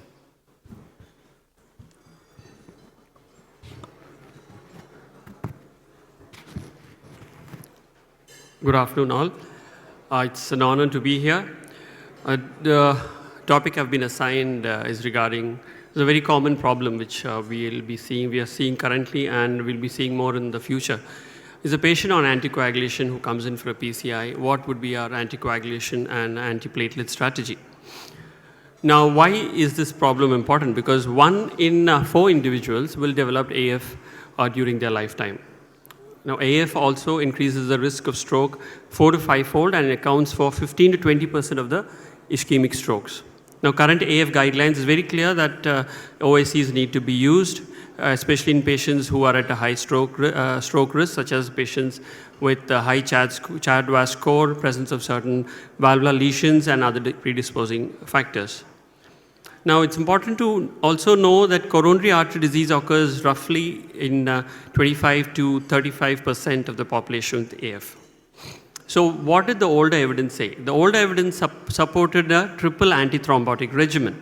Now, support for this practice came from trials which suggested that an anticoagulation alone was not an optimal treatment for those undergoing PCI, and similarly, DAPT alone was not an optimal treatment for AF or VTE. So what is the problem with triple antithrombotic therapy? Now, it's very clear. The data is very clear in this issue. It shows that the single antiplatelet, when you add to an anticoagulant, the risk of bleeding is increased about 20 to 60%. Now, addition of a dual antiplatelet to anticoagulant would increase the risk with to 2 to 3-fold. So in absolute numbers, the risk of major bleeding with triple antithrombotic therapy can be as high as 2.2% at 1 month and 4 to 12% at 1 year. We all are aware that major bleeding is associated with an up to 5-fold increased risk of death following an acute coronary syndrome. So this is an interesting dilemma we have to, so that is why there have been multiple trials trying to solve this issue of how to combine antithrombotic regimen and give a safe outcome. So a patient comes in with this scenario, how would you assess him before the procedure? Now, if the PCI is elective and can be delayed until treatment with anticoagulation is complete. For instance, a low-risk patient, he has stable angina, not responding to optimal medical therapy, and the patient has been on anticoagulation for venous thromboembolism, then you can delay the PCI in these patients. However, in a setting of an ST elevation MI, the procedure cannot be delayed, hence you have to actually stop the anticoagulant, whatever he's on, and take the patient up for a procedure. It's important to remember that if the patient is on a DOAC, the activated clotting time, the ACT, may not be a reliable indicator of anticoagulation. Now, if the patient is on warfarin and he needs an angioplasty, if the angioplasty can be delayed for a short time, that is, it can be taken up in a 1 or 2 days instance, it's not a STEMI. What you can do is you can wait till the INR is less than 2. Now, some cath labs have a lower threshold of that it has to go below 1.5. Now, in case of a radial procedure, perhaps you can do it even if the INR is less than 2. But for a femoral procedure, it's mostly known that you probably wait till the INR comes to less than 1.5. So how do you hold a DOAC? So you have a patient who is on a direct acting oral anticoagulant. Now he comes in for an elective PCI. So how long do you have to hold the medication for?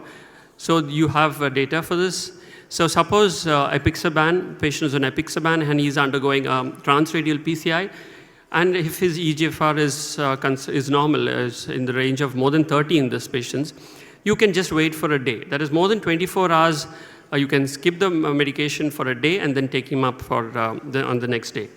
Now suppose you're planning for a transfemoral PCI, then it's better to wait for more than 48 hours. So these are all patients where it's indicated, it's like an end-STEMI situation or an unstable angina situation where you can wait for this time interval of 24 hours or 48 hours. Even with dabigatran, if the EGFR is more than 80, then you have to wait. You can just wait for more than 24 hours. With transfemoral PCI, it's about 48 hours. And as the EGFR goes down, even with transradial PCI, you have to be a little more careful, and you have to wait. The waiting period goes up by 12 hours for every 30 ml per minute reduction in the EGFR status.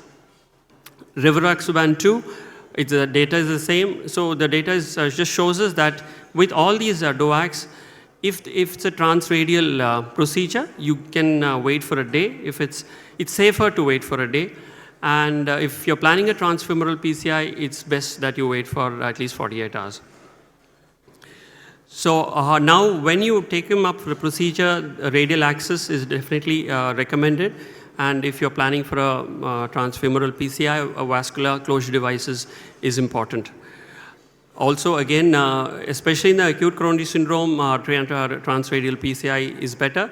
But even in these patients, if you're planning for an elective complex PCI, you should try and do this procedure transradial as much as possible.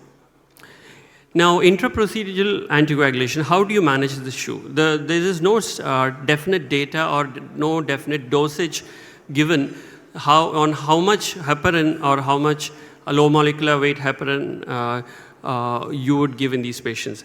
But it is clear that once you stop the DOAC or the warfarin, you have to also give some intraprocedural anticoagulation. If you're lucky enough that the patient is nearer to 24 hours of stoppage of the medication, then maybe you can give up to 5,000 to 7,500 units of heparin intraprocedurally. But if it has been less than 12 hours, then it is your discretion, and you have to have an idea of the body weight of the patient, of how much, whether it's a transradial or a transfemoral, and then consider giving heparin at an average dose of at least 5,000 units, so that the procedure is rather without any thrombotic complications. So you can also consider giving GB2B3A or cangrelor in these patients, if required. Post-procedure, you have to reinitiate the medication at the earliest. You have to check the access site and then plan reinitiation at the earliest. It is the DOAC is preferred, and in case the patient is on warfarin, and then you have to reinitiate warfarin, it is best that, and if the patient has not been on any bridging anticoagulation, it is best that you add aspirin as well. So in all these patients, warfarin plus clopidogrel is the way to go. This is the post-procedure, but an addition of aspirin from 7 days up to 30 days is also recommended. So timing of reinitiation would be at least you start it within the first 24 hours, and post-PCI dosing of anticoagulation will depend on the agent used. The rivaroxaban, when you're combining with antiplatelets, the dosage is 15 mg daily. It's not 20 mg. Then once you stop the antiplatelets, then rivaroxaban, you have to go back to 20 mg. So you can also give heparin in the form of unfractionated heparin or low molecular weight heparin if the patient is unable to take oral medications. And you have to consider starting it within 24 hours. So these are charts. I think we've already crossing the time. So just to quickly go through, if the patient needs an emergency PCI, you have to stop the medication, give aspirin, take him to the cath lab, and in case you're planning a PTCA there, you have to give a loading dose of clopidogrel of 600 mg, and also give heparin or low molecular weight heparin during the procedure. So that is also important, and you have to consider the dose of heparin can be at your discretion depending on the time of when you have stopped the anticoagulation. So quickly go through and just a word on what is the latest recommendations on post-PCI management. You give the anticoagulation, you can give P2-I12 inhibitors, mostly clopidogrel. Aspirin is generally recommended up to 7 days, even up to 30 days in most of the trials. And then you continue them for 6 months. At 6 months, you have to reconsider if it is stable ischemic heart disease, then you may continue clopidogrel or even switch to aspirin. So all this time you are continuing oral anticoagulation. At the end of 12 months, data is now very clear that you can safely stop antiplatelets. However, there is some criteria which also has been given that if it's a complex LMCA or a bifurcation lesion and you're not very comfortable leaving the patient just on anticoagulation, then you can continue a single antiplatelet along with the anticoagulation, generally in the form of aspirin. So we want to give the best possible outcome to the patient, mitigating both the thrombotic and bleeding risk. A choice of DOAC is important. You try to give DOAC as much as possible rather than warfarin. And adjusting the timing is important. Post-procedure management is very important because the patient is at bed rest.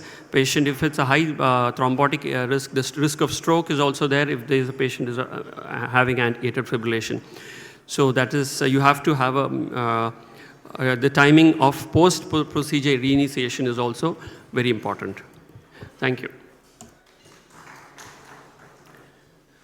Sir, thank you for the nice presentation. Only one question.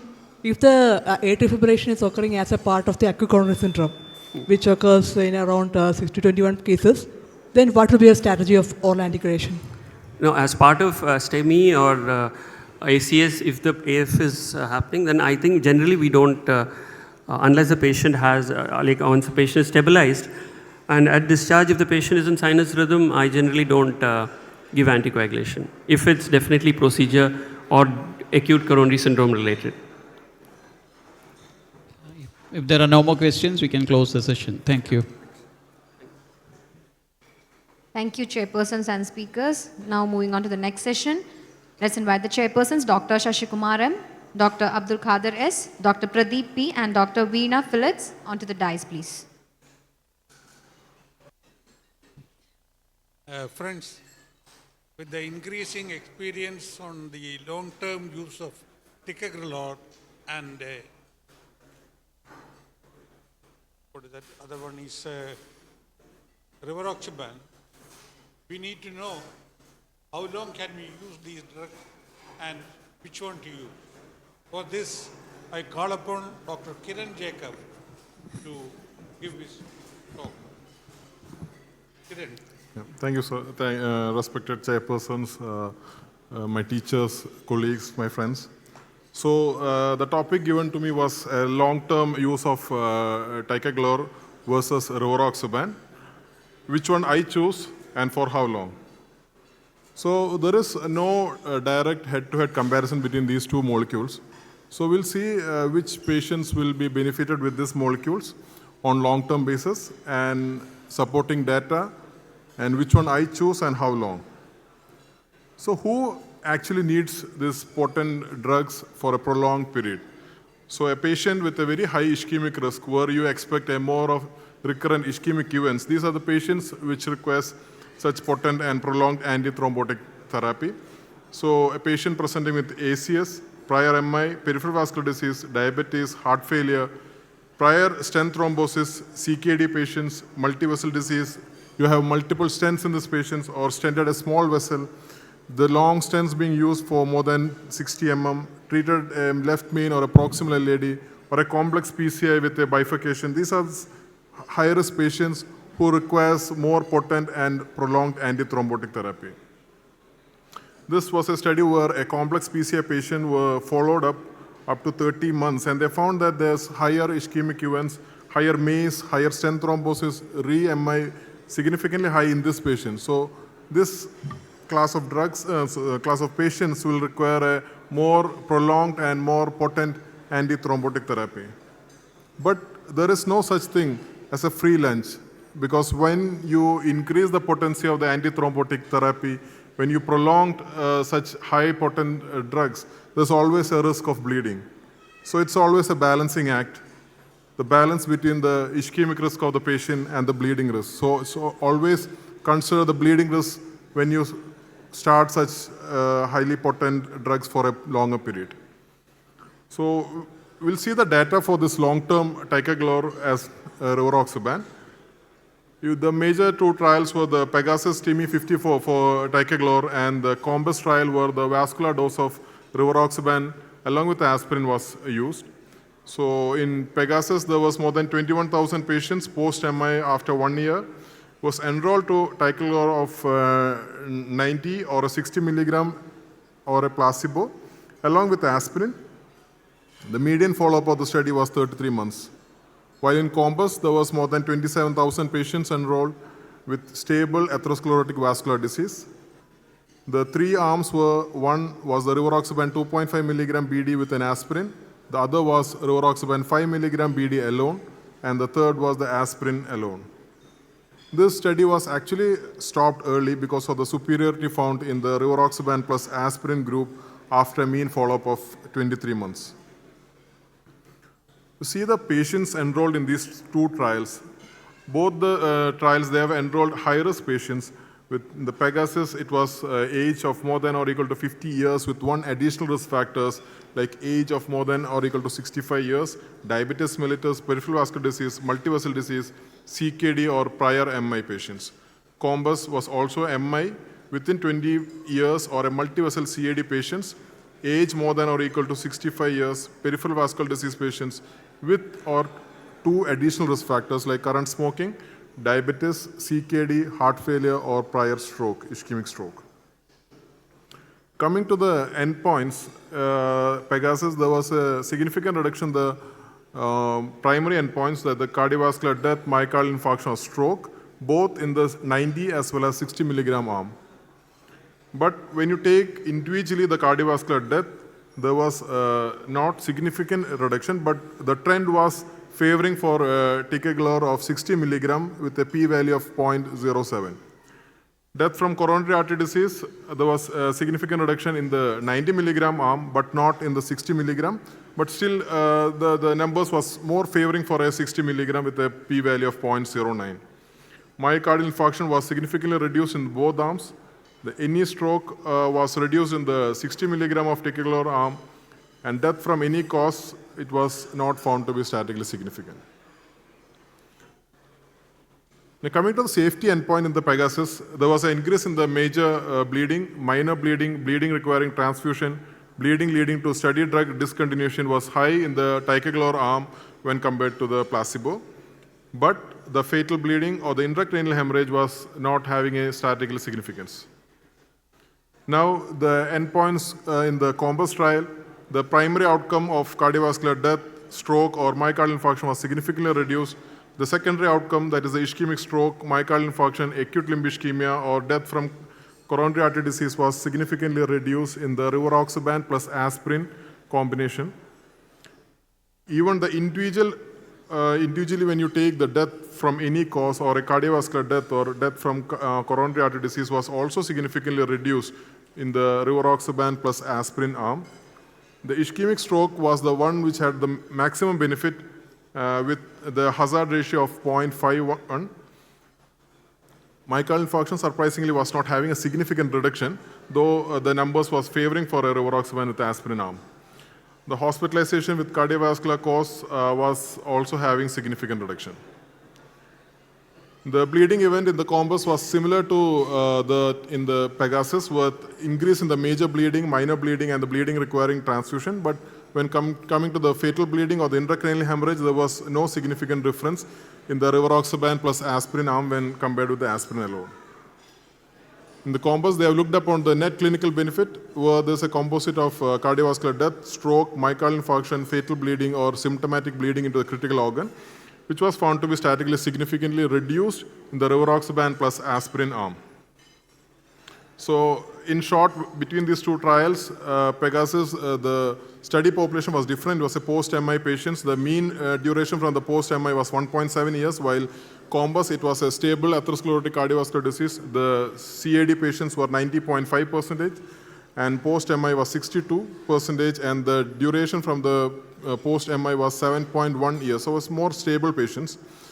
But the Pegasus, there was a significant reduction in the composite of the cardiovascular and myocardial infarction stroke, but it was mainly due to the reduction in the myocardial infarction and the stroke. There is no significant reduction in the cardiovascular death or death due to coronary artery disease when they are taken individually. While in Compass, there was a significant reduction in the all-cause mortality, cardiovascular death, and the death due to coronary artery disease. Significant reduction in the ischemic heart stroke and the hospitalization for cardiovascular cause. There was no significant reduction in the MI, but was favoring for the aspirin rivaroxaban arm. The bleeding was similar in both, with increase in the major bleeding with no significant increase in the fatal or the intracranial hemorrhage. The net clinical benefit, which was having a significant improvement in the Compass trial. Now, this is the new 2023 AHA-ACC guideline for chronic coronary artery disease, and they have given a class 2A indication for in patient with chronic coronary artery disease who are having a high risk for recurrent ischemic event, but low to moderate bleeding risk, you can add a low dose rivaroxaban, that is 2.5 milligram BD, along with aspirin, is reasonable for long-term reduction in the risk of MACE. This was after the COMBUS data. Now, they have also given a 2B indication for patients who had previous MI at low bleeding risk to extend the DAPT beyond 12 months for a period up to 3 years is reasonable to reduce MACE. So this is, the data was also after the data for the Pegasus, and there was a meta-analysis also with the DAPT, long-term DAPT. So the one thing which has to be noted is they have mentioned is an extended DAPT. They have never mentioned which drug to be used, whether it's ticagrelor or clopidogrel. So coming to the first question, which one I choose between these two? This would be my strategy after all this data. If the patient is having a stable coronary artery disease on aspirin monotherapy and having a high ischemic risk and a low to moderate bleeding risk, then if there is no indication for an oral anticoagulation, then I would have started with an aspirin with a rivaroxaban 2.5 milligram BD. If the patient is having a post-MI or PCI after 1 year on a DAPT, having a high ischemic risk and low bleeding risk, if the patient is having a recurrent ischemic events, then may shift to a aspirin plus rivaroxaban arm, 2.5 milligram BD. If there is no ischemic events, recurrent ischemic events, then if the patient is stable on DAPT, you may choose any one of these, aspirin with a low dose, ticagrelor 60 milligram of ticagrelor, or an aspirin with a rivaroxaban 2.5 milligram BD. Now the second question to be answered, how long? The mean duration of major trials, the Pegasus, it was 33 months, COMBUS 23 months, DAPT you have 30 months. So, and the guidelines also show it can give up to 3 years. So maybe 3 years you have a data. After 3 years, it may be an individual decision. So the take-home message is the proper patient selection is very important while choosing a highly potent antithrombotic regimen. In high ischemic risk patient with low or moderate bleeding risk, a long-term low-dose rivaroxaban or ticagrelor can be used to reduce the ischemic event at the cost of increased bleeding events. COMBUS trial has shown significant mortality benefit and net clinical benefit with rivaroxaban 2.5 milligram with aspirin in stable atherosclerotic vascular disease. Thank you.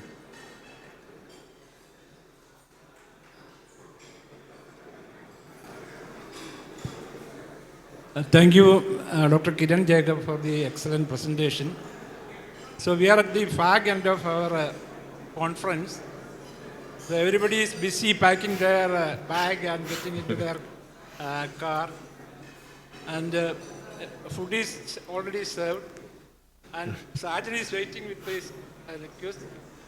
So I don't want to have a long discussion. The brilliant, the million-dollar question asked was, what is the which one you choose between ticagrelor and rivaroxaban? I thought ticagrelor is usually used after acute myocardial infarction, and the rivaroxaban usually to prevent thromboembolism in DVT and atrial fibrillation and all. So one is an antiplatelet agent, other is an ACT. So and you compare two studies, COMBUS study and the study cannot be compared head to head. So what is your long-term experience in using this? Is the question you are expected to answer. You tried your level best and you have given good discussion about your thought process about the drug. Now the topic is open for discussion. If anybody wants to ask a few questions, you can.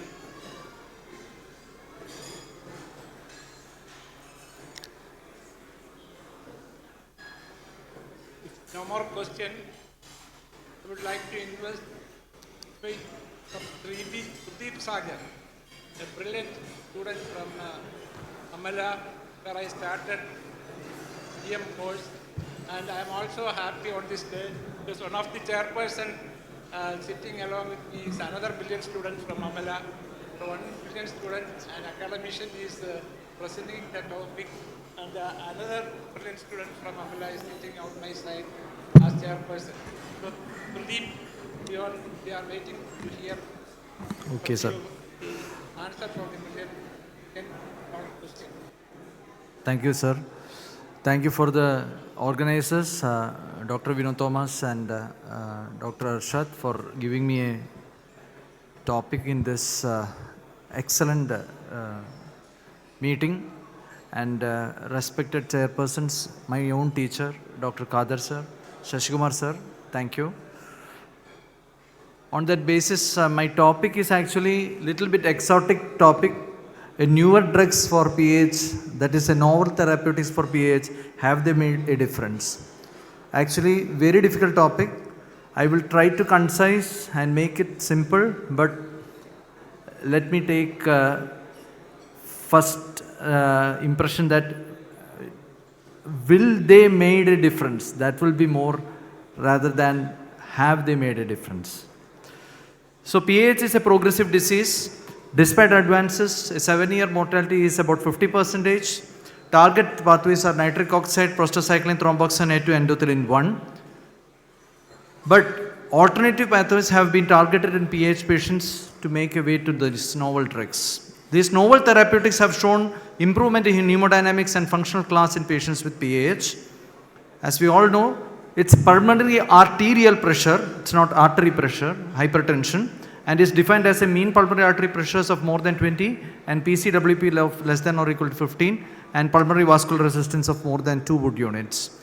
Most common cause is idiopathic, rest are hereditable, and some are congenital heart disease also. The incidence marks to about 2.4 cases per million and prevalence is 15.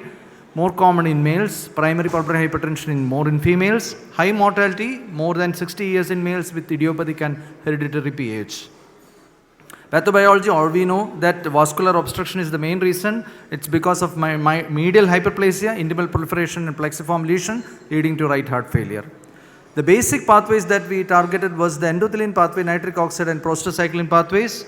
Endothelin receptor inhibitors will help in vasodilatation and antiproliferative mechanism, while nitric oxide phosphodiesterase inhibitors will help in vasodilatation and antiproliferative mechanism. Along with that, the prostacyclins will also help in giving vasodilatation and antiproliferative mechanism. Therapies of PAH have been progressed since last 2 decades with more medication targeting different pathways and resulting in more effective outcomes.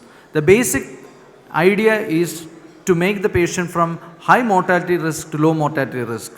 These have been divided into low, intermediate and high mortality risk on the basis of right heart failure, symptoms, functional class, syncope, NT-proBNP level, 6-minute walk test, cardiopulmonary exercise testing, echocardiogram, cardiac MRI, and never to forget, that is hemodynamics by CAT study.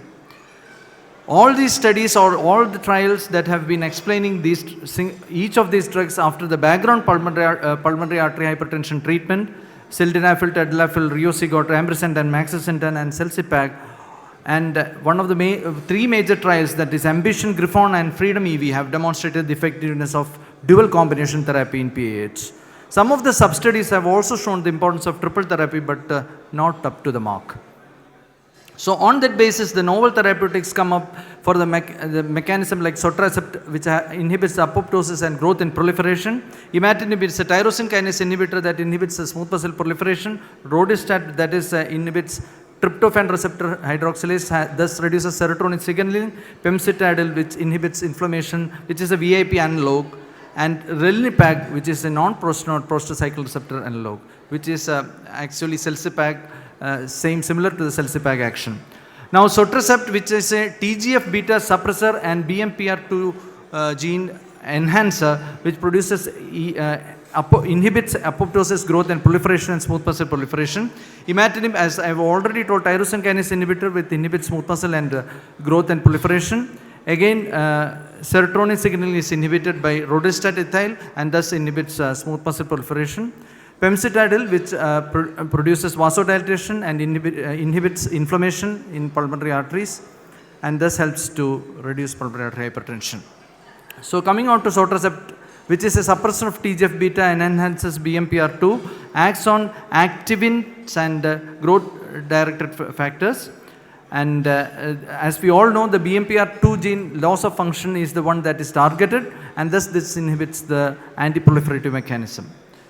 The Pulsar trial that has shown the importance of sotatercept, that is 0.3 milligram per kilogram subcutaneous dose versus 0.7 milligram kilogram subcutaneous doses versus placebo in 106 cases. The primary endpoint was reduction in the pulmonary vascular resistance at 24 weeks, and secondary endpoint was 6-minute walk test and NT-proBNP. The trial shown that 34% reduction PVR at baseline as compared to the placebo at 24 weeks, and the major adverse events were only polycythemia and thrombocytopenia. This was the chart showing the effectiveness of 0.7 milligram per kilogram of sotatercept versus 0.3 and placebo, and there was a significant reduction in PVR at 24 weeks. But the difference was in the serious side effects. Sotatercept 0.3 milligram versus 0.7 milligram, as you can see that the 0.3 milligram was having lesser amount of serious side effects as compared to 0.7 milligram versus placebo. On that basis, we go around with imatinib. All we know about imatinib is a tyrosine kinase inhibitor, which is a PDGF inhibitor also.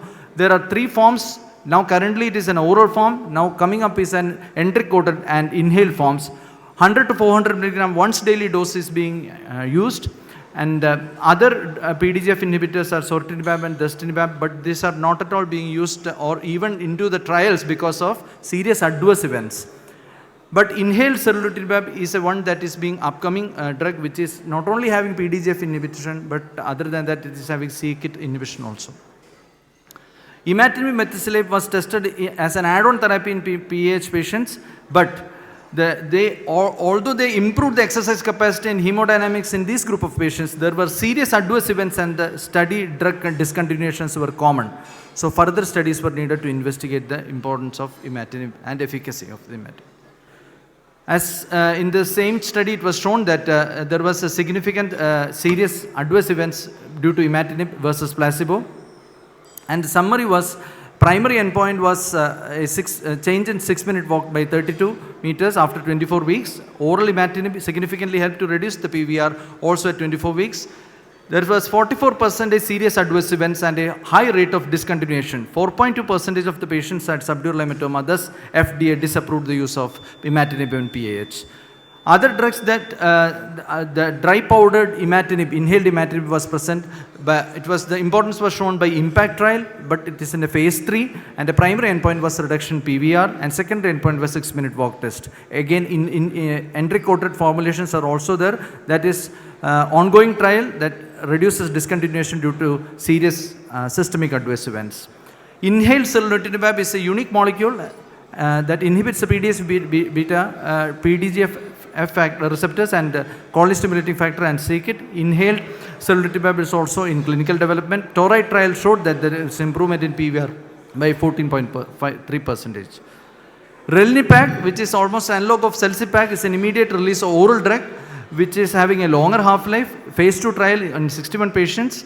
The study showed that there was a significant improvement in 6-minute walk test as well as PVR with monotherapy or dual therapy. Another trial of the same drug, that is advanced outcome, is also ongoing with 700 patients. Rodistat ethyl is a drug on serotonin pathway, reduces the release of serotonin by inhibiting the tryptophan hydroxylase 1. Elevate 2 trial, phase 2 randomized double-blind trial in 90 patients, 300 milligram twice daily or 600 milligram twice daily dose compared with placebo. Significant improvement in PVR at 24 weeks was tested.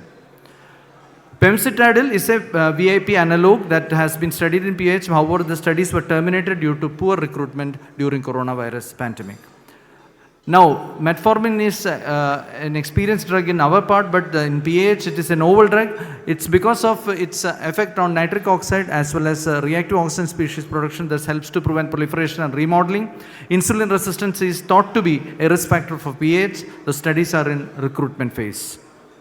So, despite advances in treatments of PH, the mortality rates remains unacceptably high. Currently, 3 pathways are effectively targeted. However, the emergence of number of new target pathways currently is in active clinical trials. Novel therapeutics improved outcomes in patients for PH in future. Thank you. Thank you. Thank you, Tadeep, for the extensive presentation. Apart from the calcium channel blockage we use routinely, what all these new drugs are available for our use in Kerala or India for the Sir, treatment of pulmonary hypertension? we are having sildenafil, tadalafil, ambrisentan, maxasentan as an add-on therapy for after the background therapy of a PAH. The Bosentan, are you using any experience with the Bosentan? Sir, we are using sildenafil, tadalafil as well as ambrisentan also, both in as an add-on therapy and combination also with maxasentan and or tadalafil.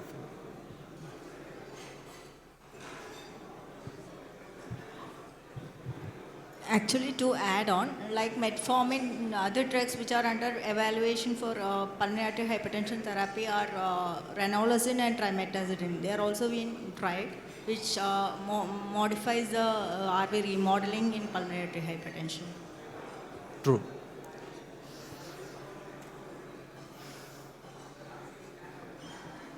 Yes, we'll close the session as already the lunch is being served. Thank you. This was the last session. Thank you.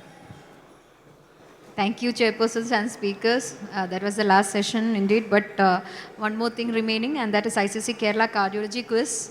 I have been informed to announce this also. It's an open forum quiz, and please do participate everyone and win exciting prizes. And I would like to announce the judges and quiz master onto the dais, please. Quiz master Dr. Sarjan Ahmad Azad, and judges Dr. George Koshi A and Dr. Mangalanandan P.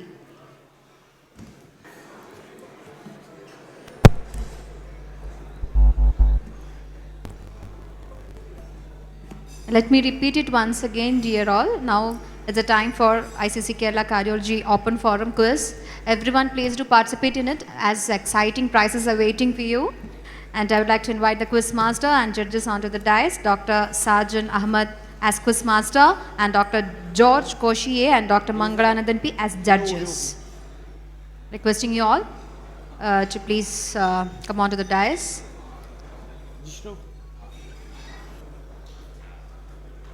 Respected and dear teachers, seniors and friends, good afternoon and welcome to the Indian College of Cardiology Kerala Open Quiz. And with a lot of good memories, let me start off by remembering our dear friend and colleague, Dr. Ullas.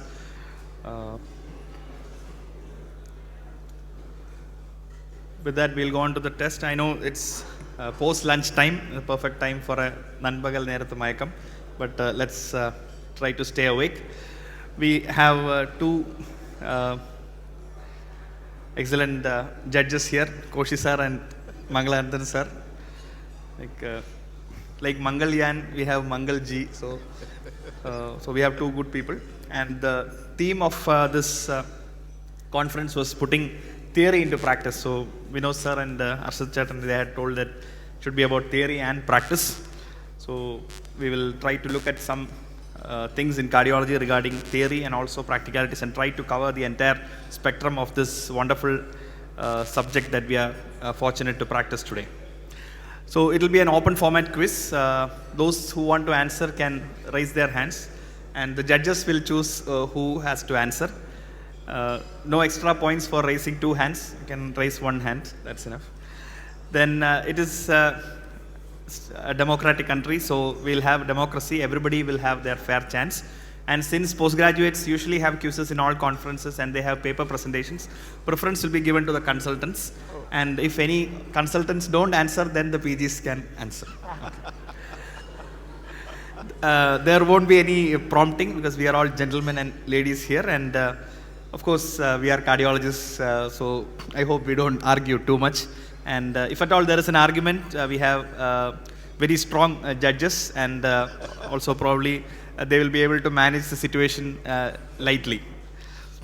So may the prize be with you. We'll start off with a sample question, just a trial to see how you raise your hands.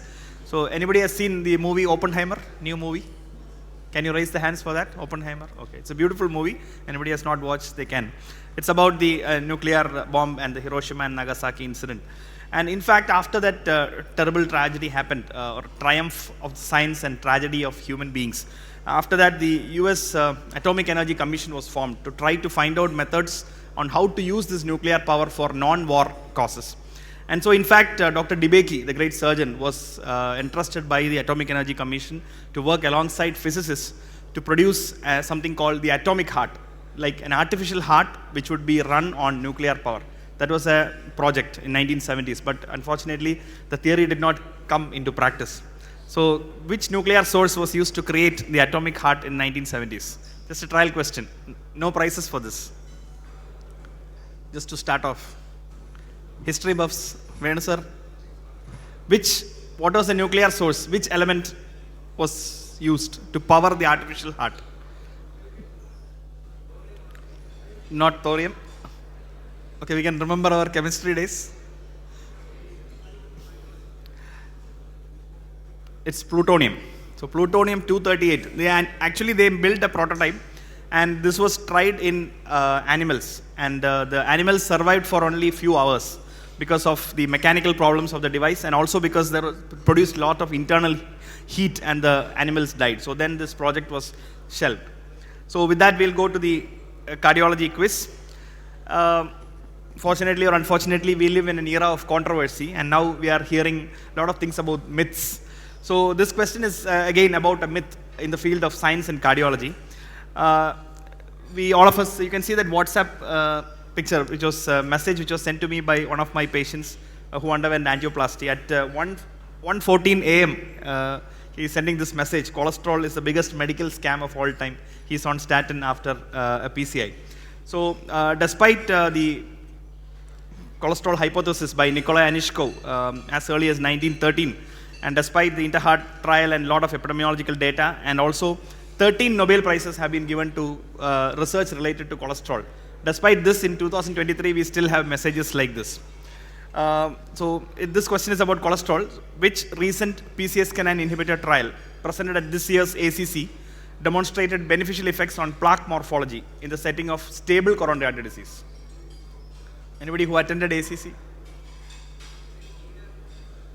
Not leader. Kai Bukanam. You have to raise your hand and then only answer, please. Nalle prize tharan pattu. So this trial looked at stable CAD and the effect of evolocumab.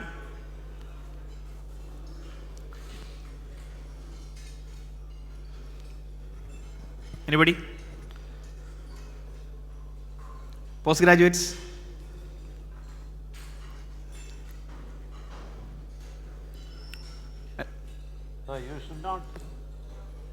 You should not give sufficient time to search the Google. Google, okay. Honesty is assumed.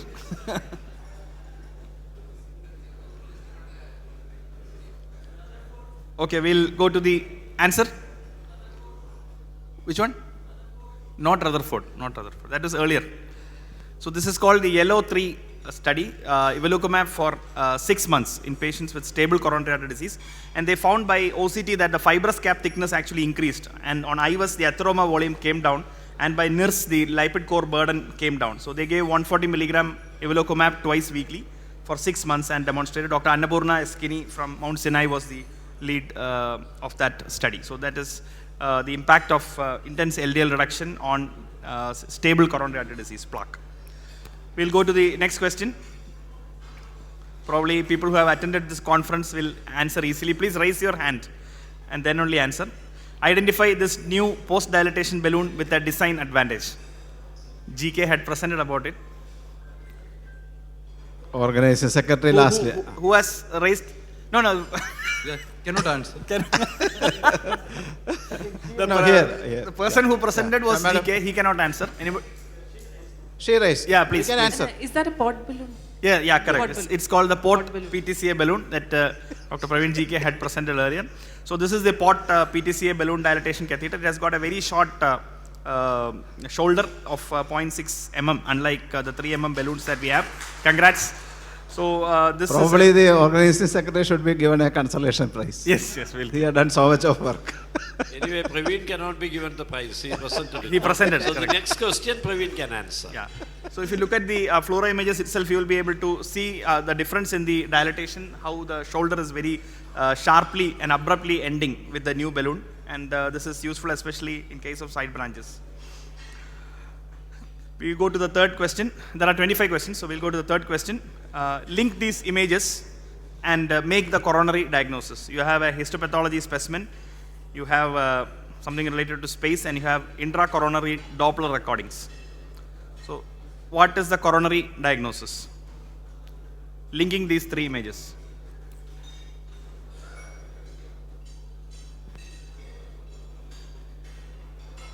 Jabir? Yeah, Jabir, sir. Is it a myotonia dystrophica? Which one, sir? Myotonia dystrophica. Not myotonic dystrophy. Then is it mitral annular disjunction? No. No. Coronary diagnosis. It's a intracoronary bridge. Which one? Myocardial bridge. Yeah, Harikrishnan sir, master has said that. It is correct. It is myocardial bridge itself. It's a histopathological specimen. You can see the epicardial part of the vessel and the mural part of the vessel. And if you look closely, the epicardial part has got intimal thickening, while the bridge segment is spared of atherosclerosis.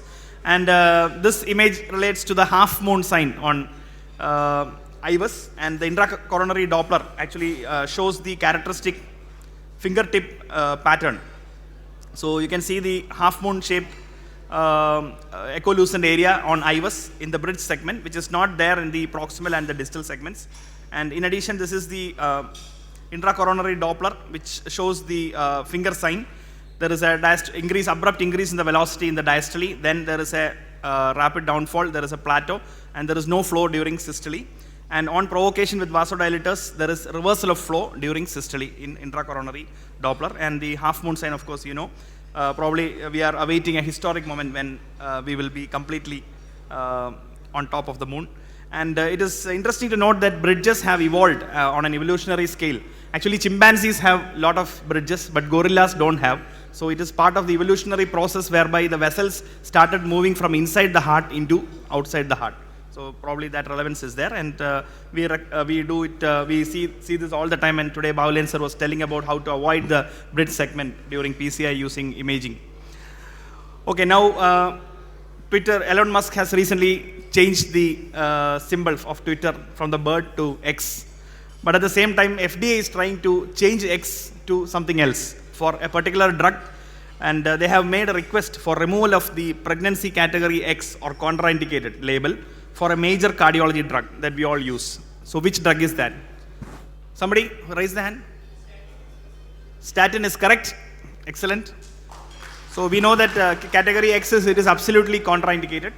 So as per the current guidelines, statins are contraindicated during pregnancy and during lactation. And if somebody is planning to conceive, statins should ideally be stopped 3 months prior to a planned pregnancy. That is the current status of guidelines. So even though it has not come into the guidelines, FDA, after reviewing the recent evidence, shows that have found that there is very minimal risk with statin therapy. And they suggest that in selected patients on an individualized basis, for example, a post-ACS patient or patients with severe forms of familial homozygous hypercholesterolemia need not be advised to stop statin.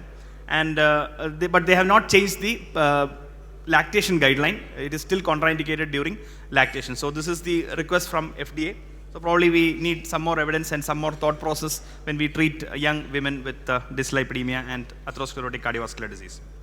Now we go to question number 5. A 50-year-old gentleman with a history of aortic valve replacement for combined ASAR, and his 2 children were brought a couple of weeks back for cardiac evaluation by their concerned uncle, 20-year-old male and 18-year-old female. There is a family history of aortic valve disease in the index patient's sibling, his sister, and also one parent. What specific genetic test could be useful in this setting, which is the most commonly looked for genetic test in this setting? Somebody who has not answered, you can try. Anybody? Yeah, Yeah, Dr. Meera Meera. madam. Meera madam. Dr. Meera. Is it fibrillin? Not fibrillin. Notch gene mutation? Excellent. Who said that? Yeah, so the answer is correct. It is the Notch gene. So Notch1 mutations were the first identified human genetic variants that cause bicuspid aortic valve, because the Notch regulates the intercellular attachment and remodeling of the valve during embryonic phase of development. And so this is how Notch will influence how the valve is going to become. But on the other hand, recent studies have shown that notch 1 genetic variants explain only 2% of familial cases of bicuspid aortic valve and less than 0.1% of sporadic bicuspid aortic valve disease. And this notch is now more closely linked to TOF and hypoplastic left heart syndrome. In fact, wide exome sequencing is now available in Kerala for a cost of 12,000 rupees. We can have a whole analysis and we can identify the notch mutation. So this is now available. Okay, question number 6. Name this precordial ECG pattern which is suggestive of an accessory pathway close to the mouth or ostium of the coronary sinus. Sarnu parayalo, mane. Namburi sir. Double transition? Correct, sir. You cannot ask questions from the Bible to Jesus Christ, but still. The answer is correct. It's called V2 pattern break. If you look at, so this is pre-ablation and post-ablation. This is, you can see V1 is negative, V2 is positive, and again V3 becomes negative. This is the pattern, V2 pattern break, and usually indicates that ablation has to be done close to the mouth of the coronary sinus. Thanks to Ajit Tachil sir for teaching me this point last week. So this is how he drew the pictures and showed me. We go to the 7th question. We know, I know and Koshi sir knows that cardiology and neurology are very closely connected due to multiple reasons. So there is a patient with history of epilepsy who is on phenobarbital and phenytoin. And the patient had an acute coronary syndrome and undergoes PCI with a drug-eluting stent and is put on dual antiplatelet therapy.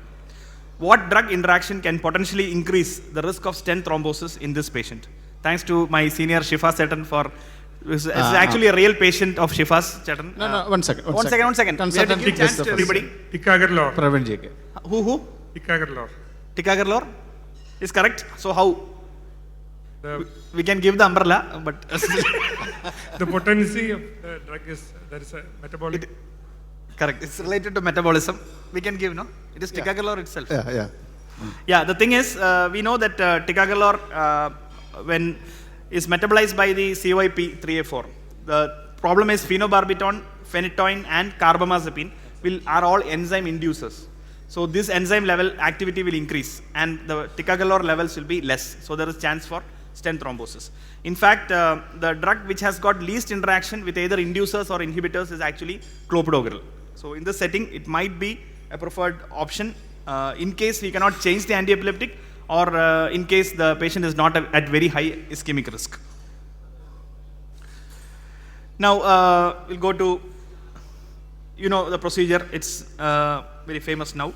Anyway, so the C2 catheter is used for IVL. Now the C2 plus, so every year the iPhone company will come with 13, 14, 15. So like that, industry will also come with 2 plus plus, 3 plus plus. So the C2 plus catheter has now come. We have used it in a patient. So this catheter can deliver what number of pulses? 120. Abhilash? 120. Jabir sir, ഒരു കുട കിട്ടിയോ? ജാബിറിന് ഒരു കുട കിട്ടിയോ? കിട്ടിയില്ലേ? അപ്പോൾ Jabir sir ആദ്യം പറഞ്ഞു. Okay. Prize to Jabir sir. Abhilash, I can always give prize, no problem. ഈ പ്രൈസ് കിട്ടുന്ന ആൾക്കാരെ ഒന്ന് കൈയടിക്കെങ്കിലും ചെയ്യാം. ഒരു കാർഡിയോളജിസ്റ്റ് ബോറന്മാരാന്ന് അവർക്ക് തോന്നരുത്.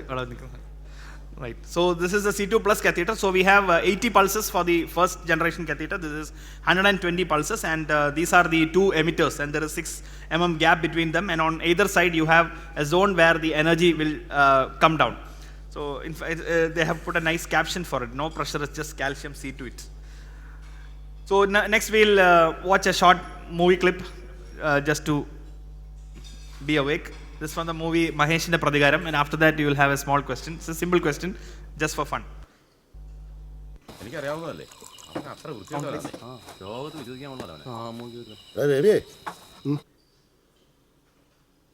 Sound?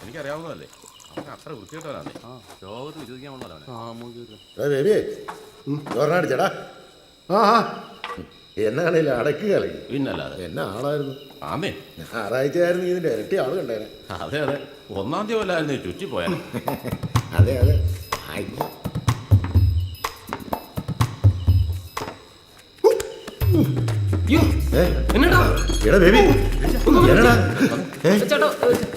എടാ ബേബി എന്നാ പറ്റിയ എല്ലാവരും ഓടി വായോ എടി മോളി For those who have not seen this movie, he is faking a heart attack. എല്ലാരും ഓടി വായോ ബേബി നീ ഇത്തിരി വെള്ളം എടുത്തു വാ വെള്ളം കൊടുക്കരുത്. എടാ ഗ്യാസ് ആണെങ്കിൽ വെള്ളം കുടിക്കണം. അറ്റാക്കാണെങ്കിൽ വെള്ളം കൊടുക്കരുത്. എന്നാ ഒരു ചൂട് ചായ എടുക്കാം. ചായയൊക്കെ തിളച്ചു CPR കൊടുക്കണം. മാറിക്കേ മൂ. എനിക്ക് അത്ര വേദനയില്ല, എന്നെ കുറവുണ്ട്. എല്ലാവരും മാറിക്കേ, കാറ്റ് കയറട്ടെ. വേണ്ട, എനിക്കിപ്പോ വേദനയില്ല. അയ്യോ 30 എണ്ണി കഴിയുമ്പോ വായിൽ ഊതി കൊടുക്കണം. Okay come on. എനിക്ക് വേദനയില്ലെന്ന് ഊതിക്കോ. ഊതിക്കോ.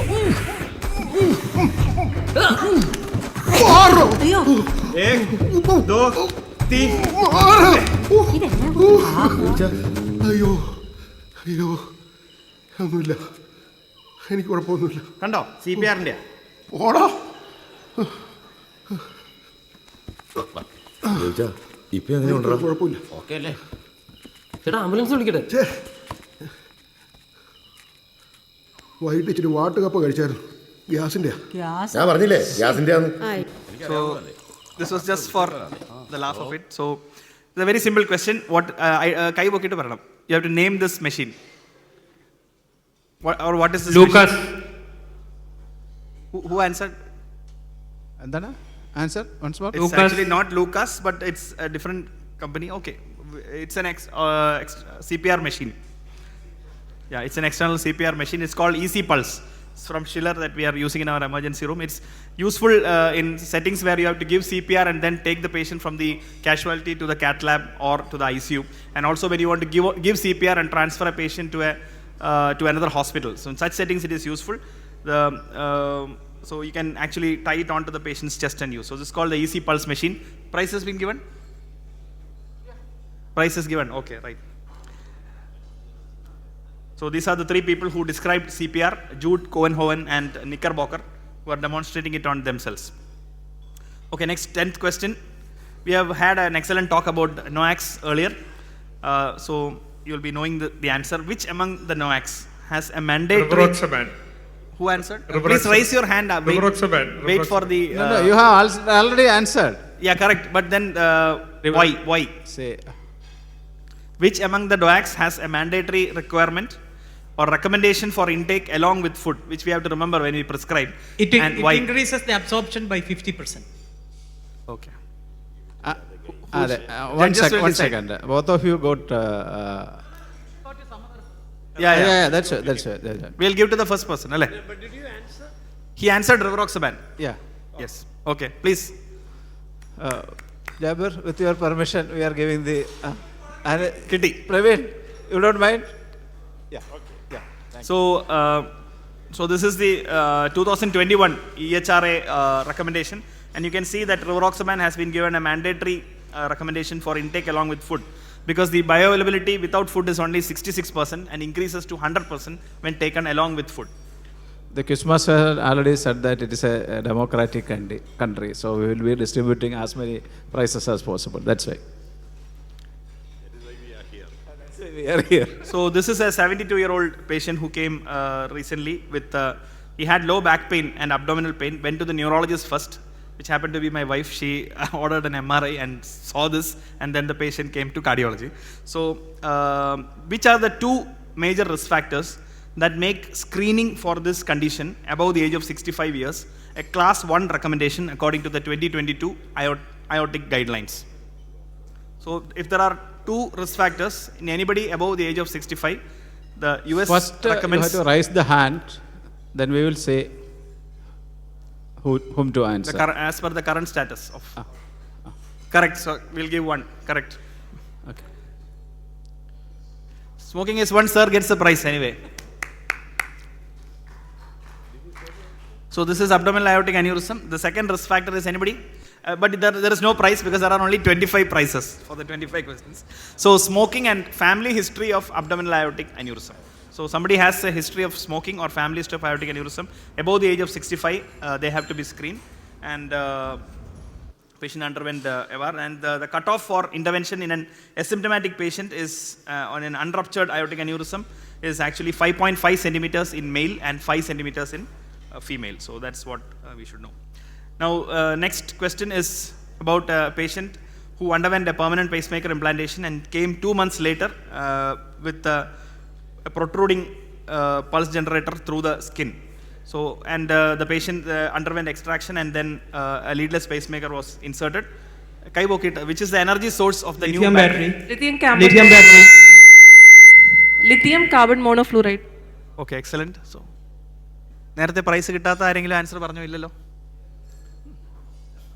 ഇല്ല. അപ്പോൾ പിന്നെ അനീഷ വേറെ പ്രൈസ് കൊടുക്കേണ്ടി വരും. No, see, once you raise the hand, we'll ask you to answer. Then only you answer. Okay. Please wait for the judges to. Because you already got a prize, that's why. Okay. So, pacemaker erosion is a problem which we fortunately very rarely encounter. And thanks to Abhilash and Deepa for the image. And the battery is actually lithium carbon monofluoride or polycarbon fluoride. The point is, this is a very energy dense battery, pacemaker. So there have been reports of explosions in crematoria in the UK, and they have come up with some suggestions to avoid in patients with him. Because we may not know, because unlike the usual pacemakers, people who take them for cremation may not know that the patient has a device inside. Okay, next we go to a question of 1-month-old baby with features of heart failure. Shivashankaran sir is going to raise both his hands. So 1-month-old baby with features of heart failure, high volume collapsing pulse, a left ventricular third heart sound, normal oxygen saturation, no cardiac murmur. Echo showed a dilated, slightly dilated but well contracting LV with no PDA or AP window. Further focused and comprehensive auscultation clinched the diagnosis of which condition? Please, wait for the judges. Venu sir. No. No. Yeah. No. Shivashankaran sir gets the right answer. This is the vein of Galen malformation, which can present as heart failure in the newborn due to high output heart failure state. This thanks to my father for giving this question. He said that he was asked this question for his Chitra entrance interview. So thanks to him. Now we'll go to the 14th question. This is a 71-year-old male with history of, please wait for the judges, because some questions are simple.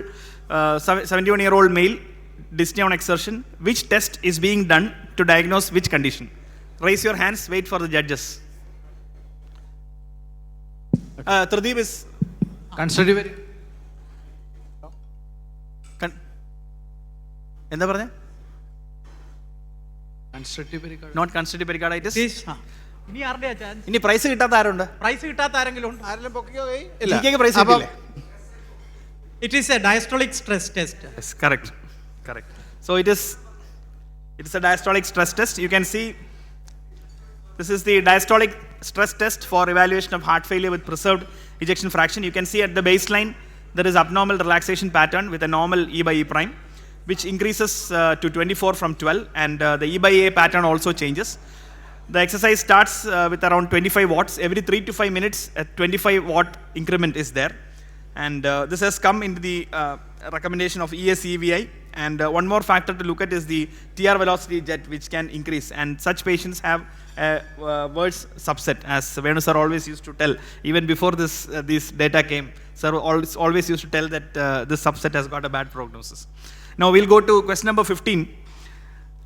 This 38-year-old neurology patient, again neurology, with normal cardiovascular system, was operated on by a cardiac surgeon.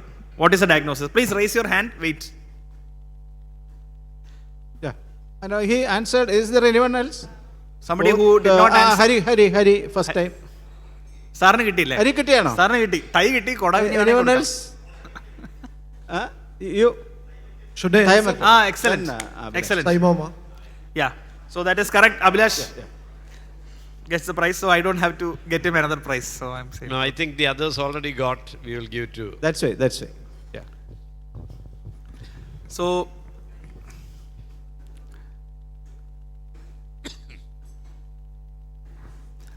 this is thymectomy, which was done for a myasthenia gravis patient. Up to 60 to 65% of patients with myasthenia can have thymic hyperplasia. 10 to 15% have thymoma, and this alters the clinical outcome. The thymus was thought to be the seat of the soul by Galen more than 2,000 years back. Now, this month in NEJM, there was an article on thymus. That's why I included this question. Because of its relation to immune system and inflammation, thymus is now thought to have an effect on atherosclerosis also. So probably post-thymectomy, just like post-radiation, you are on the lookout for heart disease. Post-thymectomy patients may need to be followed up for early accelerated atherosclerosis. This just came just this week. Okay, question number 16, we go to raise your hands and wait, okay? Which is the drug carrier in the Magic Touch coronary drug-eluting balloon, which is the first sirolimus-coated balloon. Traditionally, all the drug balloons were paclitaxel because the property of paclitaxel was better to have better tissue penetration. The Achilles heel of sirolimus was it could not penetrate much into the tissue. And now we are using it for ISR, small vessel disease, osteal disease, and so on and so forth. So what is a drug carrier which enables the use of sirolimus in a drug-eluting balloon, which allows the drug to stay in the vessel, penetrate deeper into the intima and the tissue? Anybody? One clue. Anybody? Clue. Starting letter. Starting letter, my God.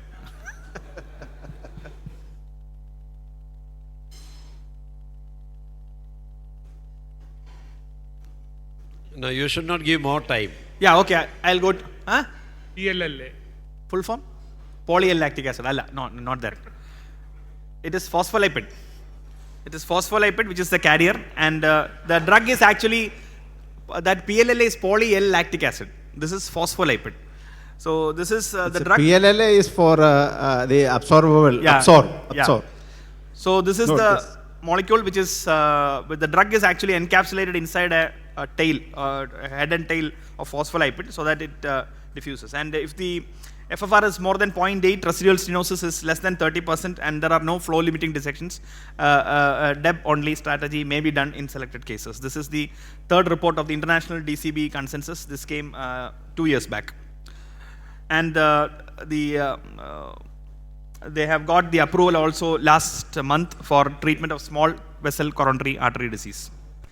Okay, next we'll watch a video from an Oscar-winning movie, Minari, which is about a child protagonist who has a congenital heart disease, and the mother is a very anxious non-medical mother who always auscultates the child. And one day she finds that the murmur has increased in intensity, and frantically she takes the patient, her boy, to the cardiologist. So we'll just watch this video, and then the next question will come.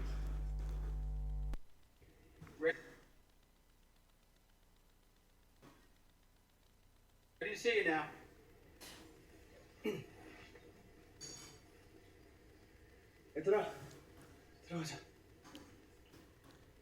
Okay, see. This is the key part. Close out, like a door.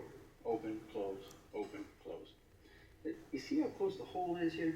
And this is why the California doctor wanted to wait till he's a bit older before surgery. But, and are you ready? It looks like the hole is getting smaller. What? It's still there, but in compared measurements, it's a significant improvement. Right? This means we can rule out surgery, and we can see if the hole closes up on its own. This is very good news. But some says it gotten louder. Yes, sometimes as the hole gets smaller, the sound gets louder. Loud is good. Are we happy? Yes, I'm happy.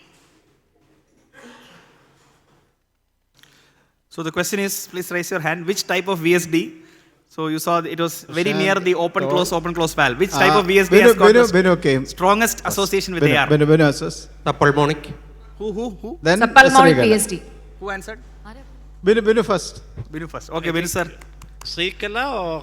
Binu raise. Binu. So this is the subpulmonic or supracrystal VSD as per the older terminology. And it is more often seen in people of East Asian origin also. And we know that the Reynolds number, which is determined by the density, velocity, and diameter of the vessel, and the viscosity actually determines the turbulence and thereby determines the intensity of murmur. So if the Reynolds number is more, the turbulence is more, the murmur becomes louder. So that's about supracrystal VSD and AR, which is due to prolapse of the valve leaflet. Now we go to the 18th question. Which drug used in ophthalmology practice was recently found to be beneficial in acute decompensated heart failure? Somebody who has not answered? Praveen. Which one? Acetazolamide. Acetazolamide is correct. Diamox. It's a very good answer. So acetazolamide intravenously, 500 milligram was tried in acute decompensated heart failure, was found to improve decongestion and decrease the hospital stay and improve the quality of life. And it's a carbonic anhydrase inhibitor acts at the proximal tubule on the sodium hydrogen exchange, prevents sodium reabsorption. And probably we'll have oral trials also, not yet there. We go to the 19th question. A 40-year-old male with history of recent antireval MI, LV dysfunction, LV apical clot on NOAC, then developed MDR TB, idiotine pambu adichu. On top of this, he developed MDR TB. Is referred to cardiologist for opinion regarding starting a new FDA-approved drug for MDR TB, bedaquiline. So what should the cardiologist, so you was referred to me, so what should I check, monitor specifically in this patient? Somebody raise the answer, please wait for the judges. No. QT interval. This is not assembly, please maintain decorum. I think it should go to him. Who has said? What did he say? QT interval. Excellent, excellent. So he gets a prize. So this is bedaquiline, it's a mycobacterial ATP synthase inhibitor. It can increase the QT interval. So the mean increase in QT interval with this drug is around 30 to 40 milliseconds only. But up to 5% of patients can have a QTC which is more than 500. And usually it is reversible and will come down after 6 months of therapy. Once you stop it, around 2 to 3 months time, the QT normalizes in most patients. So this is what we have to be careful. And some of these patients may be on concomitant antifungal drugs, which can again potentiate. So we have to think about this molecule. Now, question number 20. Please raise your hand. Connect these two images. This is the formula for calculating what? These PGs will anyway answer. If Nini Madam were here, Nini Madam taught me this first. This concept.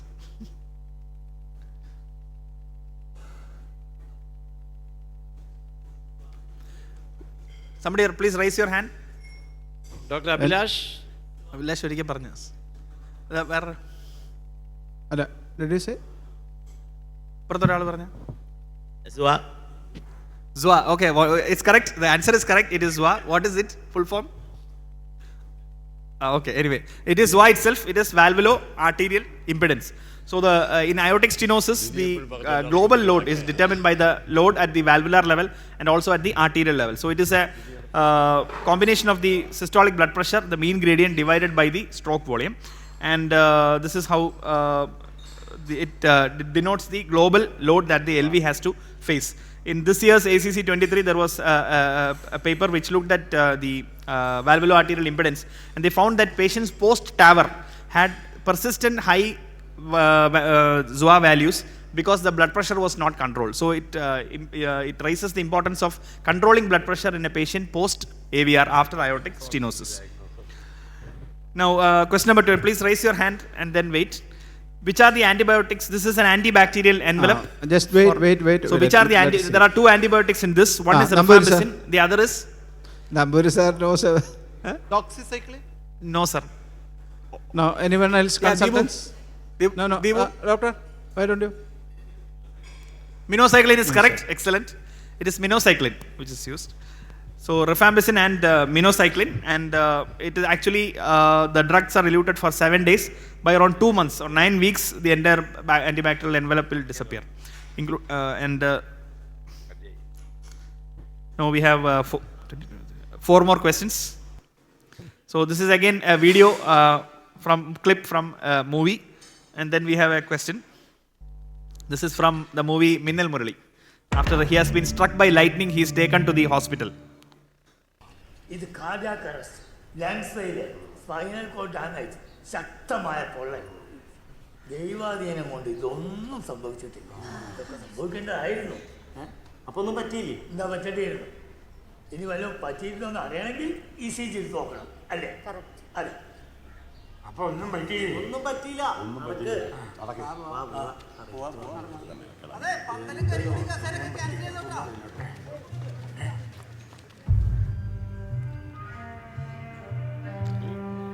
The key point is here. You look at the markings on his skin.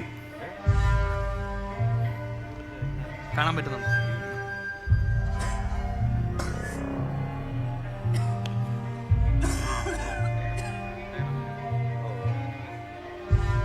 Jason ഒന്ന് പെട്ടെന്ന് ആയിക്കോട്ടെ.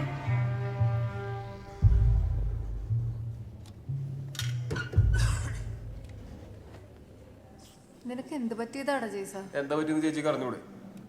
ചുമ്മാ ചേച്ചി വെറുതെ ആളെ കളിയാക്കാനായിട്ട്. നീ എന്തിനാ എന്നോട് ചൂടാവണേ? നീ പറയണടുത്തൊന്നും ഞാൻ പറഞ്ഞിട്ട് മിന്നൽ വന്നെന്ന്. അല്ല, ഞാൻ പറഞ്ഞിട്ടാണല്ലോ മിന്നൽ വന്നത്.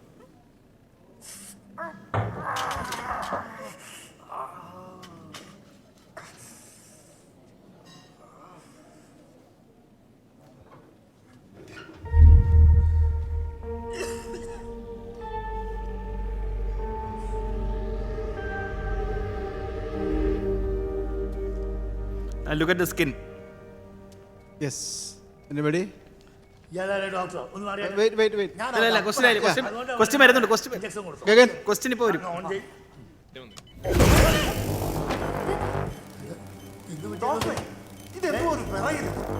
എനിക്കും അറിയില്ല, ചിലപ്പോ ഇങ്ങനെ കഴിക്കുന്നില്ല പ്രവർത്തനം.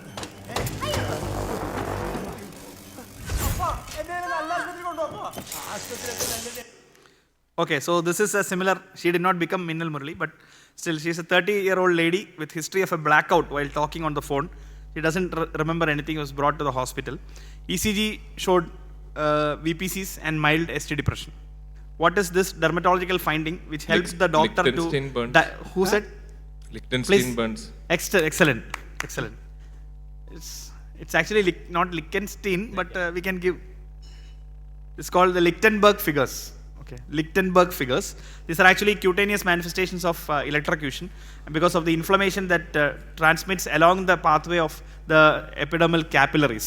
So there will be fern-like pattern. It looks as if there is a tattoo, but it's actually the fractal burning pattern of burns of the electrical injury. We know that cardiac effects are very common, and it has been found that patients can develop more commonly, ventricular arrhythmias are more common than supraventricular arrhythmias. VT and VF are reported. Atrial fibrillation, QT prolongation, ST elevation, ST depression have all been described. Now, next, kai pokkittu parayane. Kana pettanna answer parayu. So, what is the strut thickness of this Make in India stent? Madhu sir has not got the chance yet. 100, okay, so he's scored 100. So that is correct. This is, you can see the box-like pattern. This is the bioresorbable scaffold from Merrill. This is MERS. It's a MERS, and it is 100 micron, and it has got the only visible parts are the two platinum markers at both ends of the bioresorbable scaffold. So only two more questions. The next question is about a 50-year-old male. Please raise your hand, wait. A 50-year-old male, this patient actually came to the surgeon with leg pain, and then he was referred to the cardiac surgeon and then evaluated. So 50-year-old male, identify this rare vascular anomaly. Sir? No sir, not May Turner. This is the, actually, no. You can, the markings are the left common iliac artery, external iliac artery, and the internal iliac artery are all shown, and the internal iliac artery is actually, you can, Hari sir? Excellent answer. So excellent answer. So you can see this is the persistent sciatic artery. Normally the sciatic artery will regress during development. So this is the persistence of the axial limb artery. It's a rare phenomenon, less than 0.5%. The thing is that they are prone for stenosis as well as aneurysm formation. Up to 40 to 50% of patients can have aneurysms. So in fact this patient had an aneurysm and was operated on by the surgeon. So you can see internal iliac artery is continuing as the major lower limb artery. Excellent answer. Now we go to the last question. So this is the persistent sciatic artery. Okay. Last question. This kai pokkita answer parayo. This is a patient from Kerala. You can see the echo and you can see the ECG. Dr. Srikala? Wrong.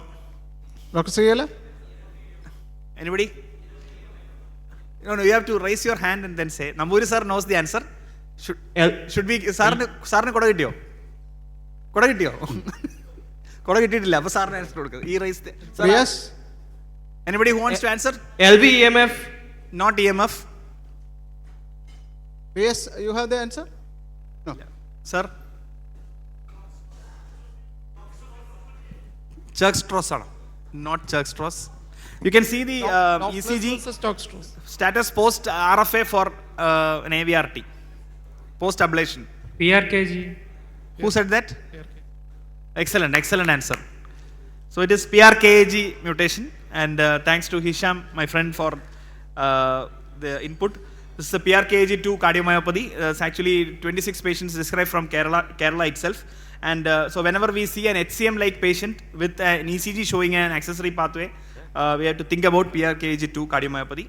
So thank you very much. So we have looked at theory and practice regarding evolocumab and yellow 3, POT PTCA balloon for post-dilatation, myocardial bridge, the intracoronary Doppler, statin recommendation for changing the category X, notch and bicuspid aortic valve, the V2 pattern break for localizing WPW, interaction between ticagrelor and phenobarbital, the 120 pulses in the newer generation IVL, regarding CPR and the EC pulse machine, rivaroxaban to be given along with food, the risk factors for abdominal aortic aneurysm being smoking and family history, the lithium iodide battery, vein of Gallen malformation as a cause of newborn heart failure, the role of diastolic stress testing in HFpEF, thymectomy and relation to atherosclerosis, the design of the drug-eluting balloons, the relation of the VSD with AR, acetazolamide for heart failure, bedaquiline and QT prolongation, valvulo-arterial impedance and importance of controlling hypertension post-AS treatment, the Tyrex, rifampicin and minocycline, the Lichtenberg figures, the thickness of the bioresorbable scaffold, persistent sciatic artery and PRKAG. So thank you very much.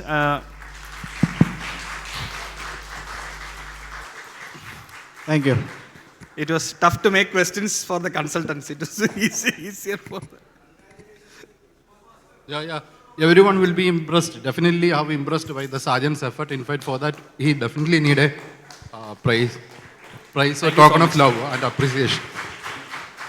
I thank request all Joshi sir to hand over this to all my Sergeant. teachers who kept alive the love for cardiology, because we have great teachers in Kerala. I think we should focus more on cardiology rather than unwanted things like positions and posts and ballots and so many things. Such a beautiful subject. We have so many good teachers. We learn from each other. Keep alive cardiology. Sergeant, it was really wonderful. You did it even better than last time. Congratulations. We all enjoyed it thoroughly.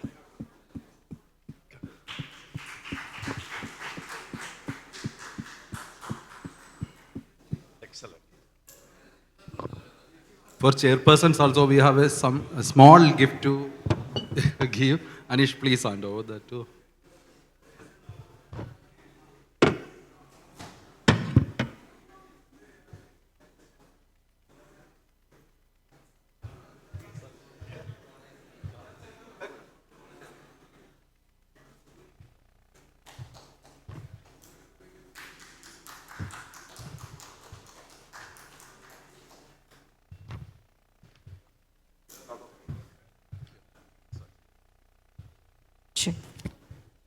Yes, thank you once again for conducting such an exciting and interesting quiz. And we are done with all the sessions, debates, discussions. And Thanks to the audiovisual team also for yes. And that's the end of 2-day-long annual meet ICC conducted by Indian College of Cardiology. Thanks for attending it and hope you enjoyed all the Please stay stay back. here. Trivandrum Cardiology Group. Before we close this, we have to say thanks to the organizing team. Please come on to the stage. We will have a group photo together. Please don't leave the hall. Everyone, please come out to the stage.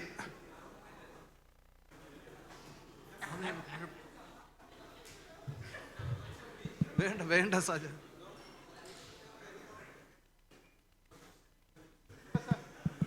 Everyone, please come on to the stage. We will have a photo together before we are going apart.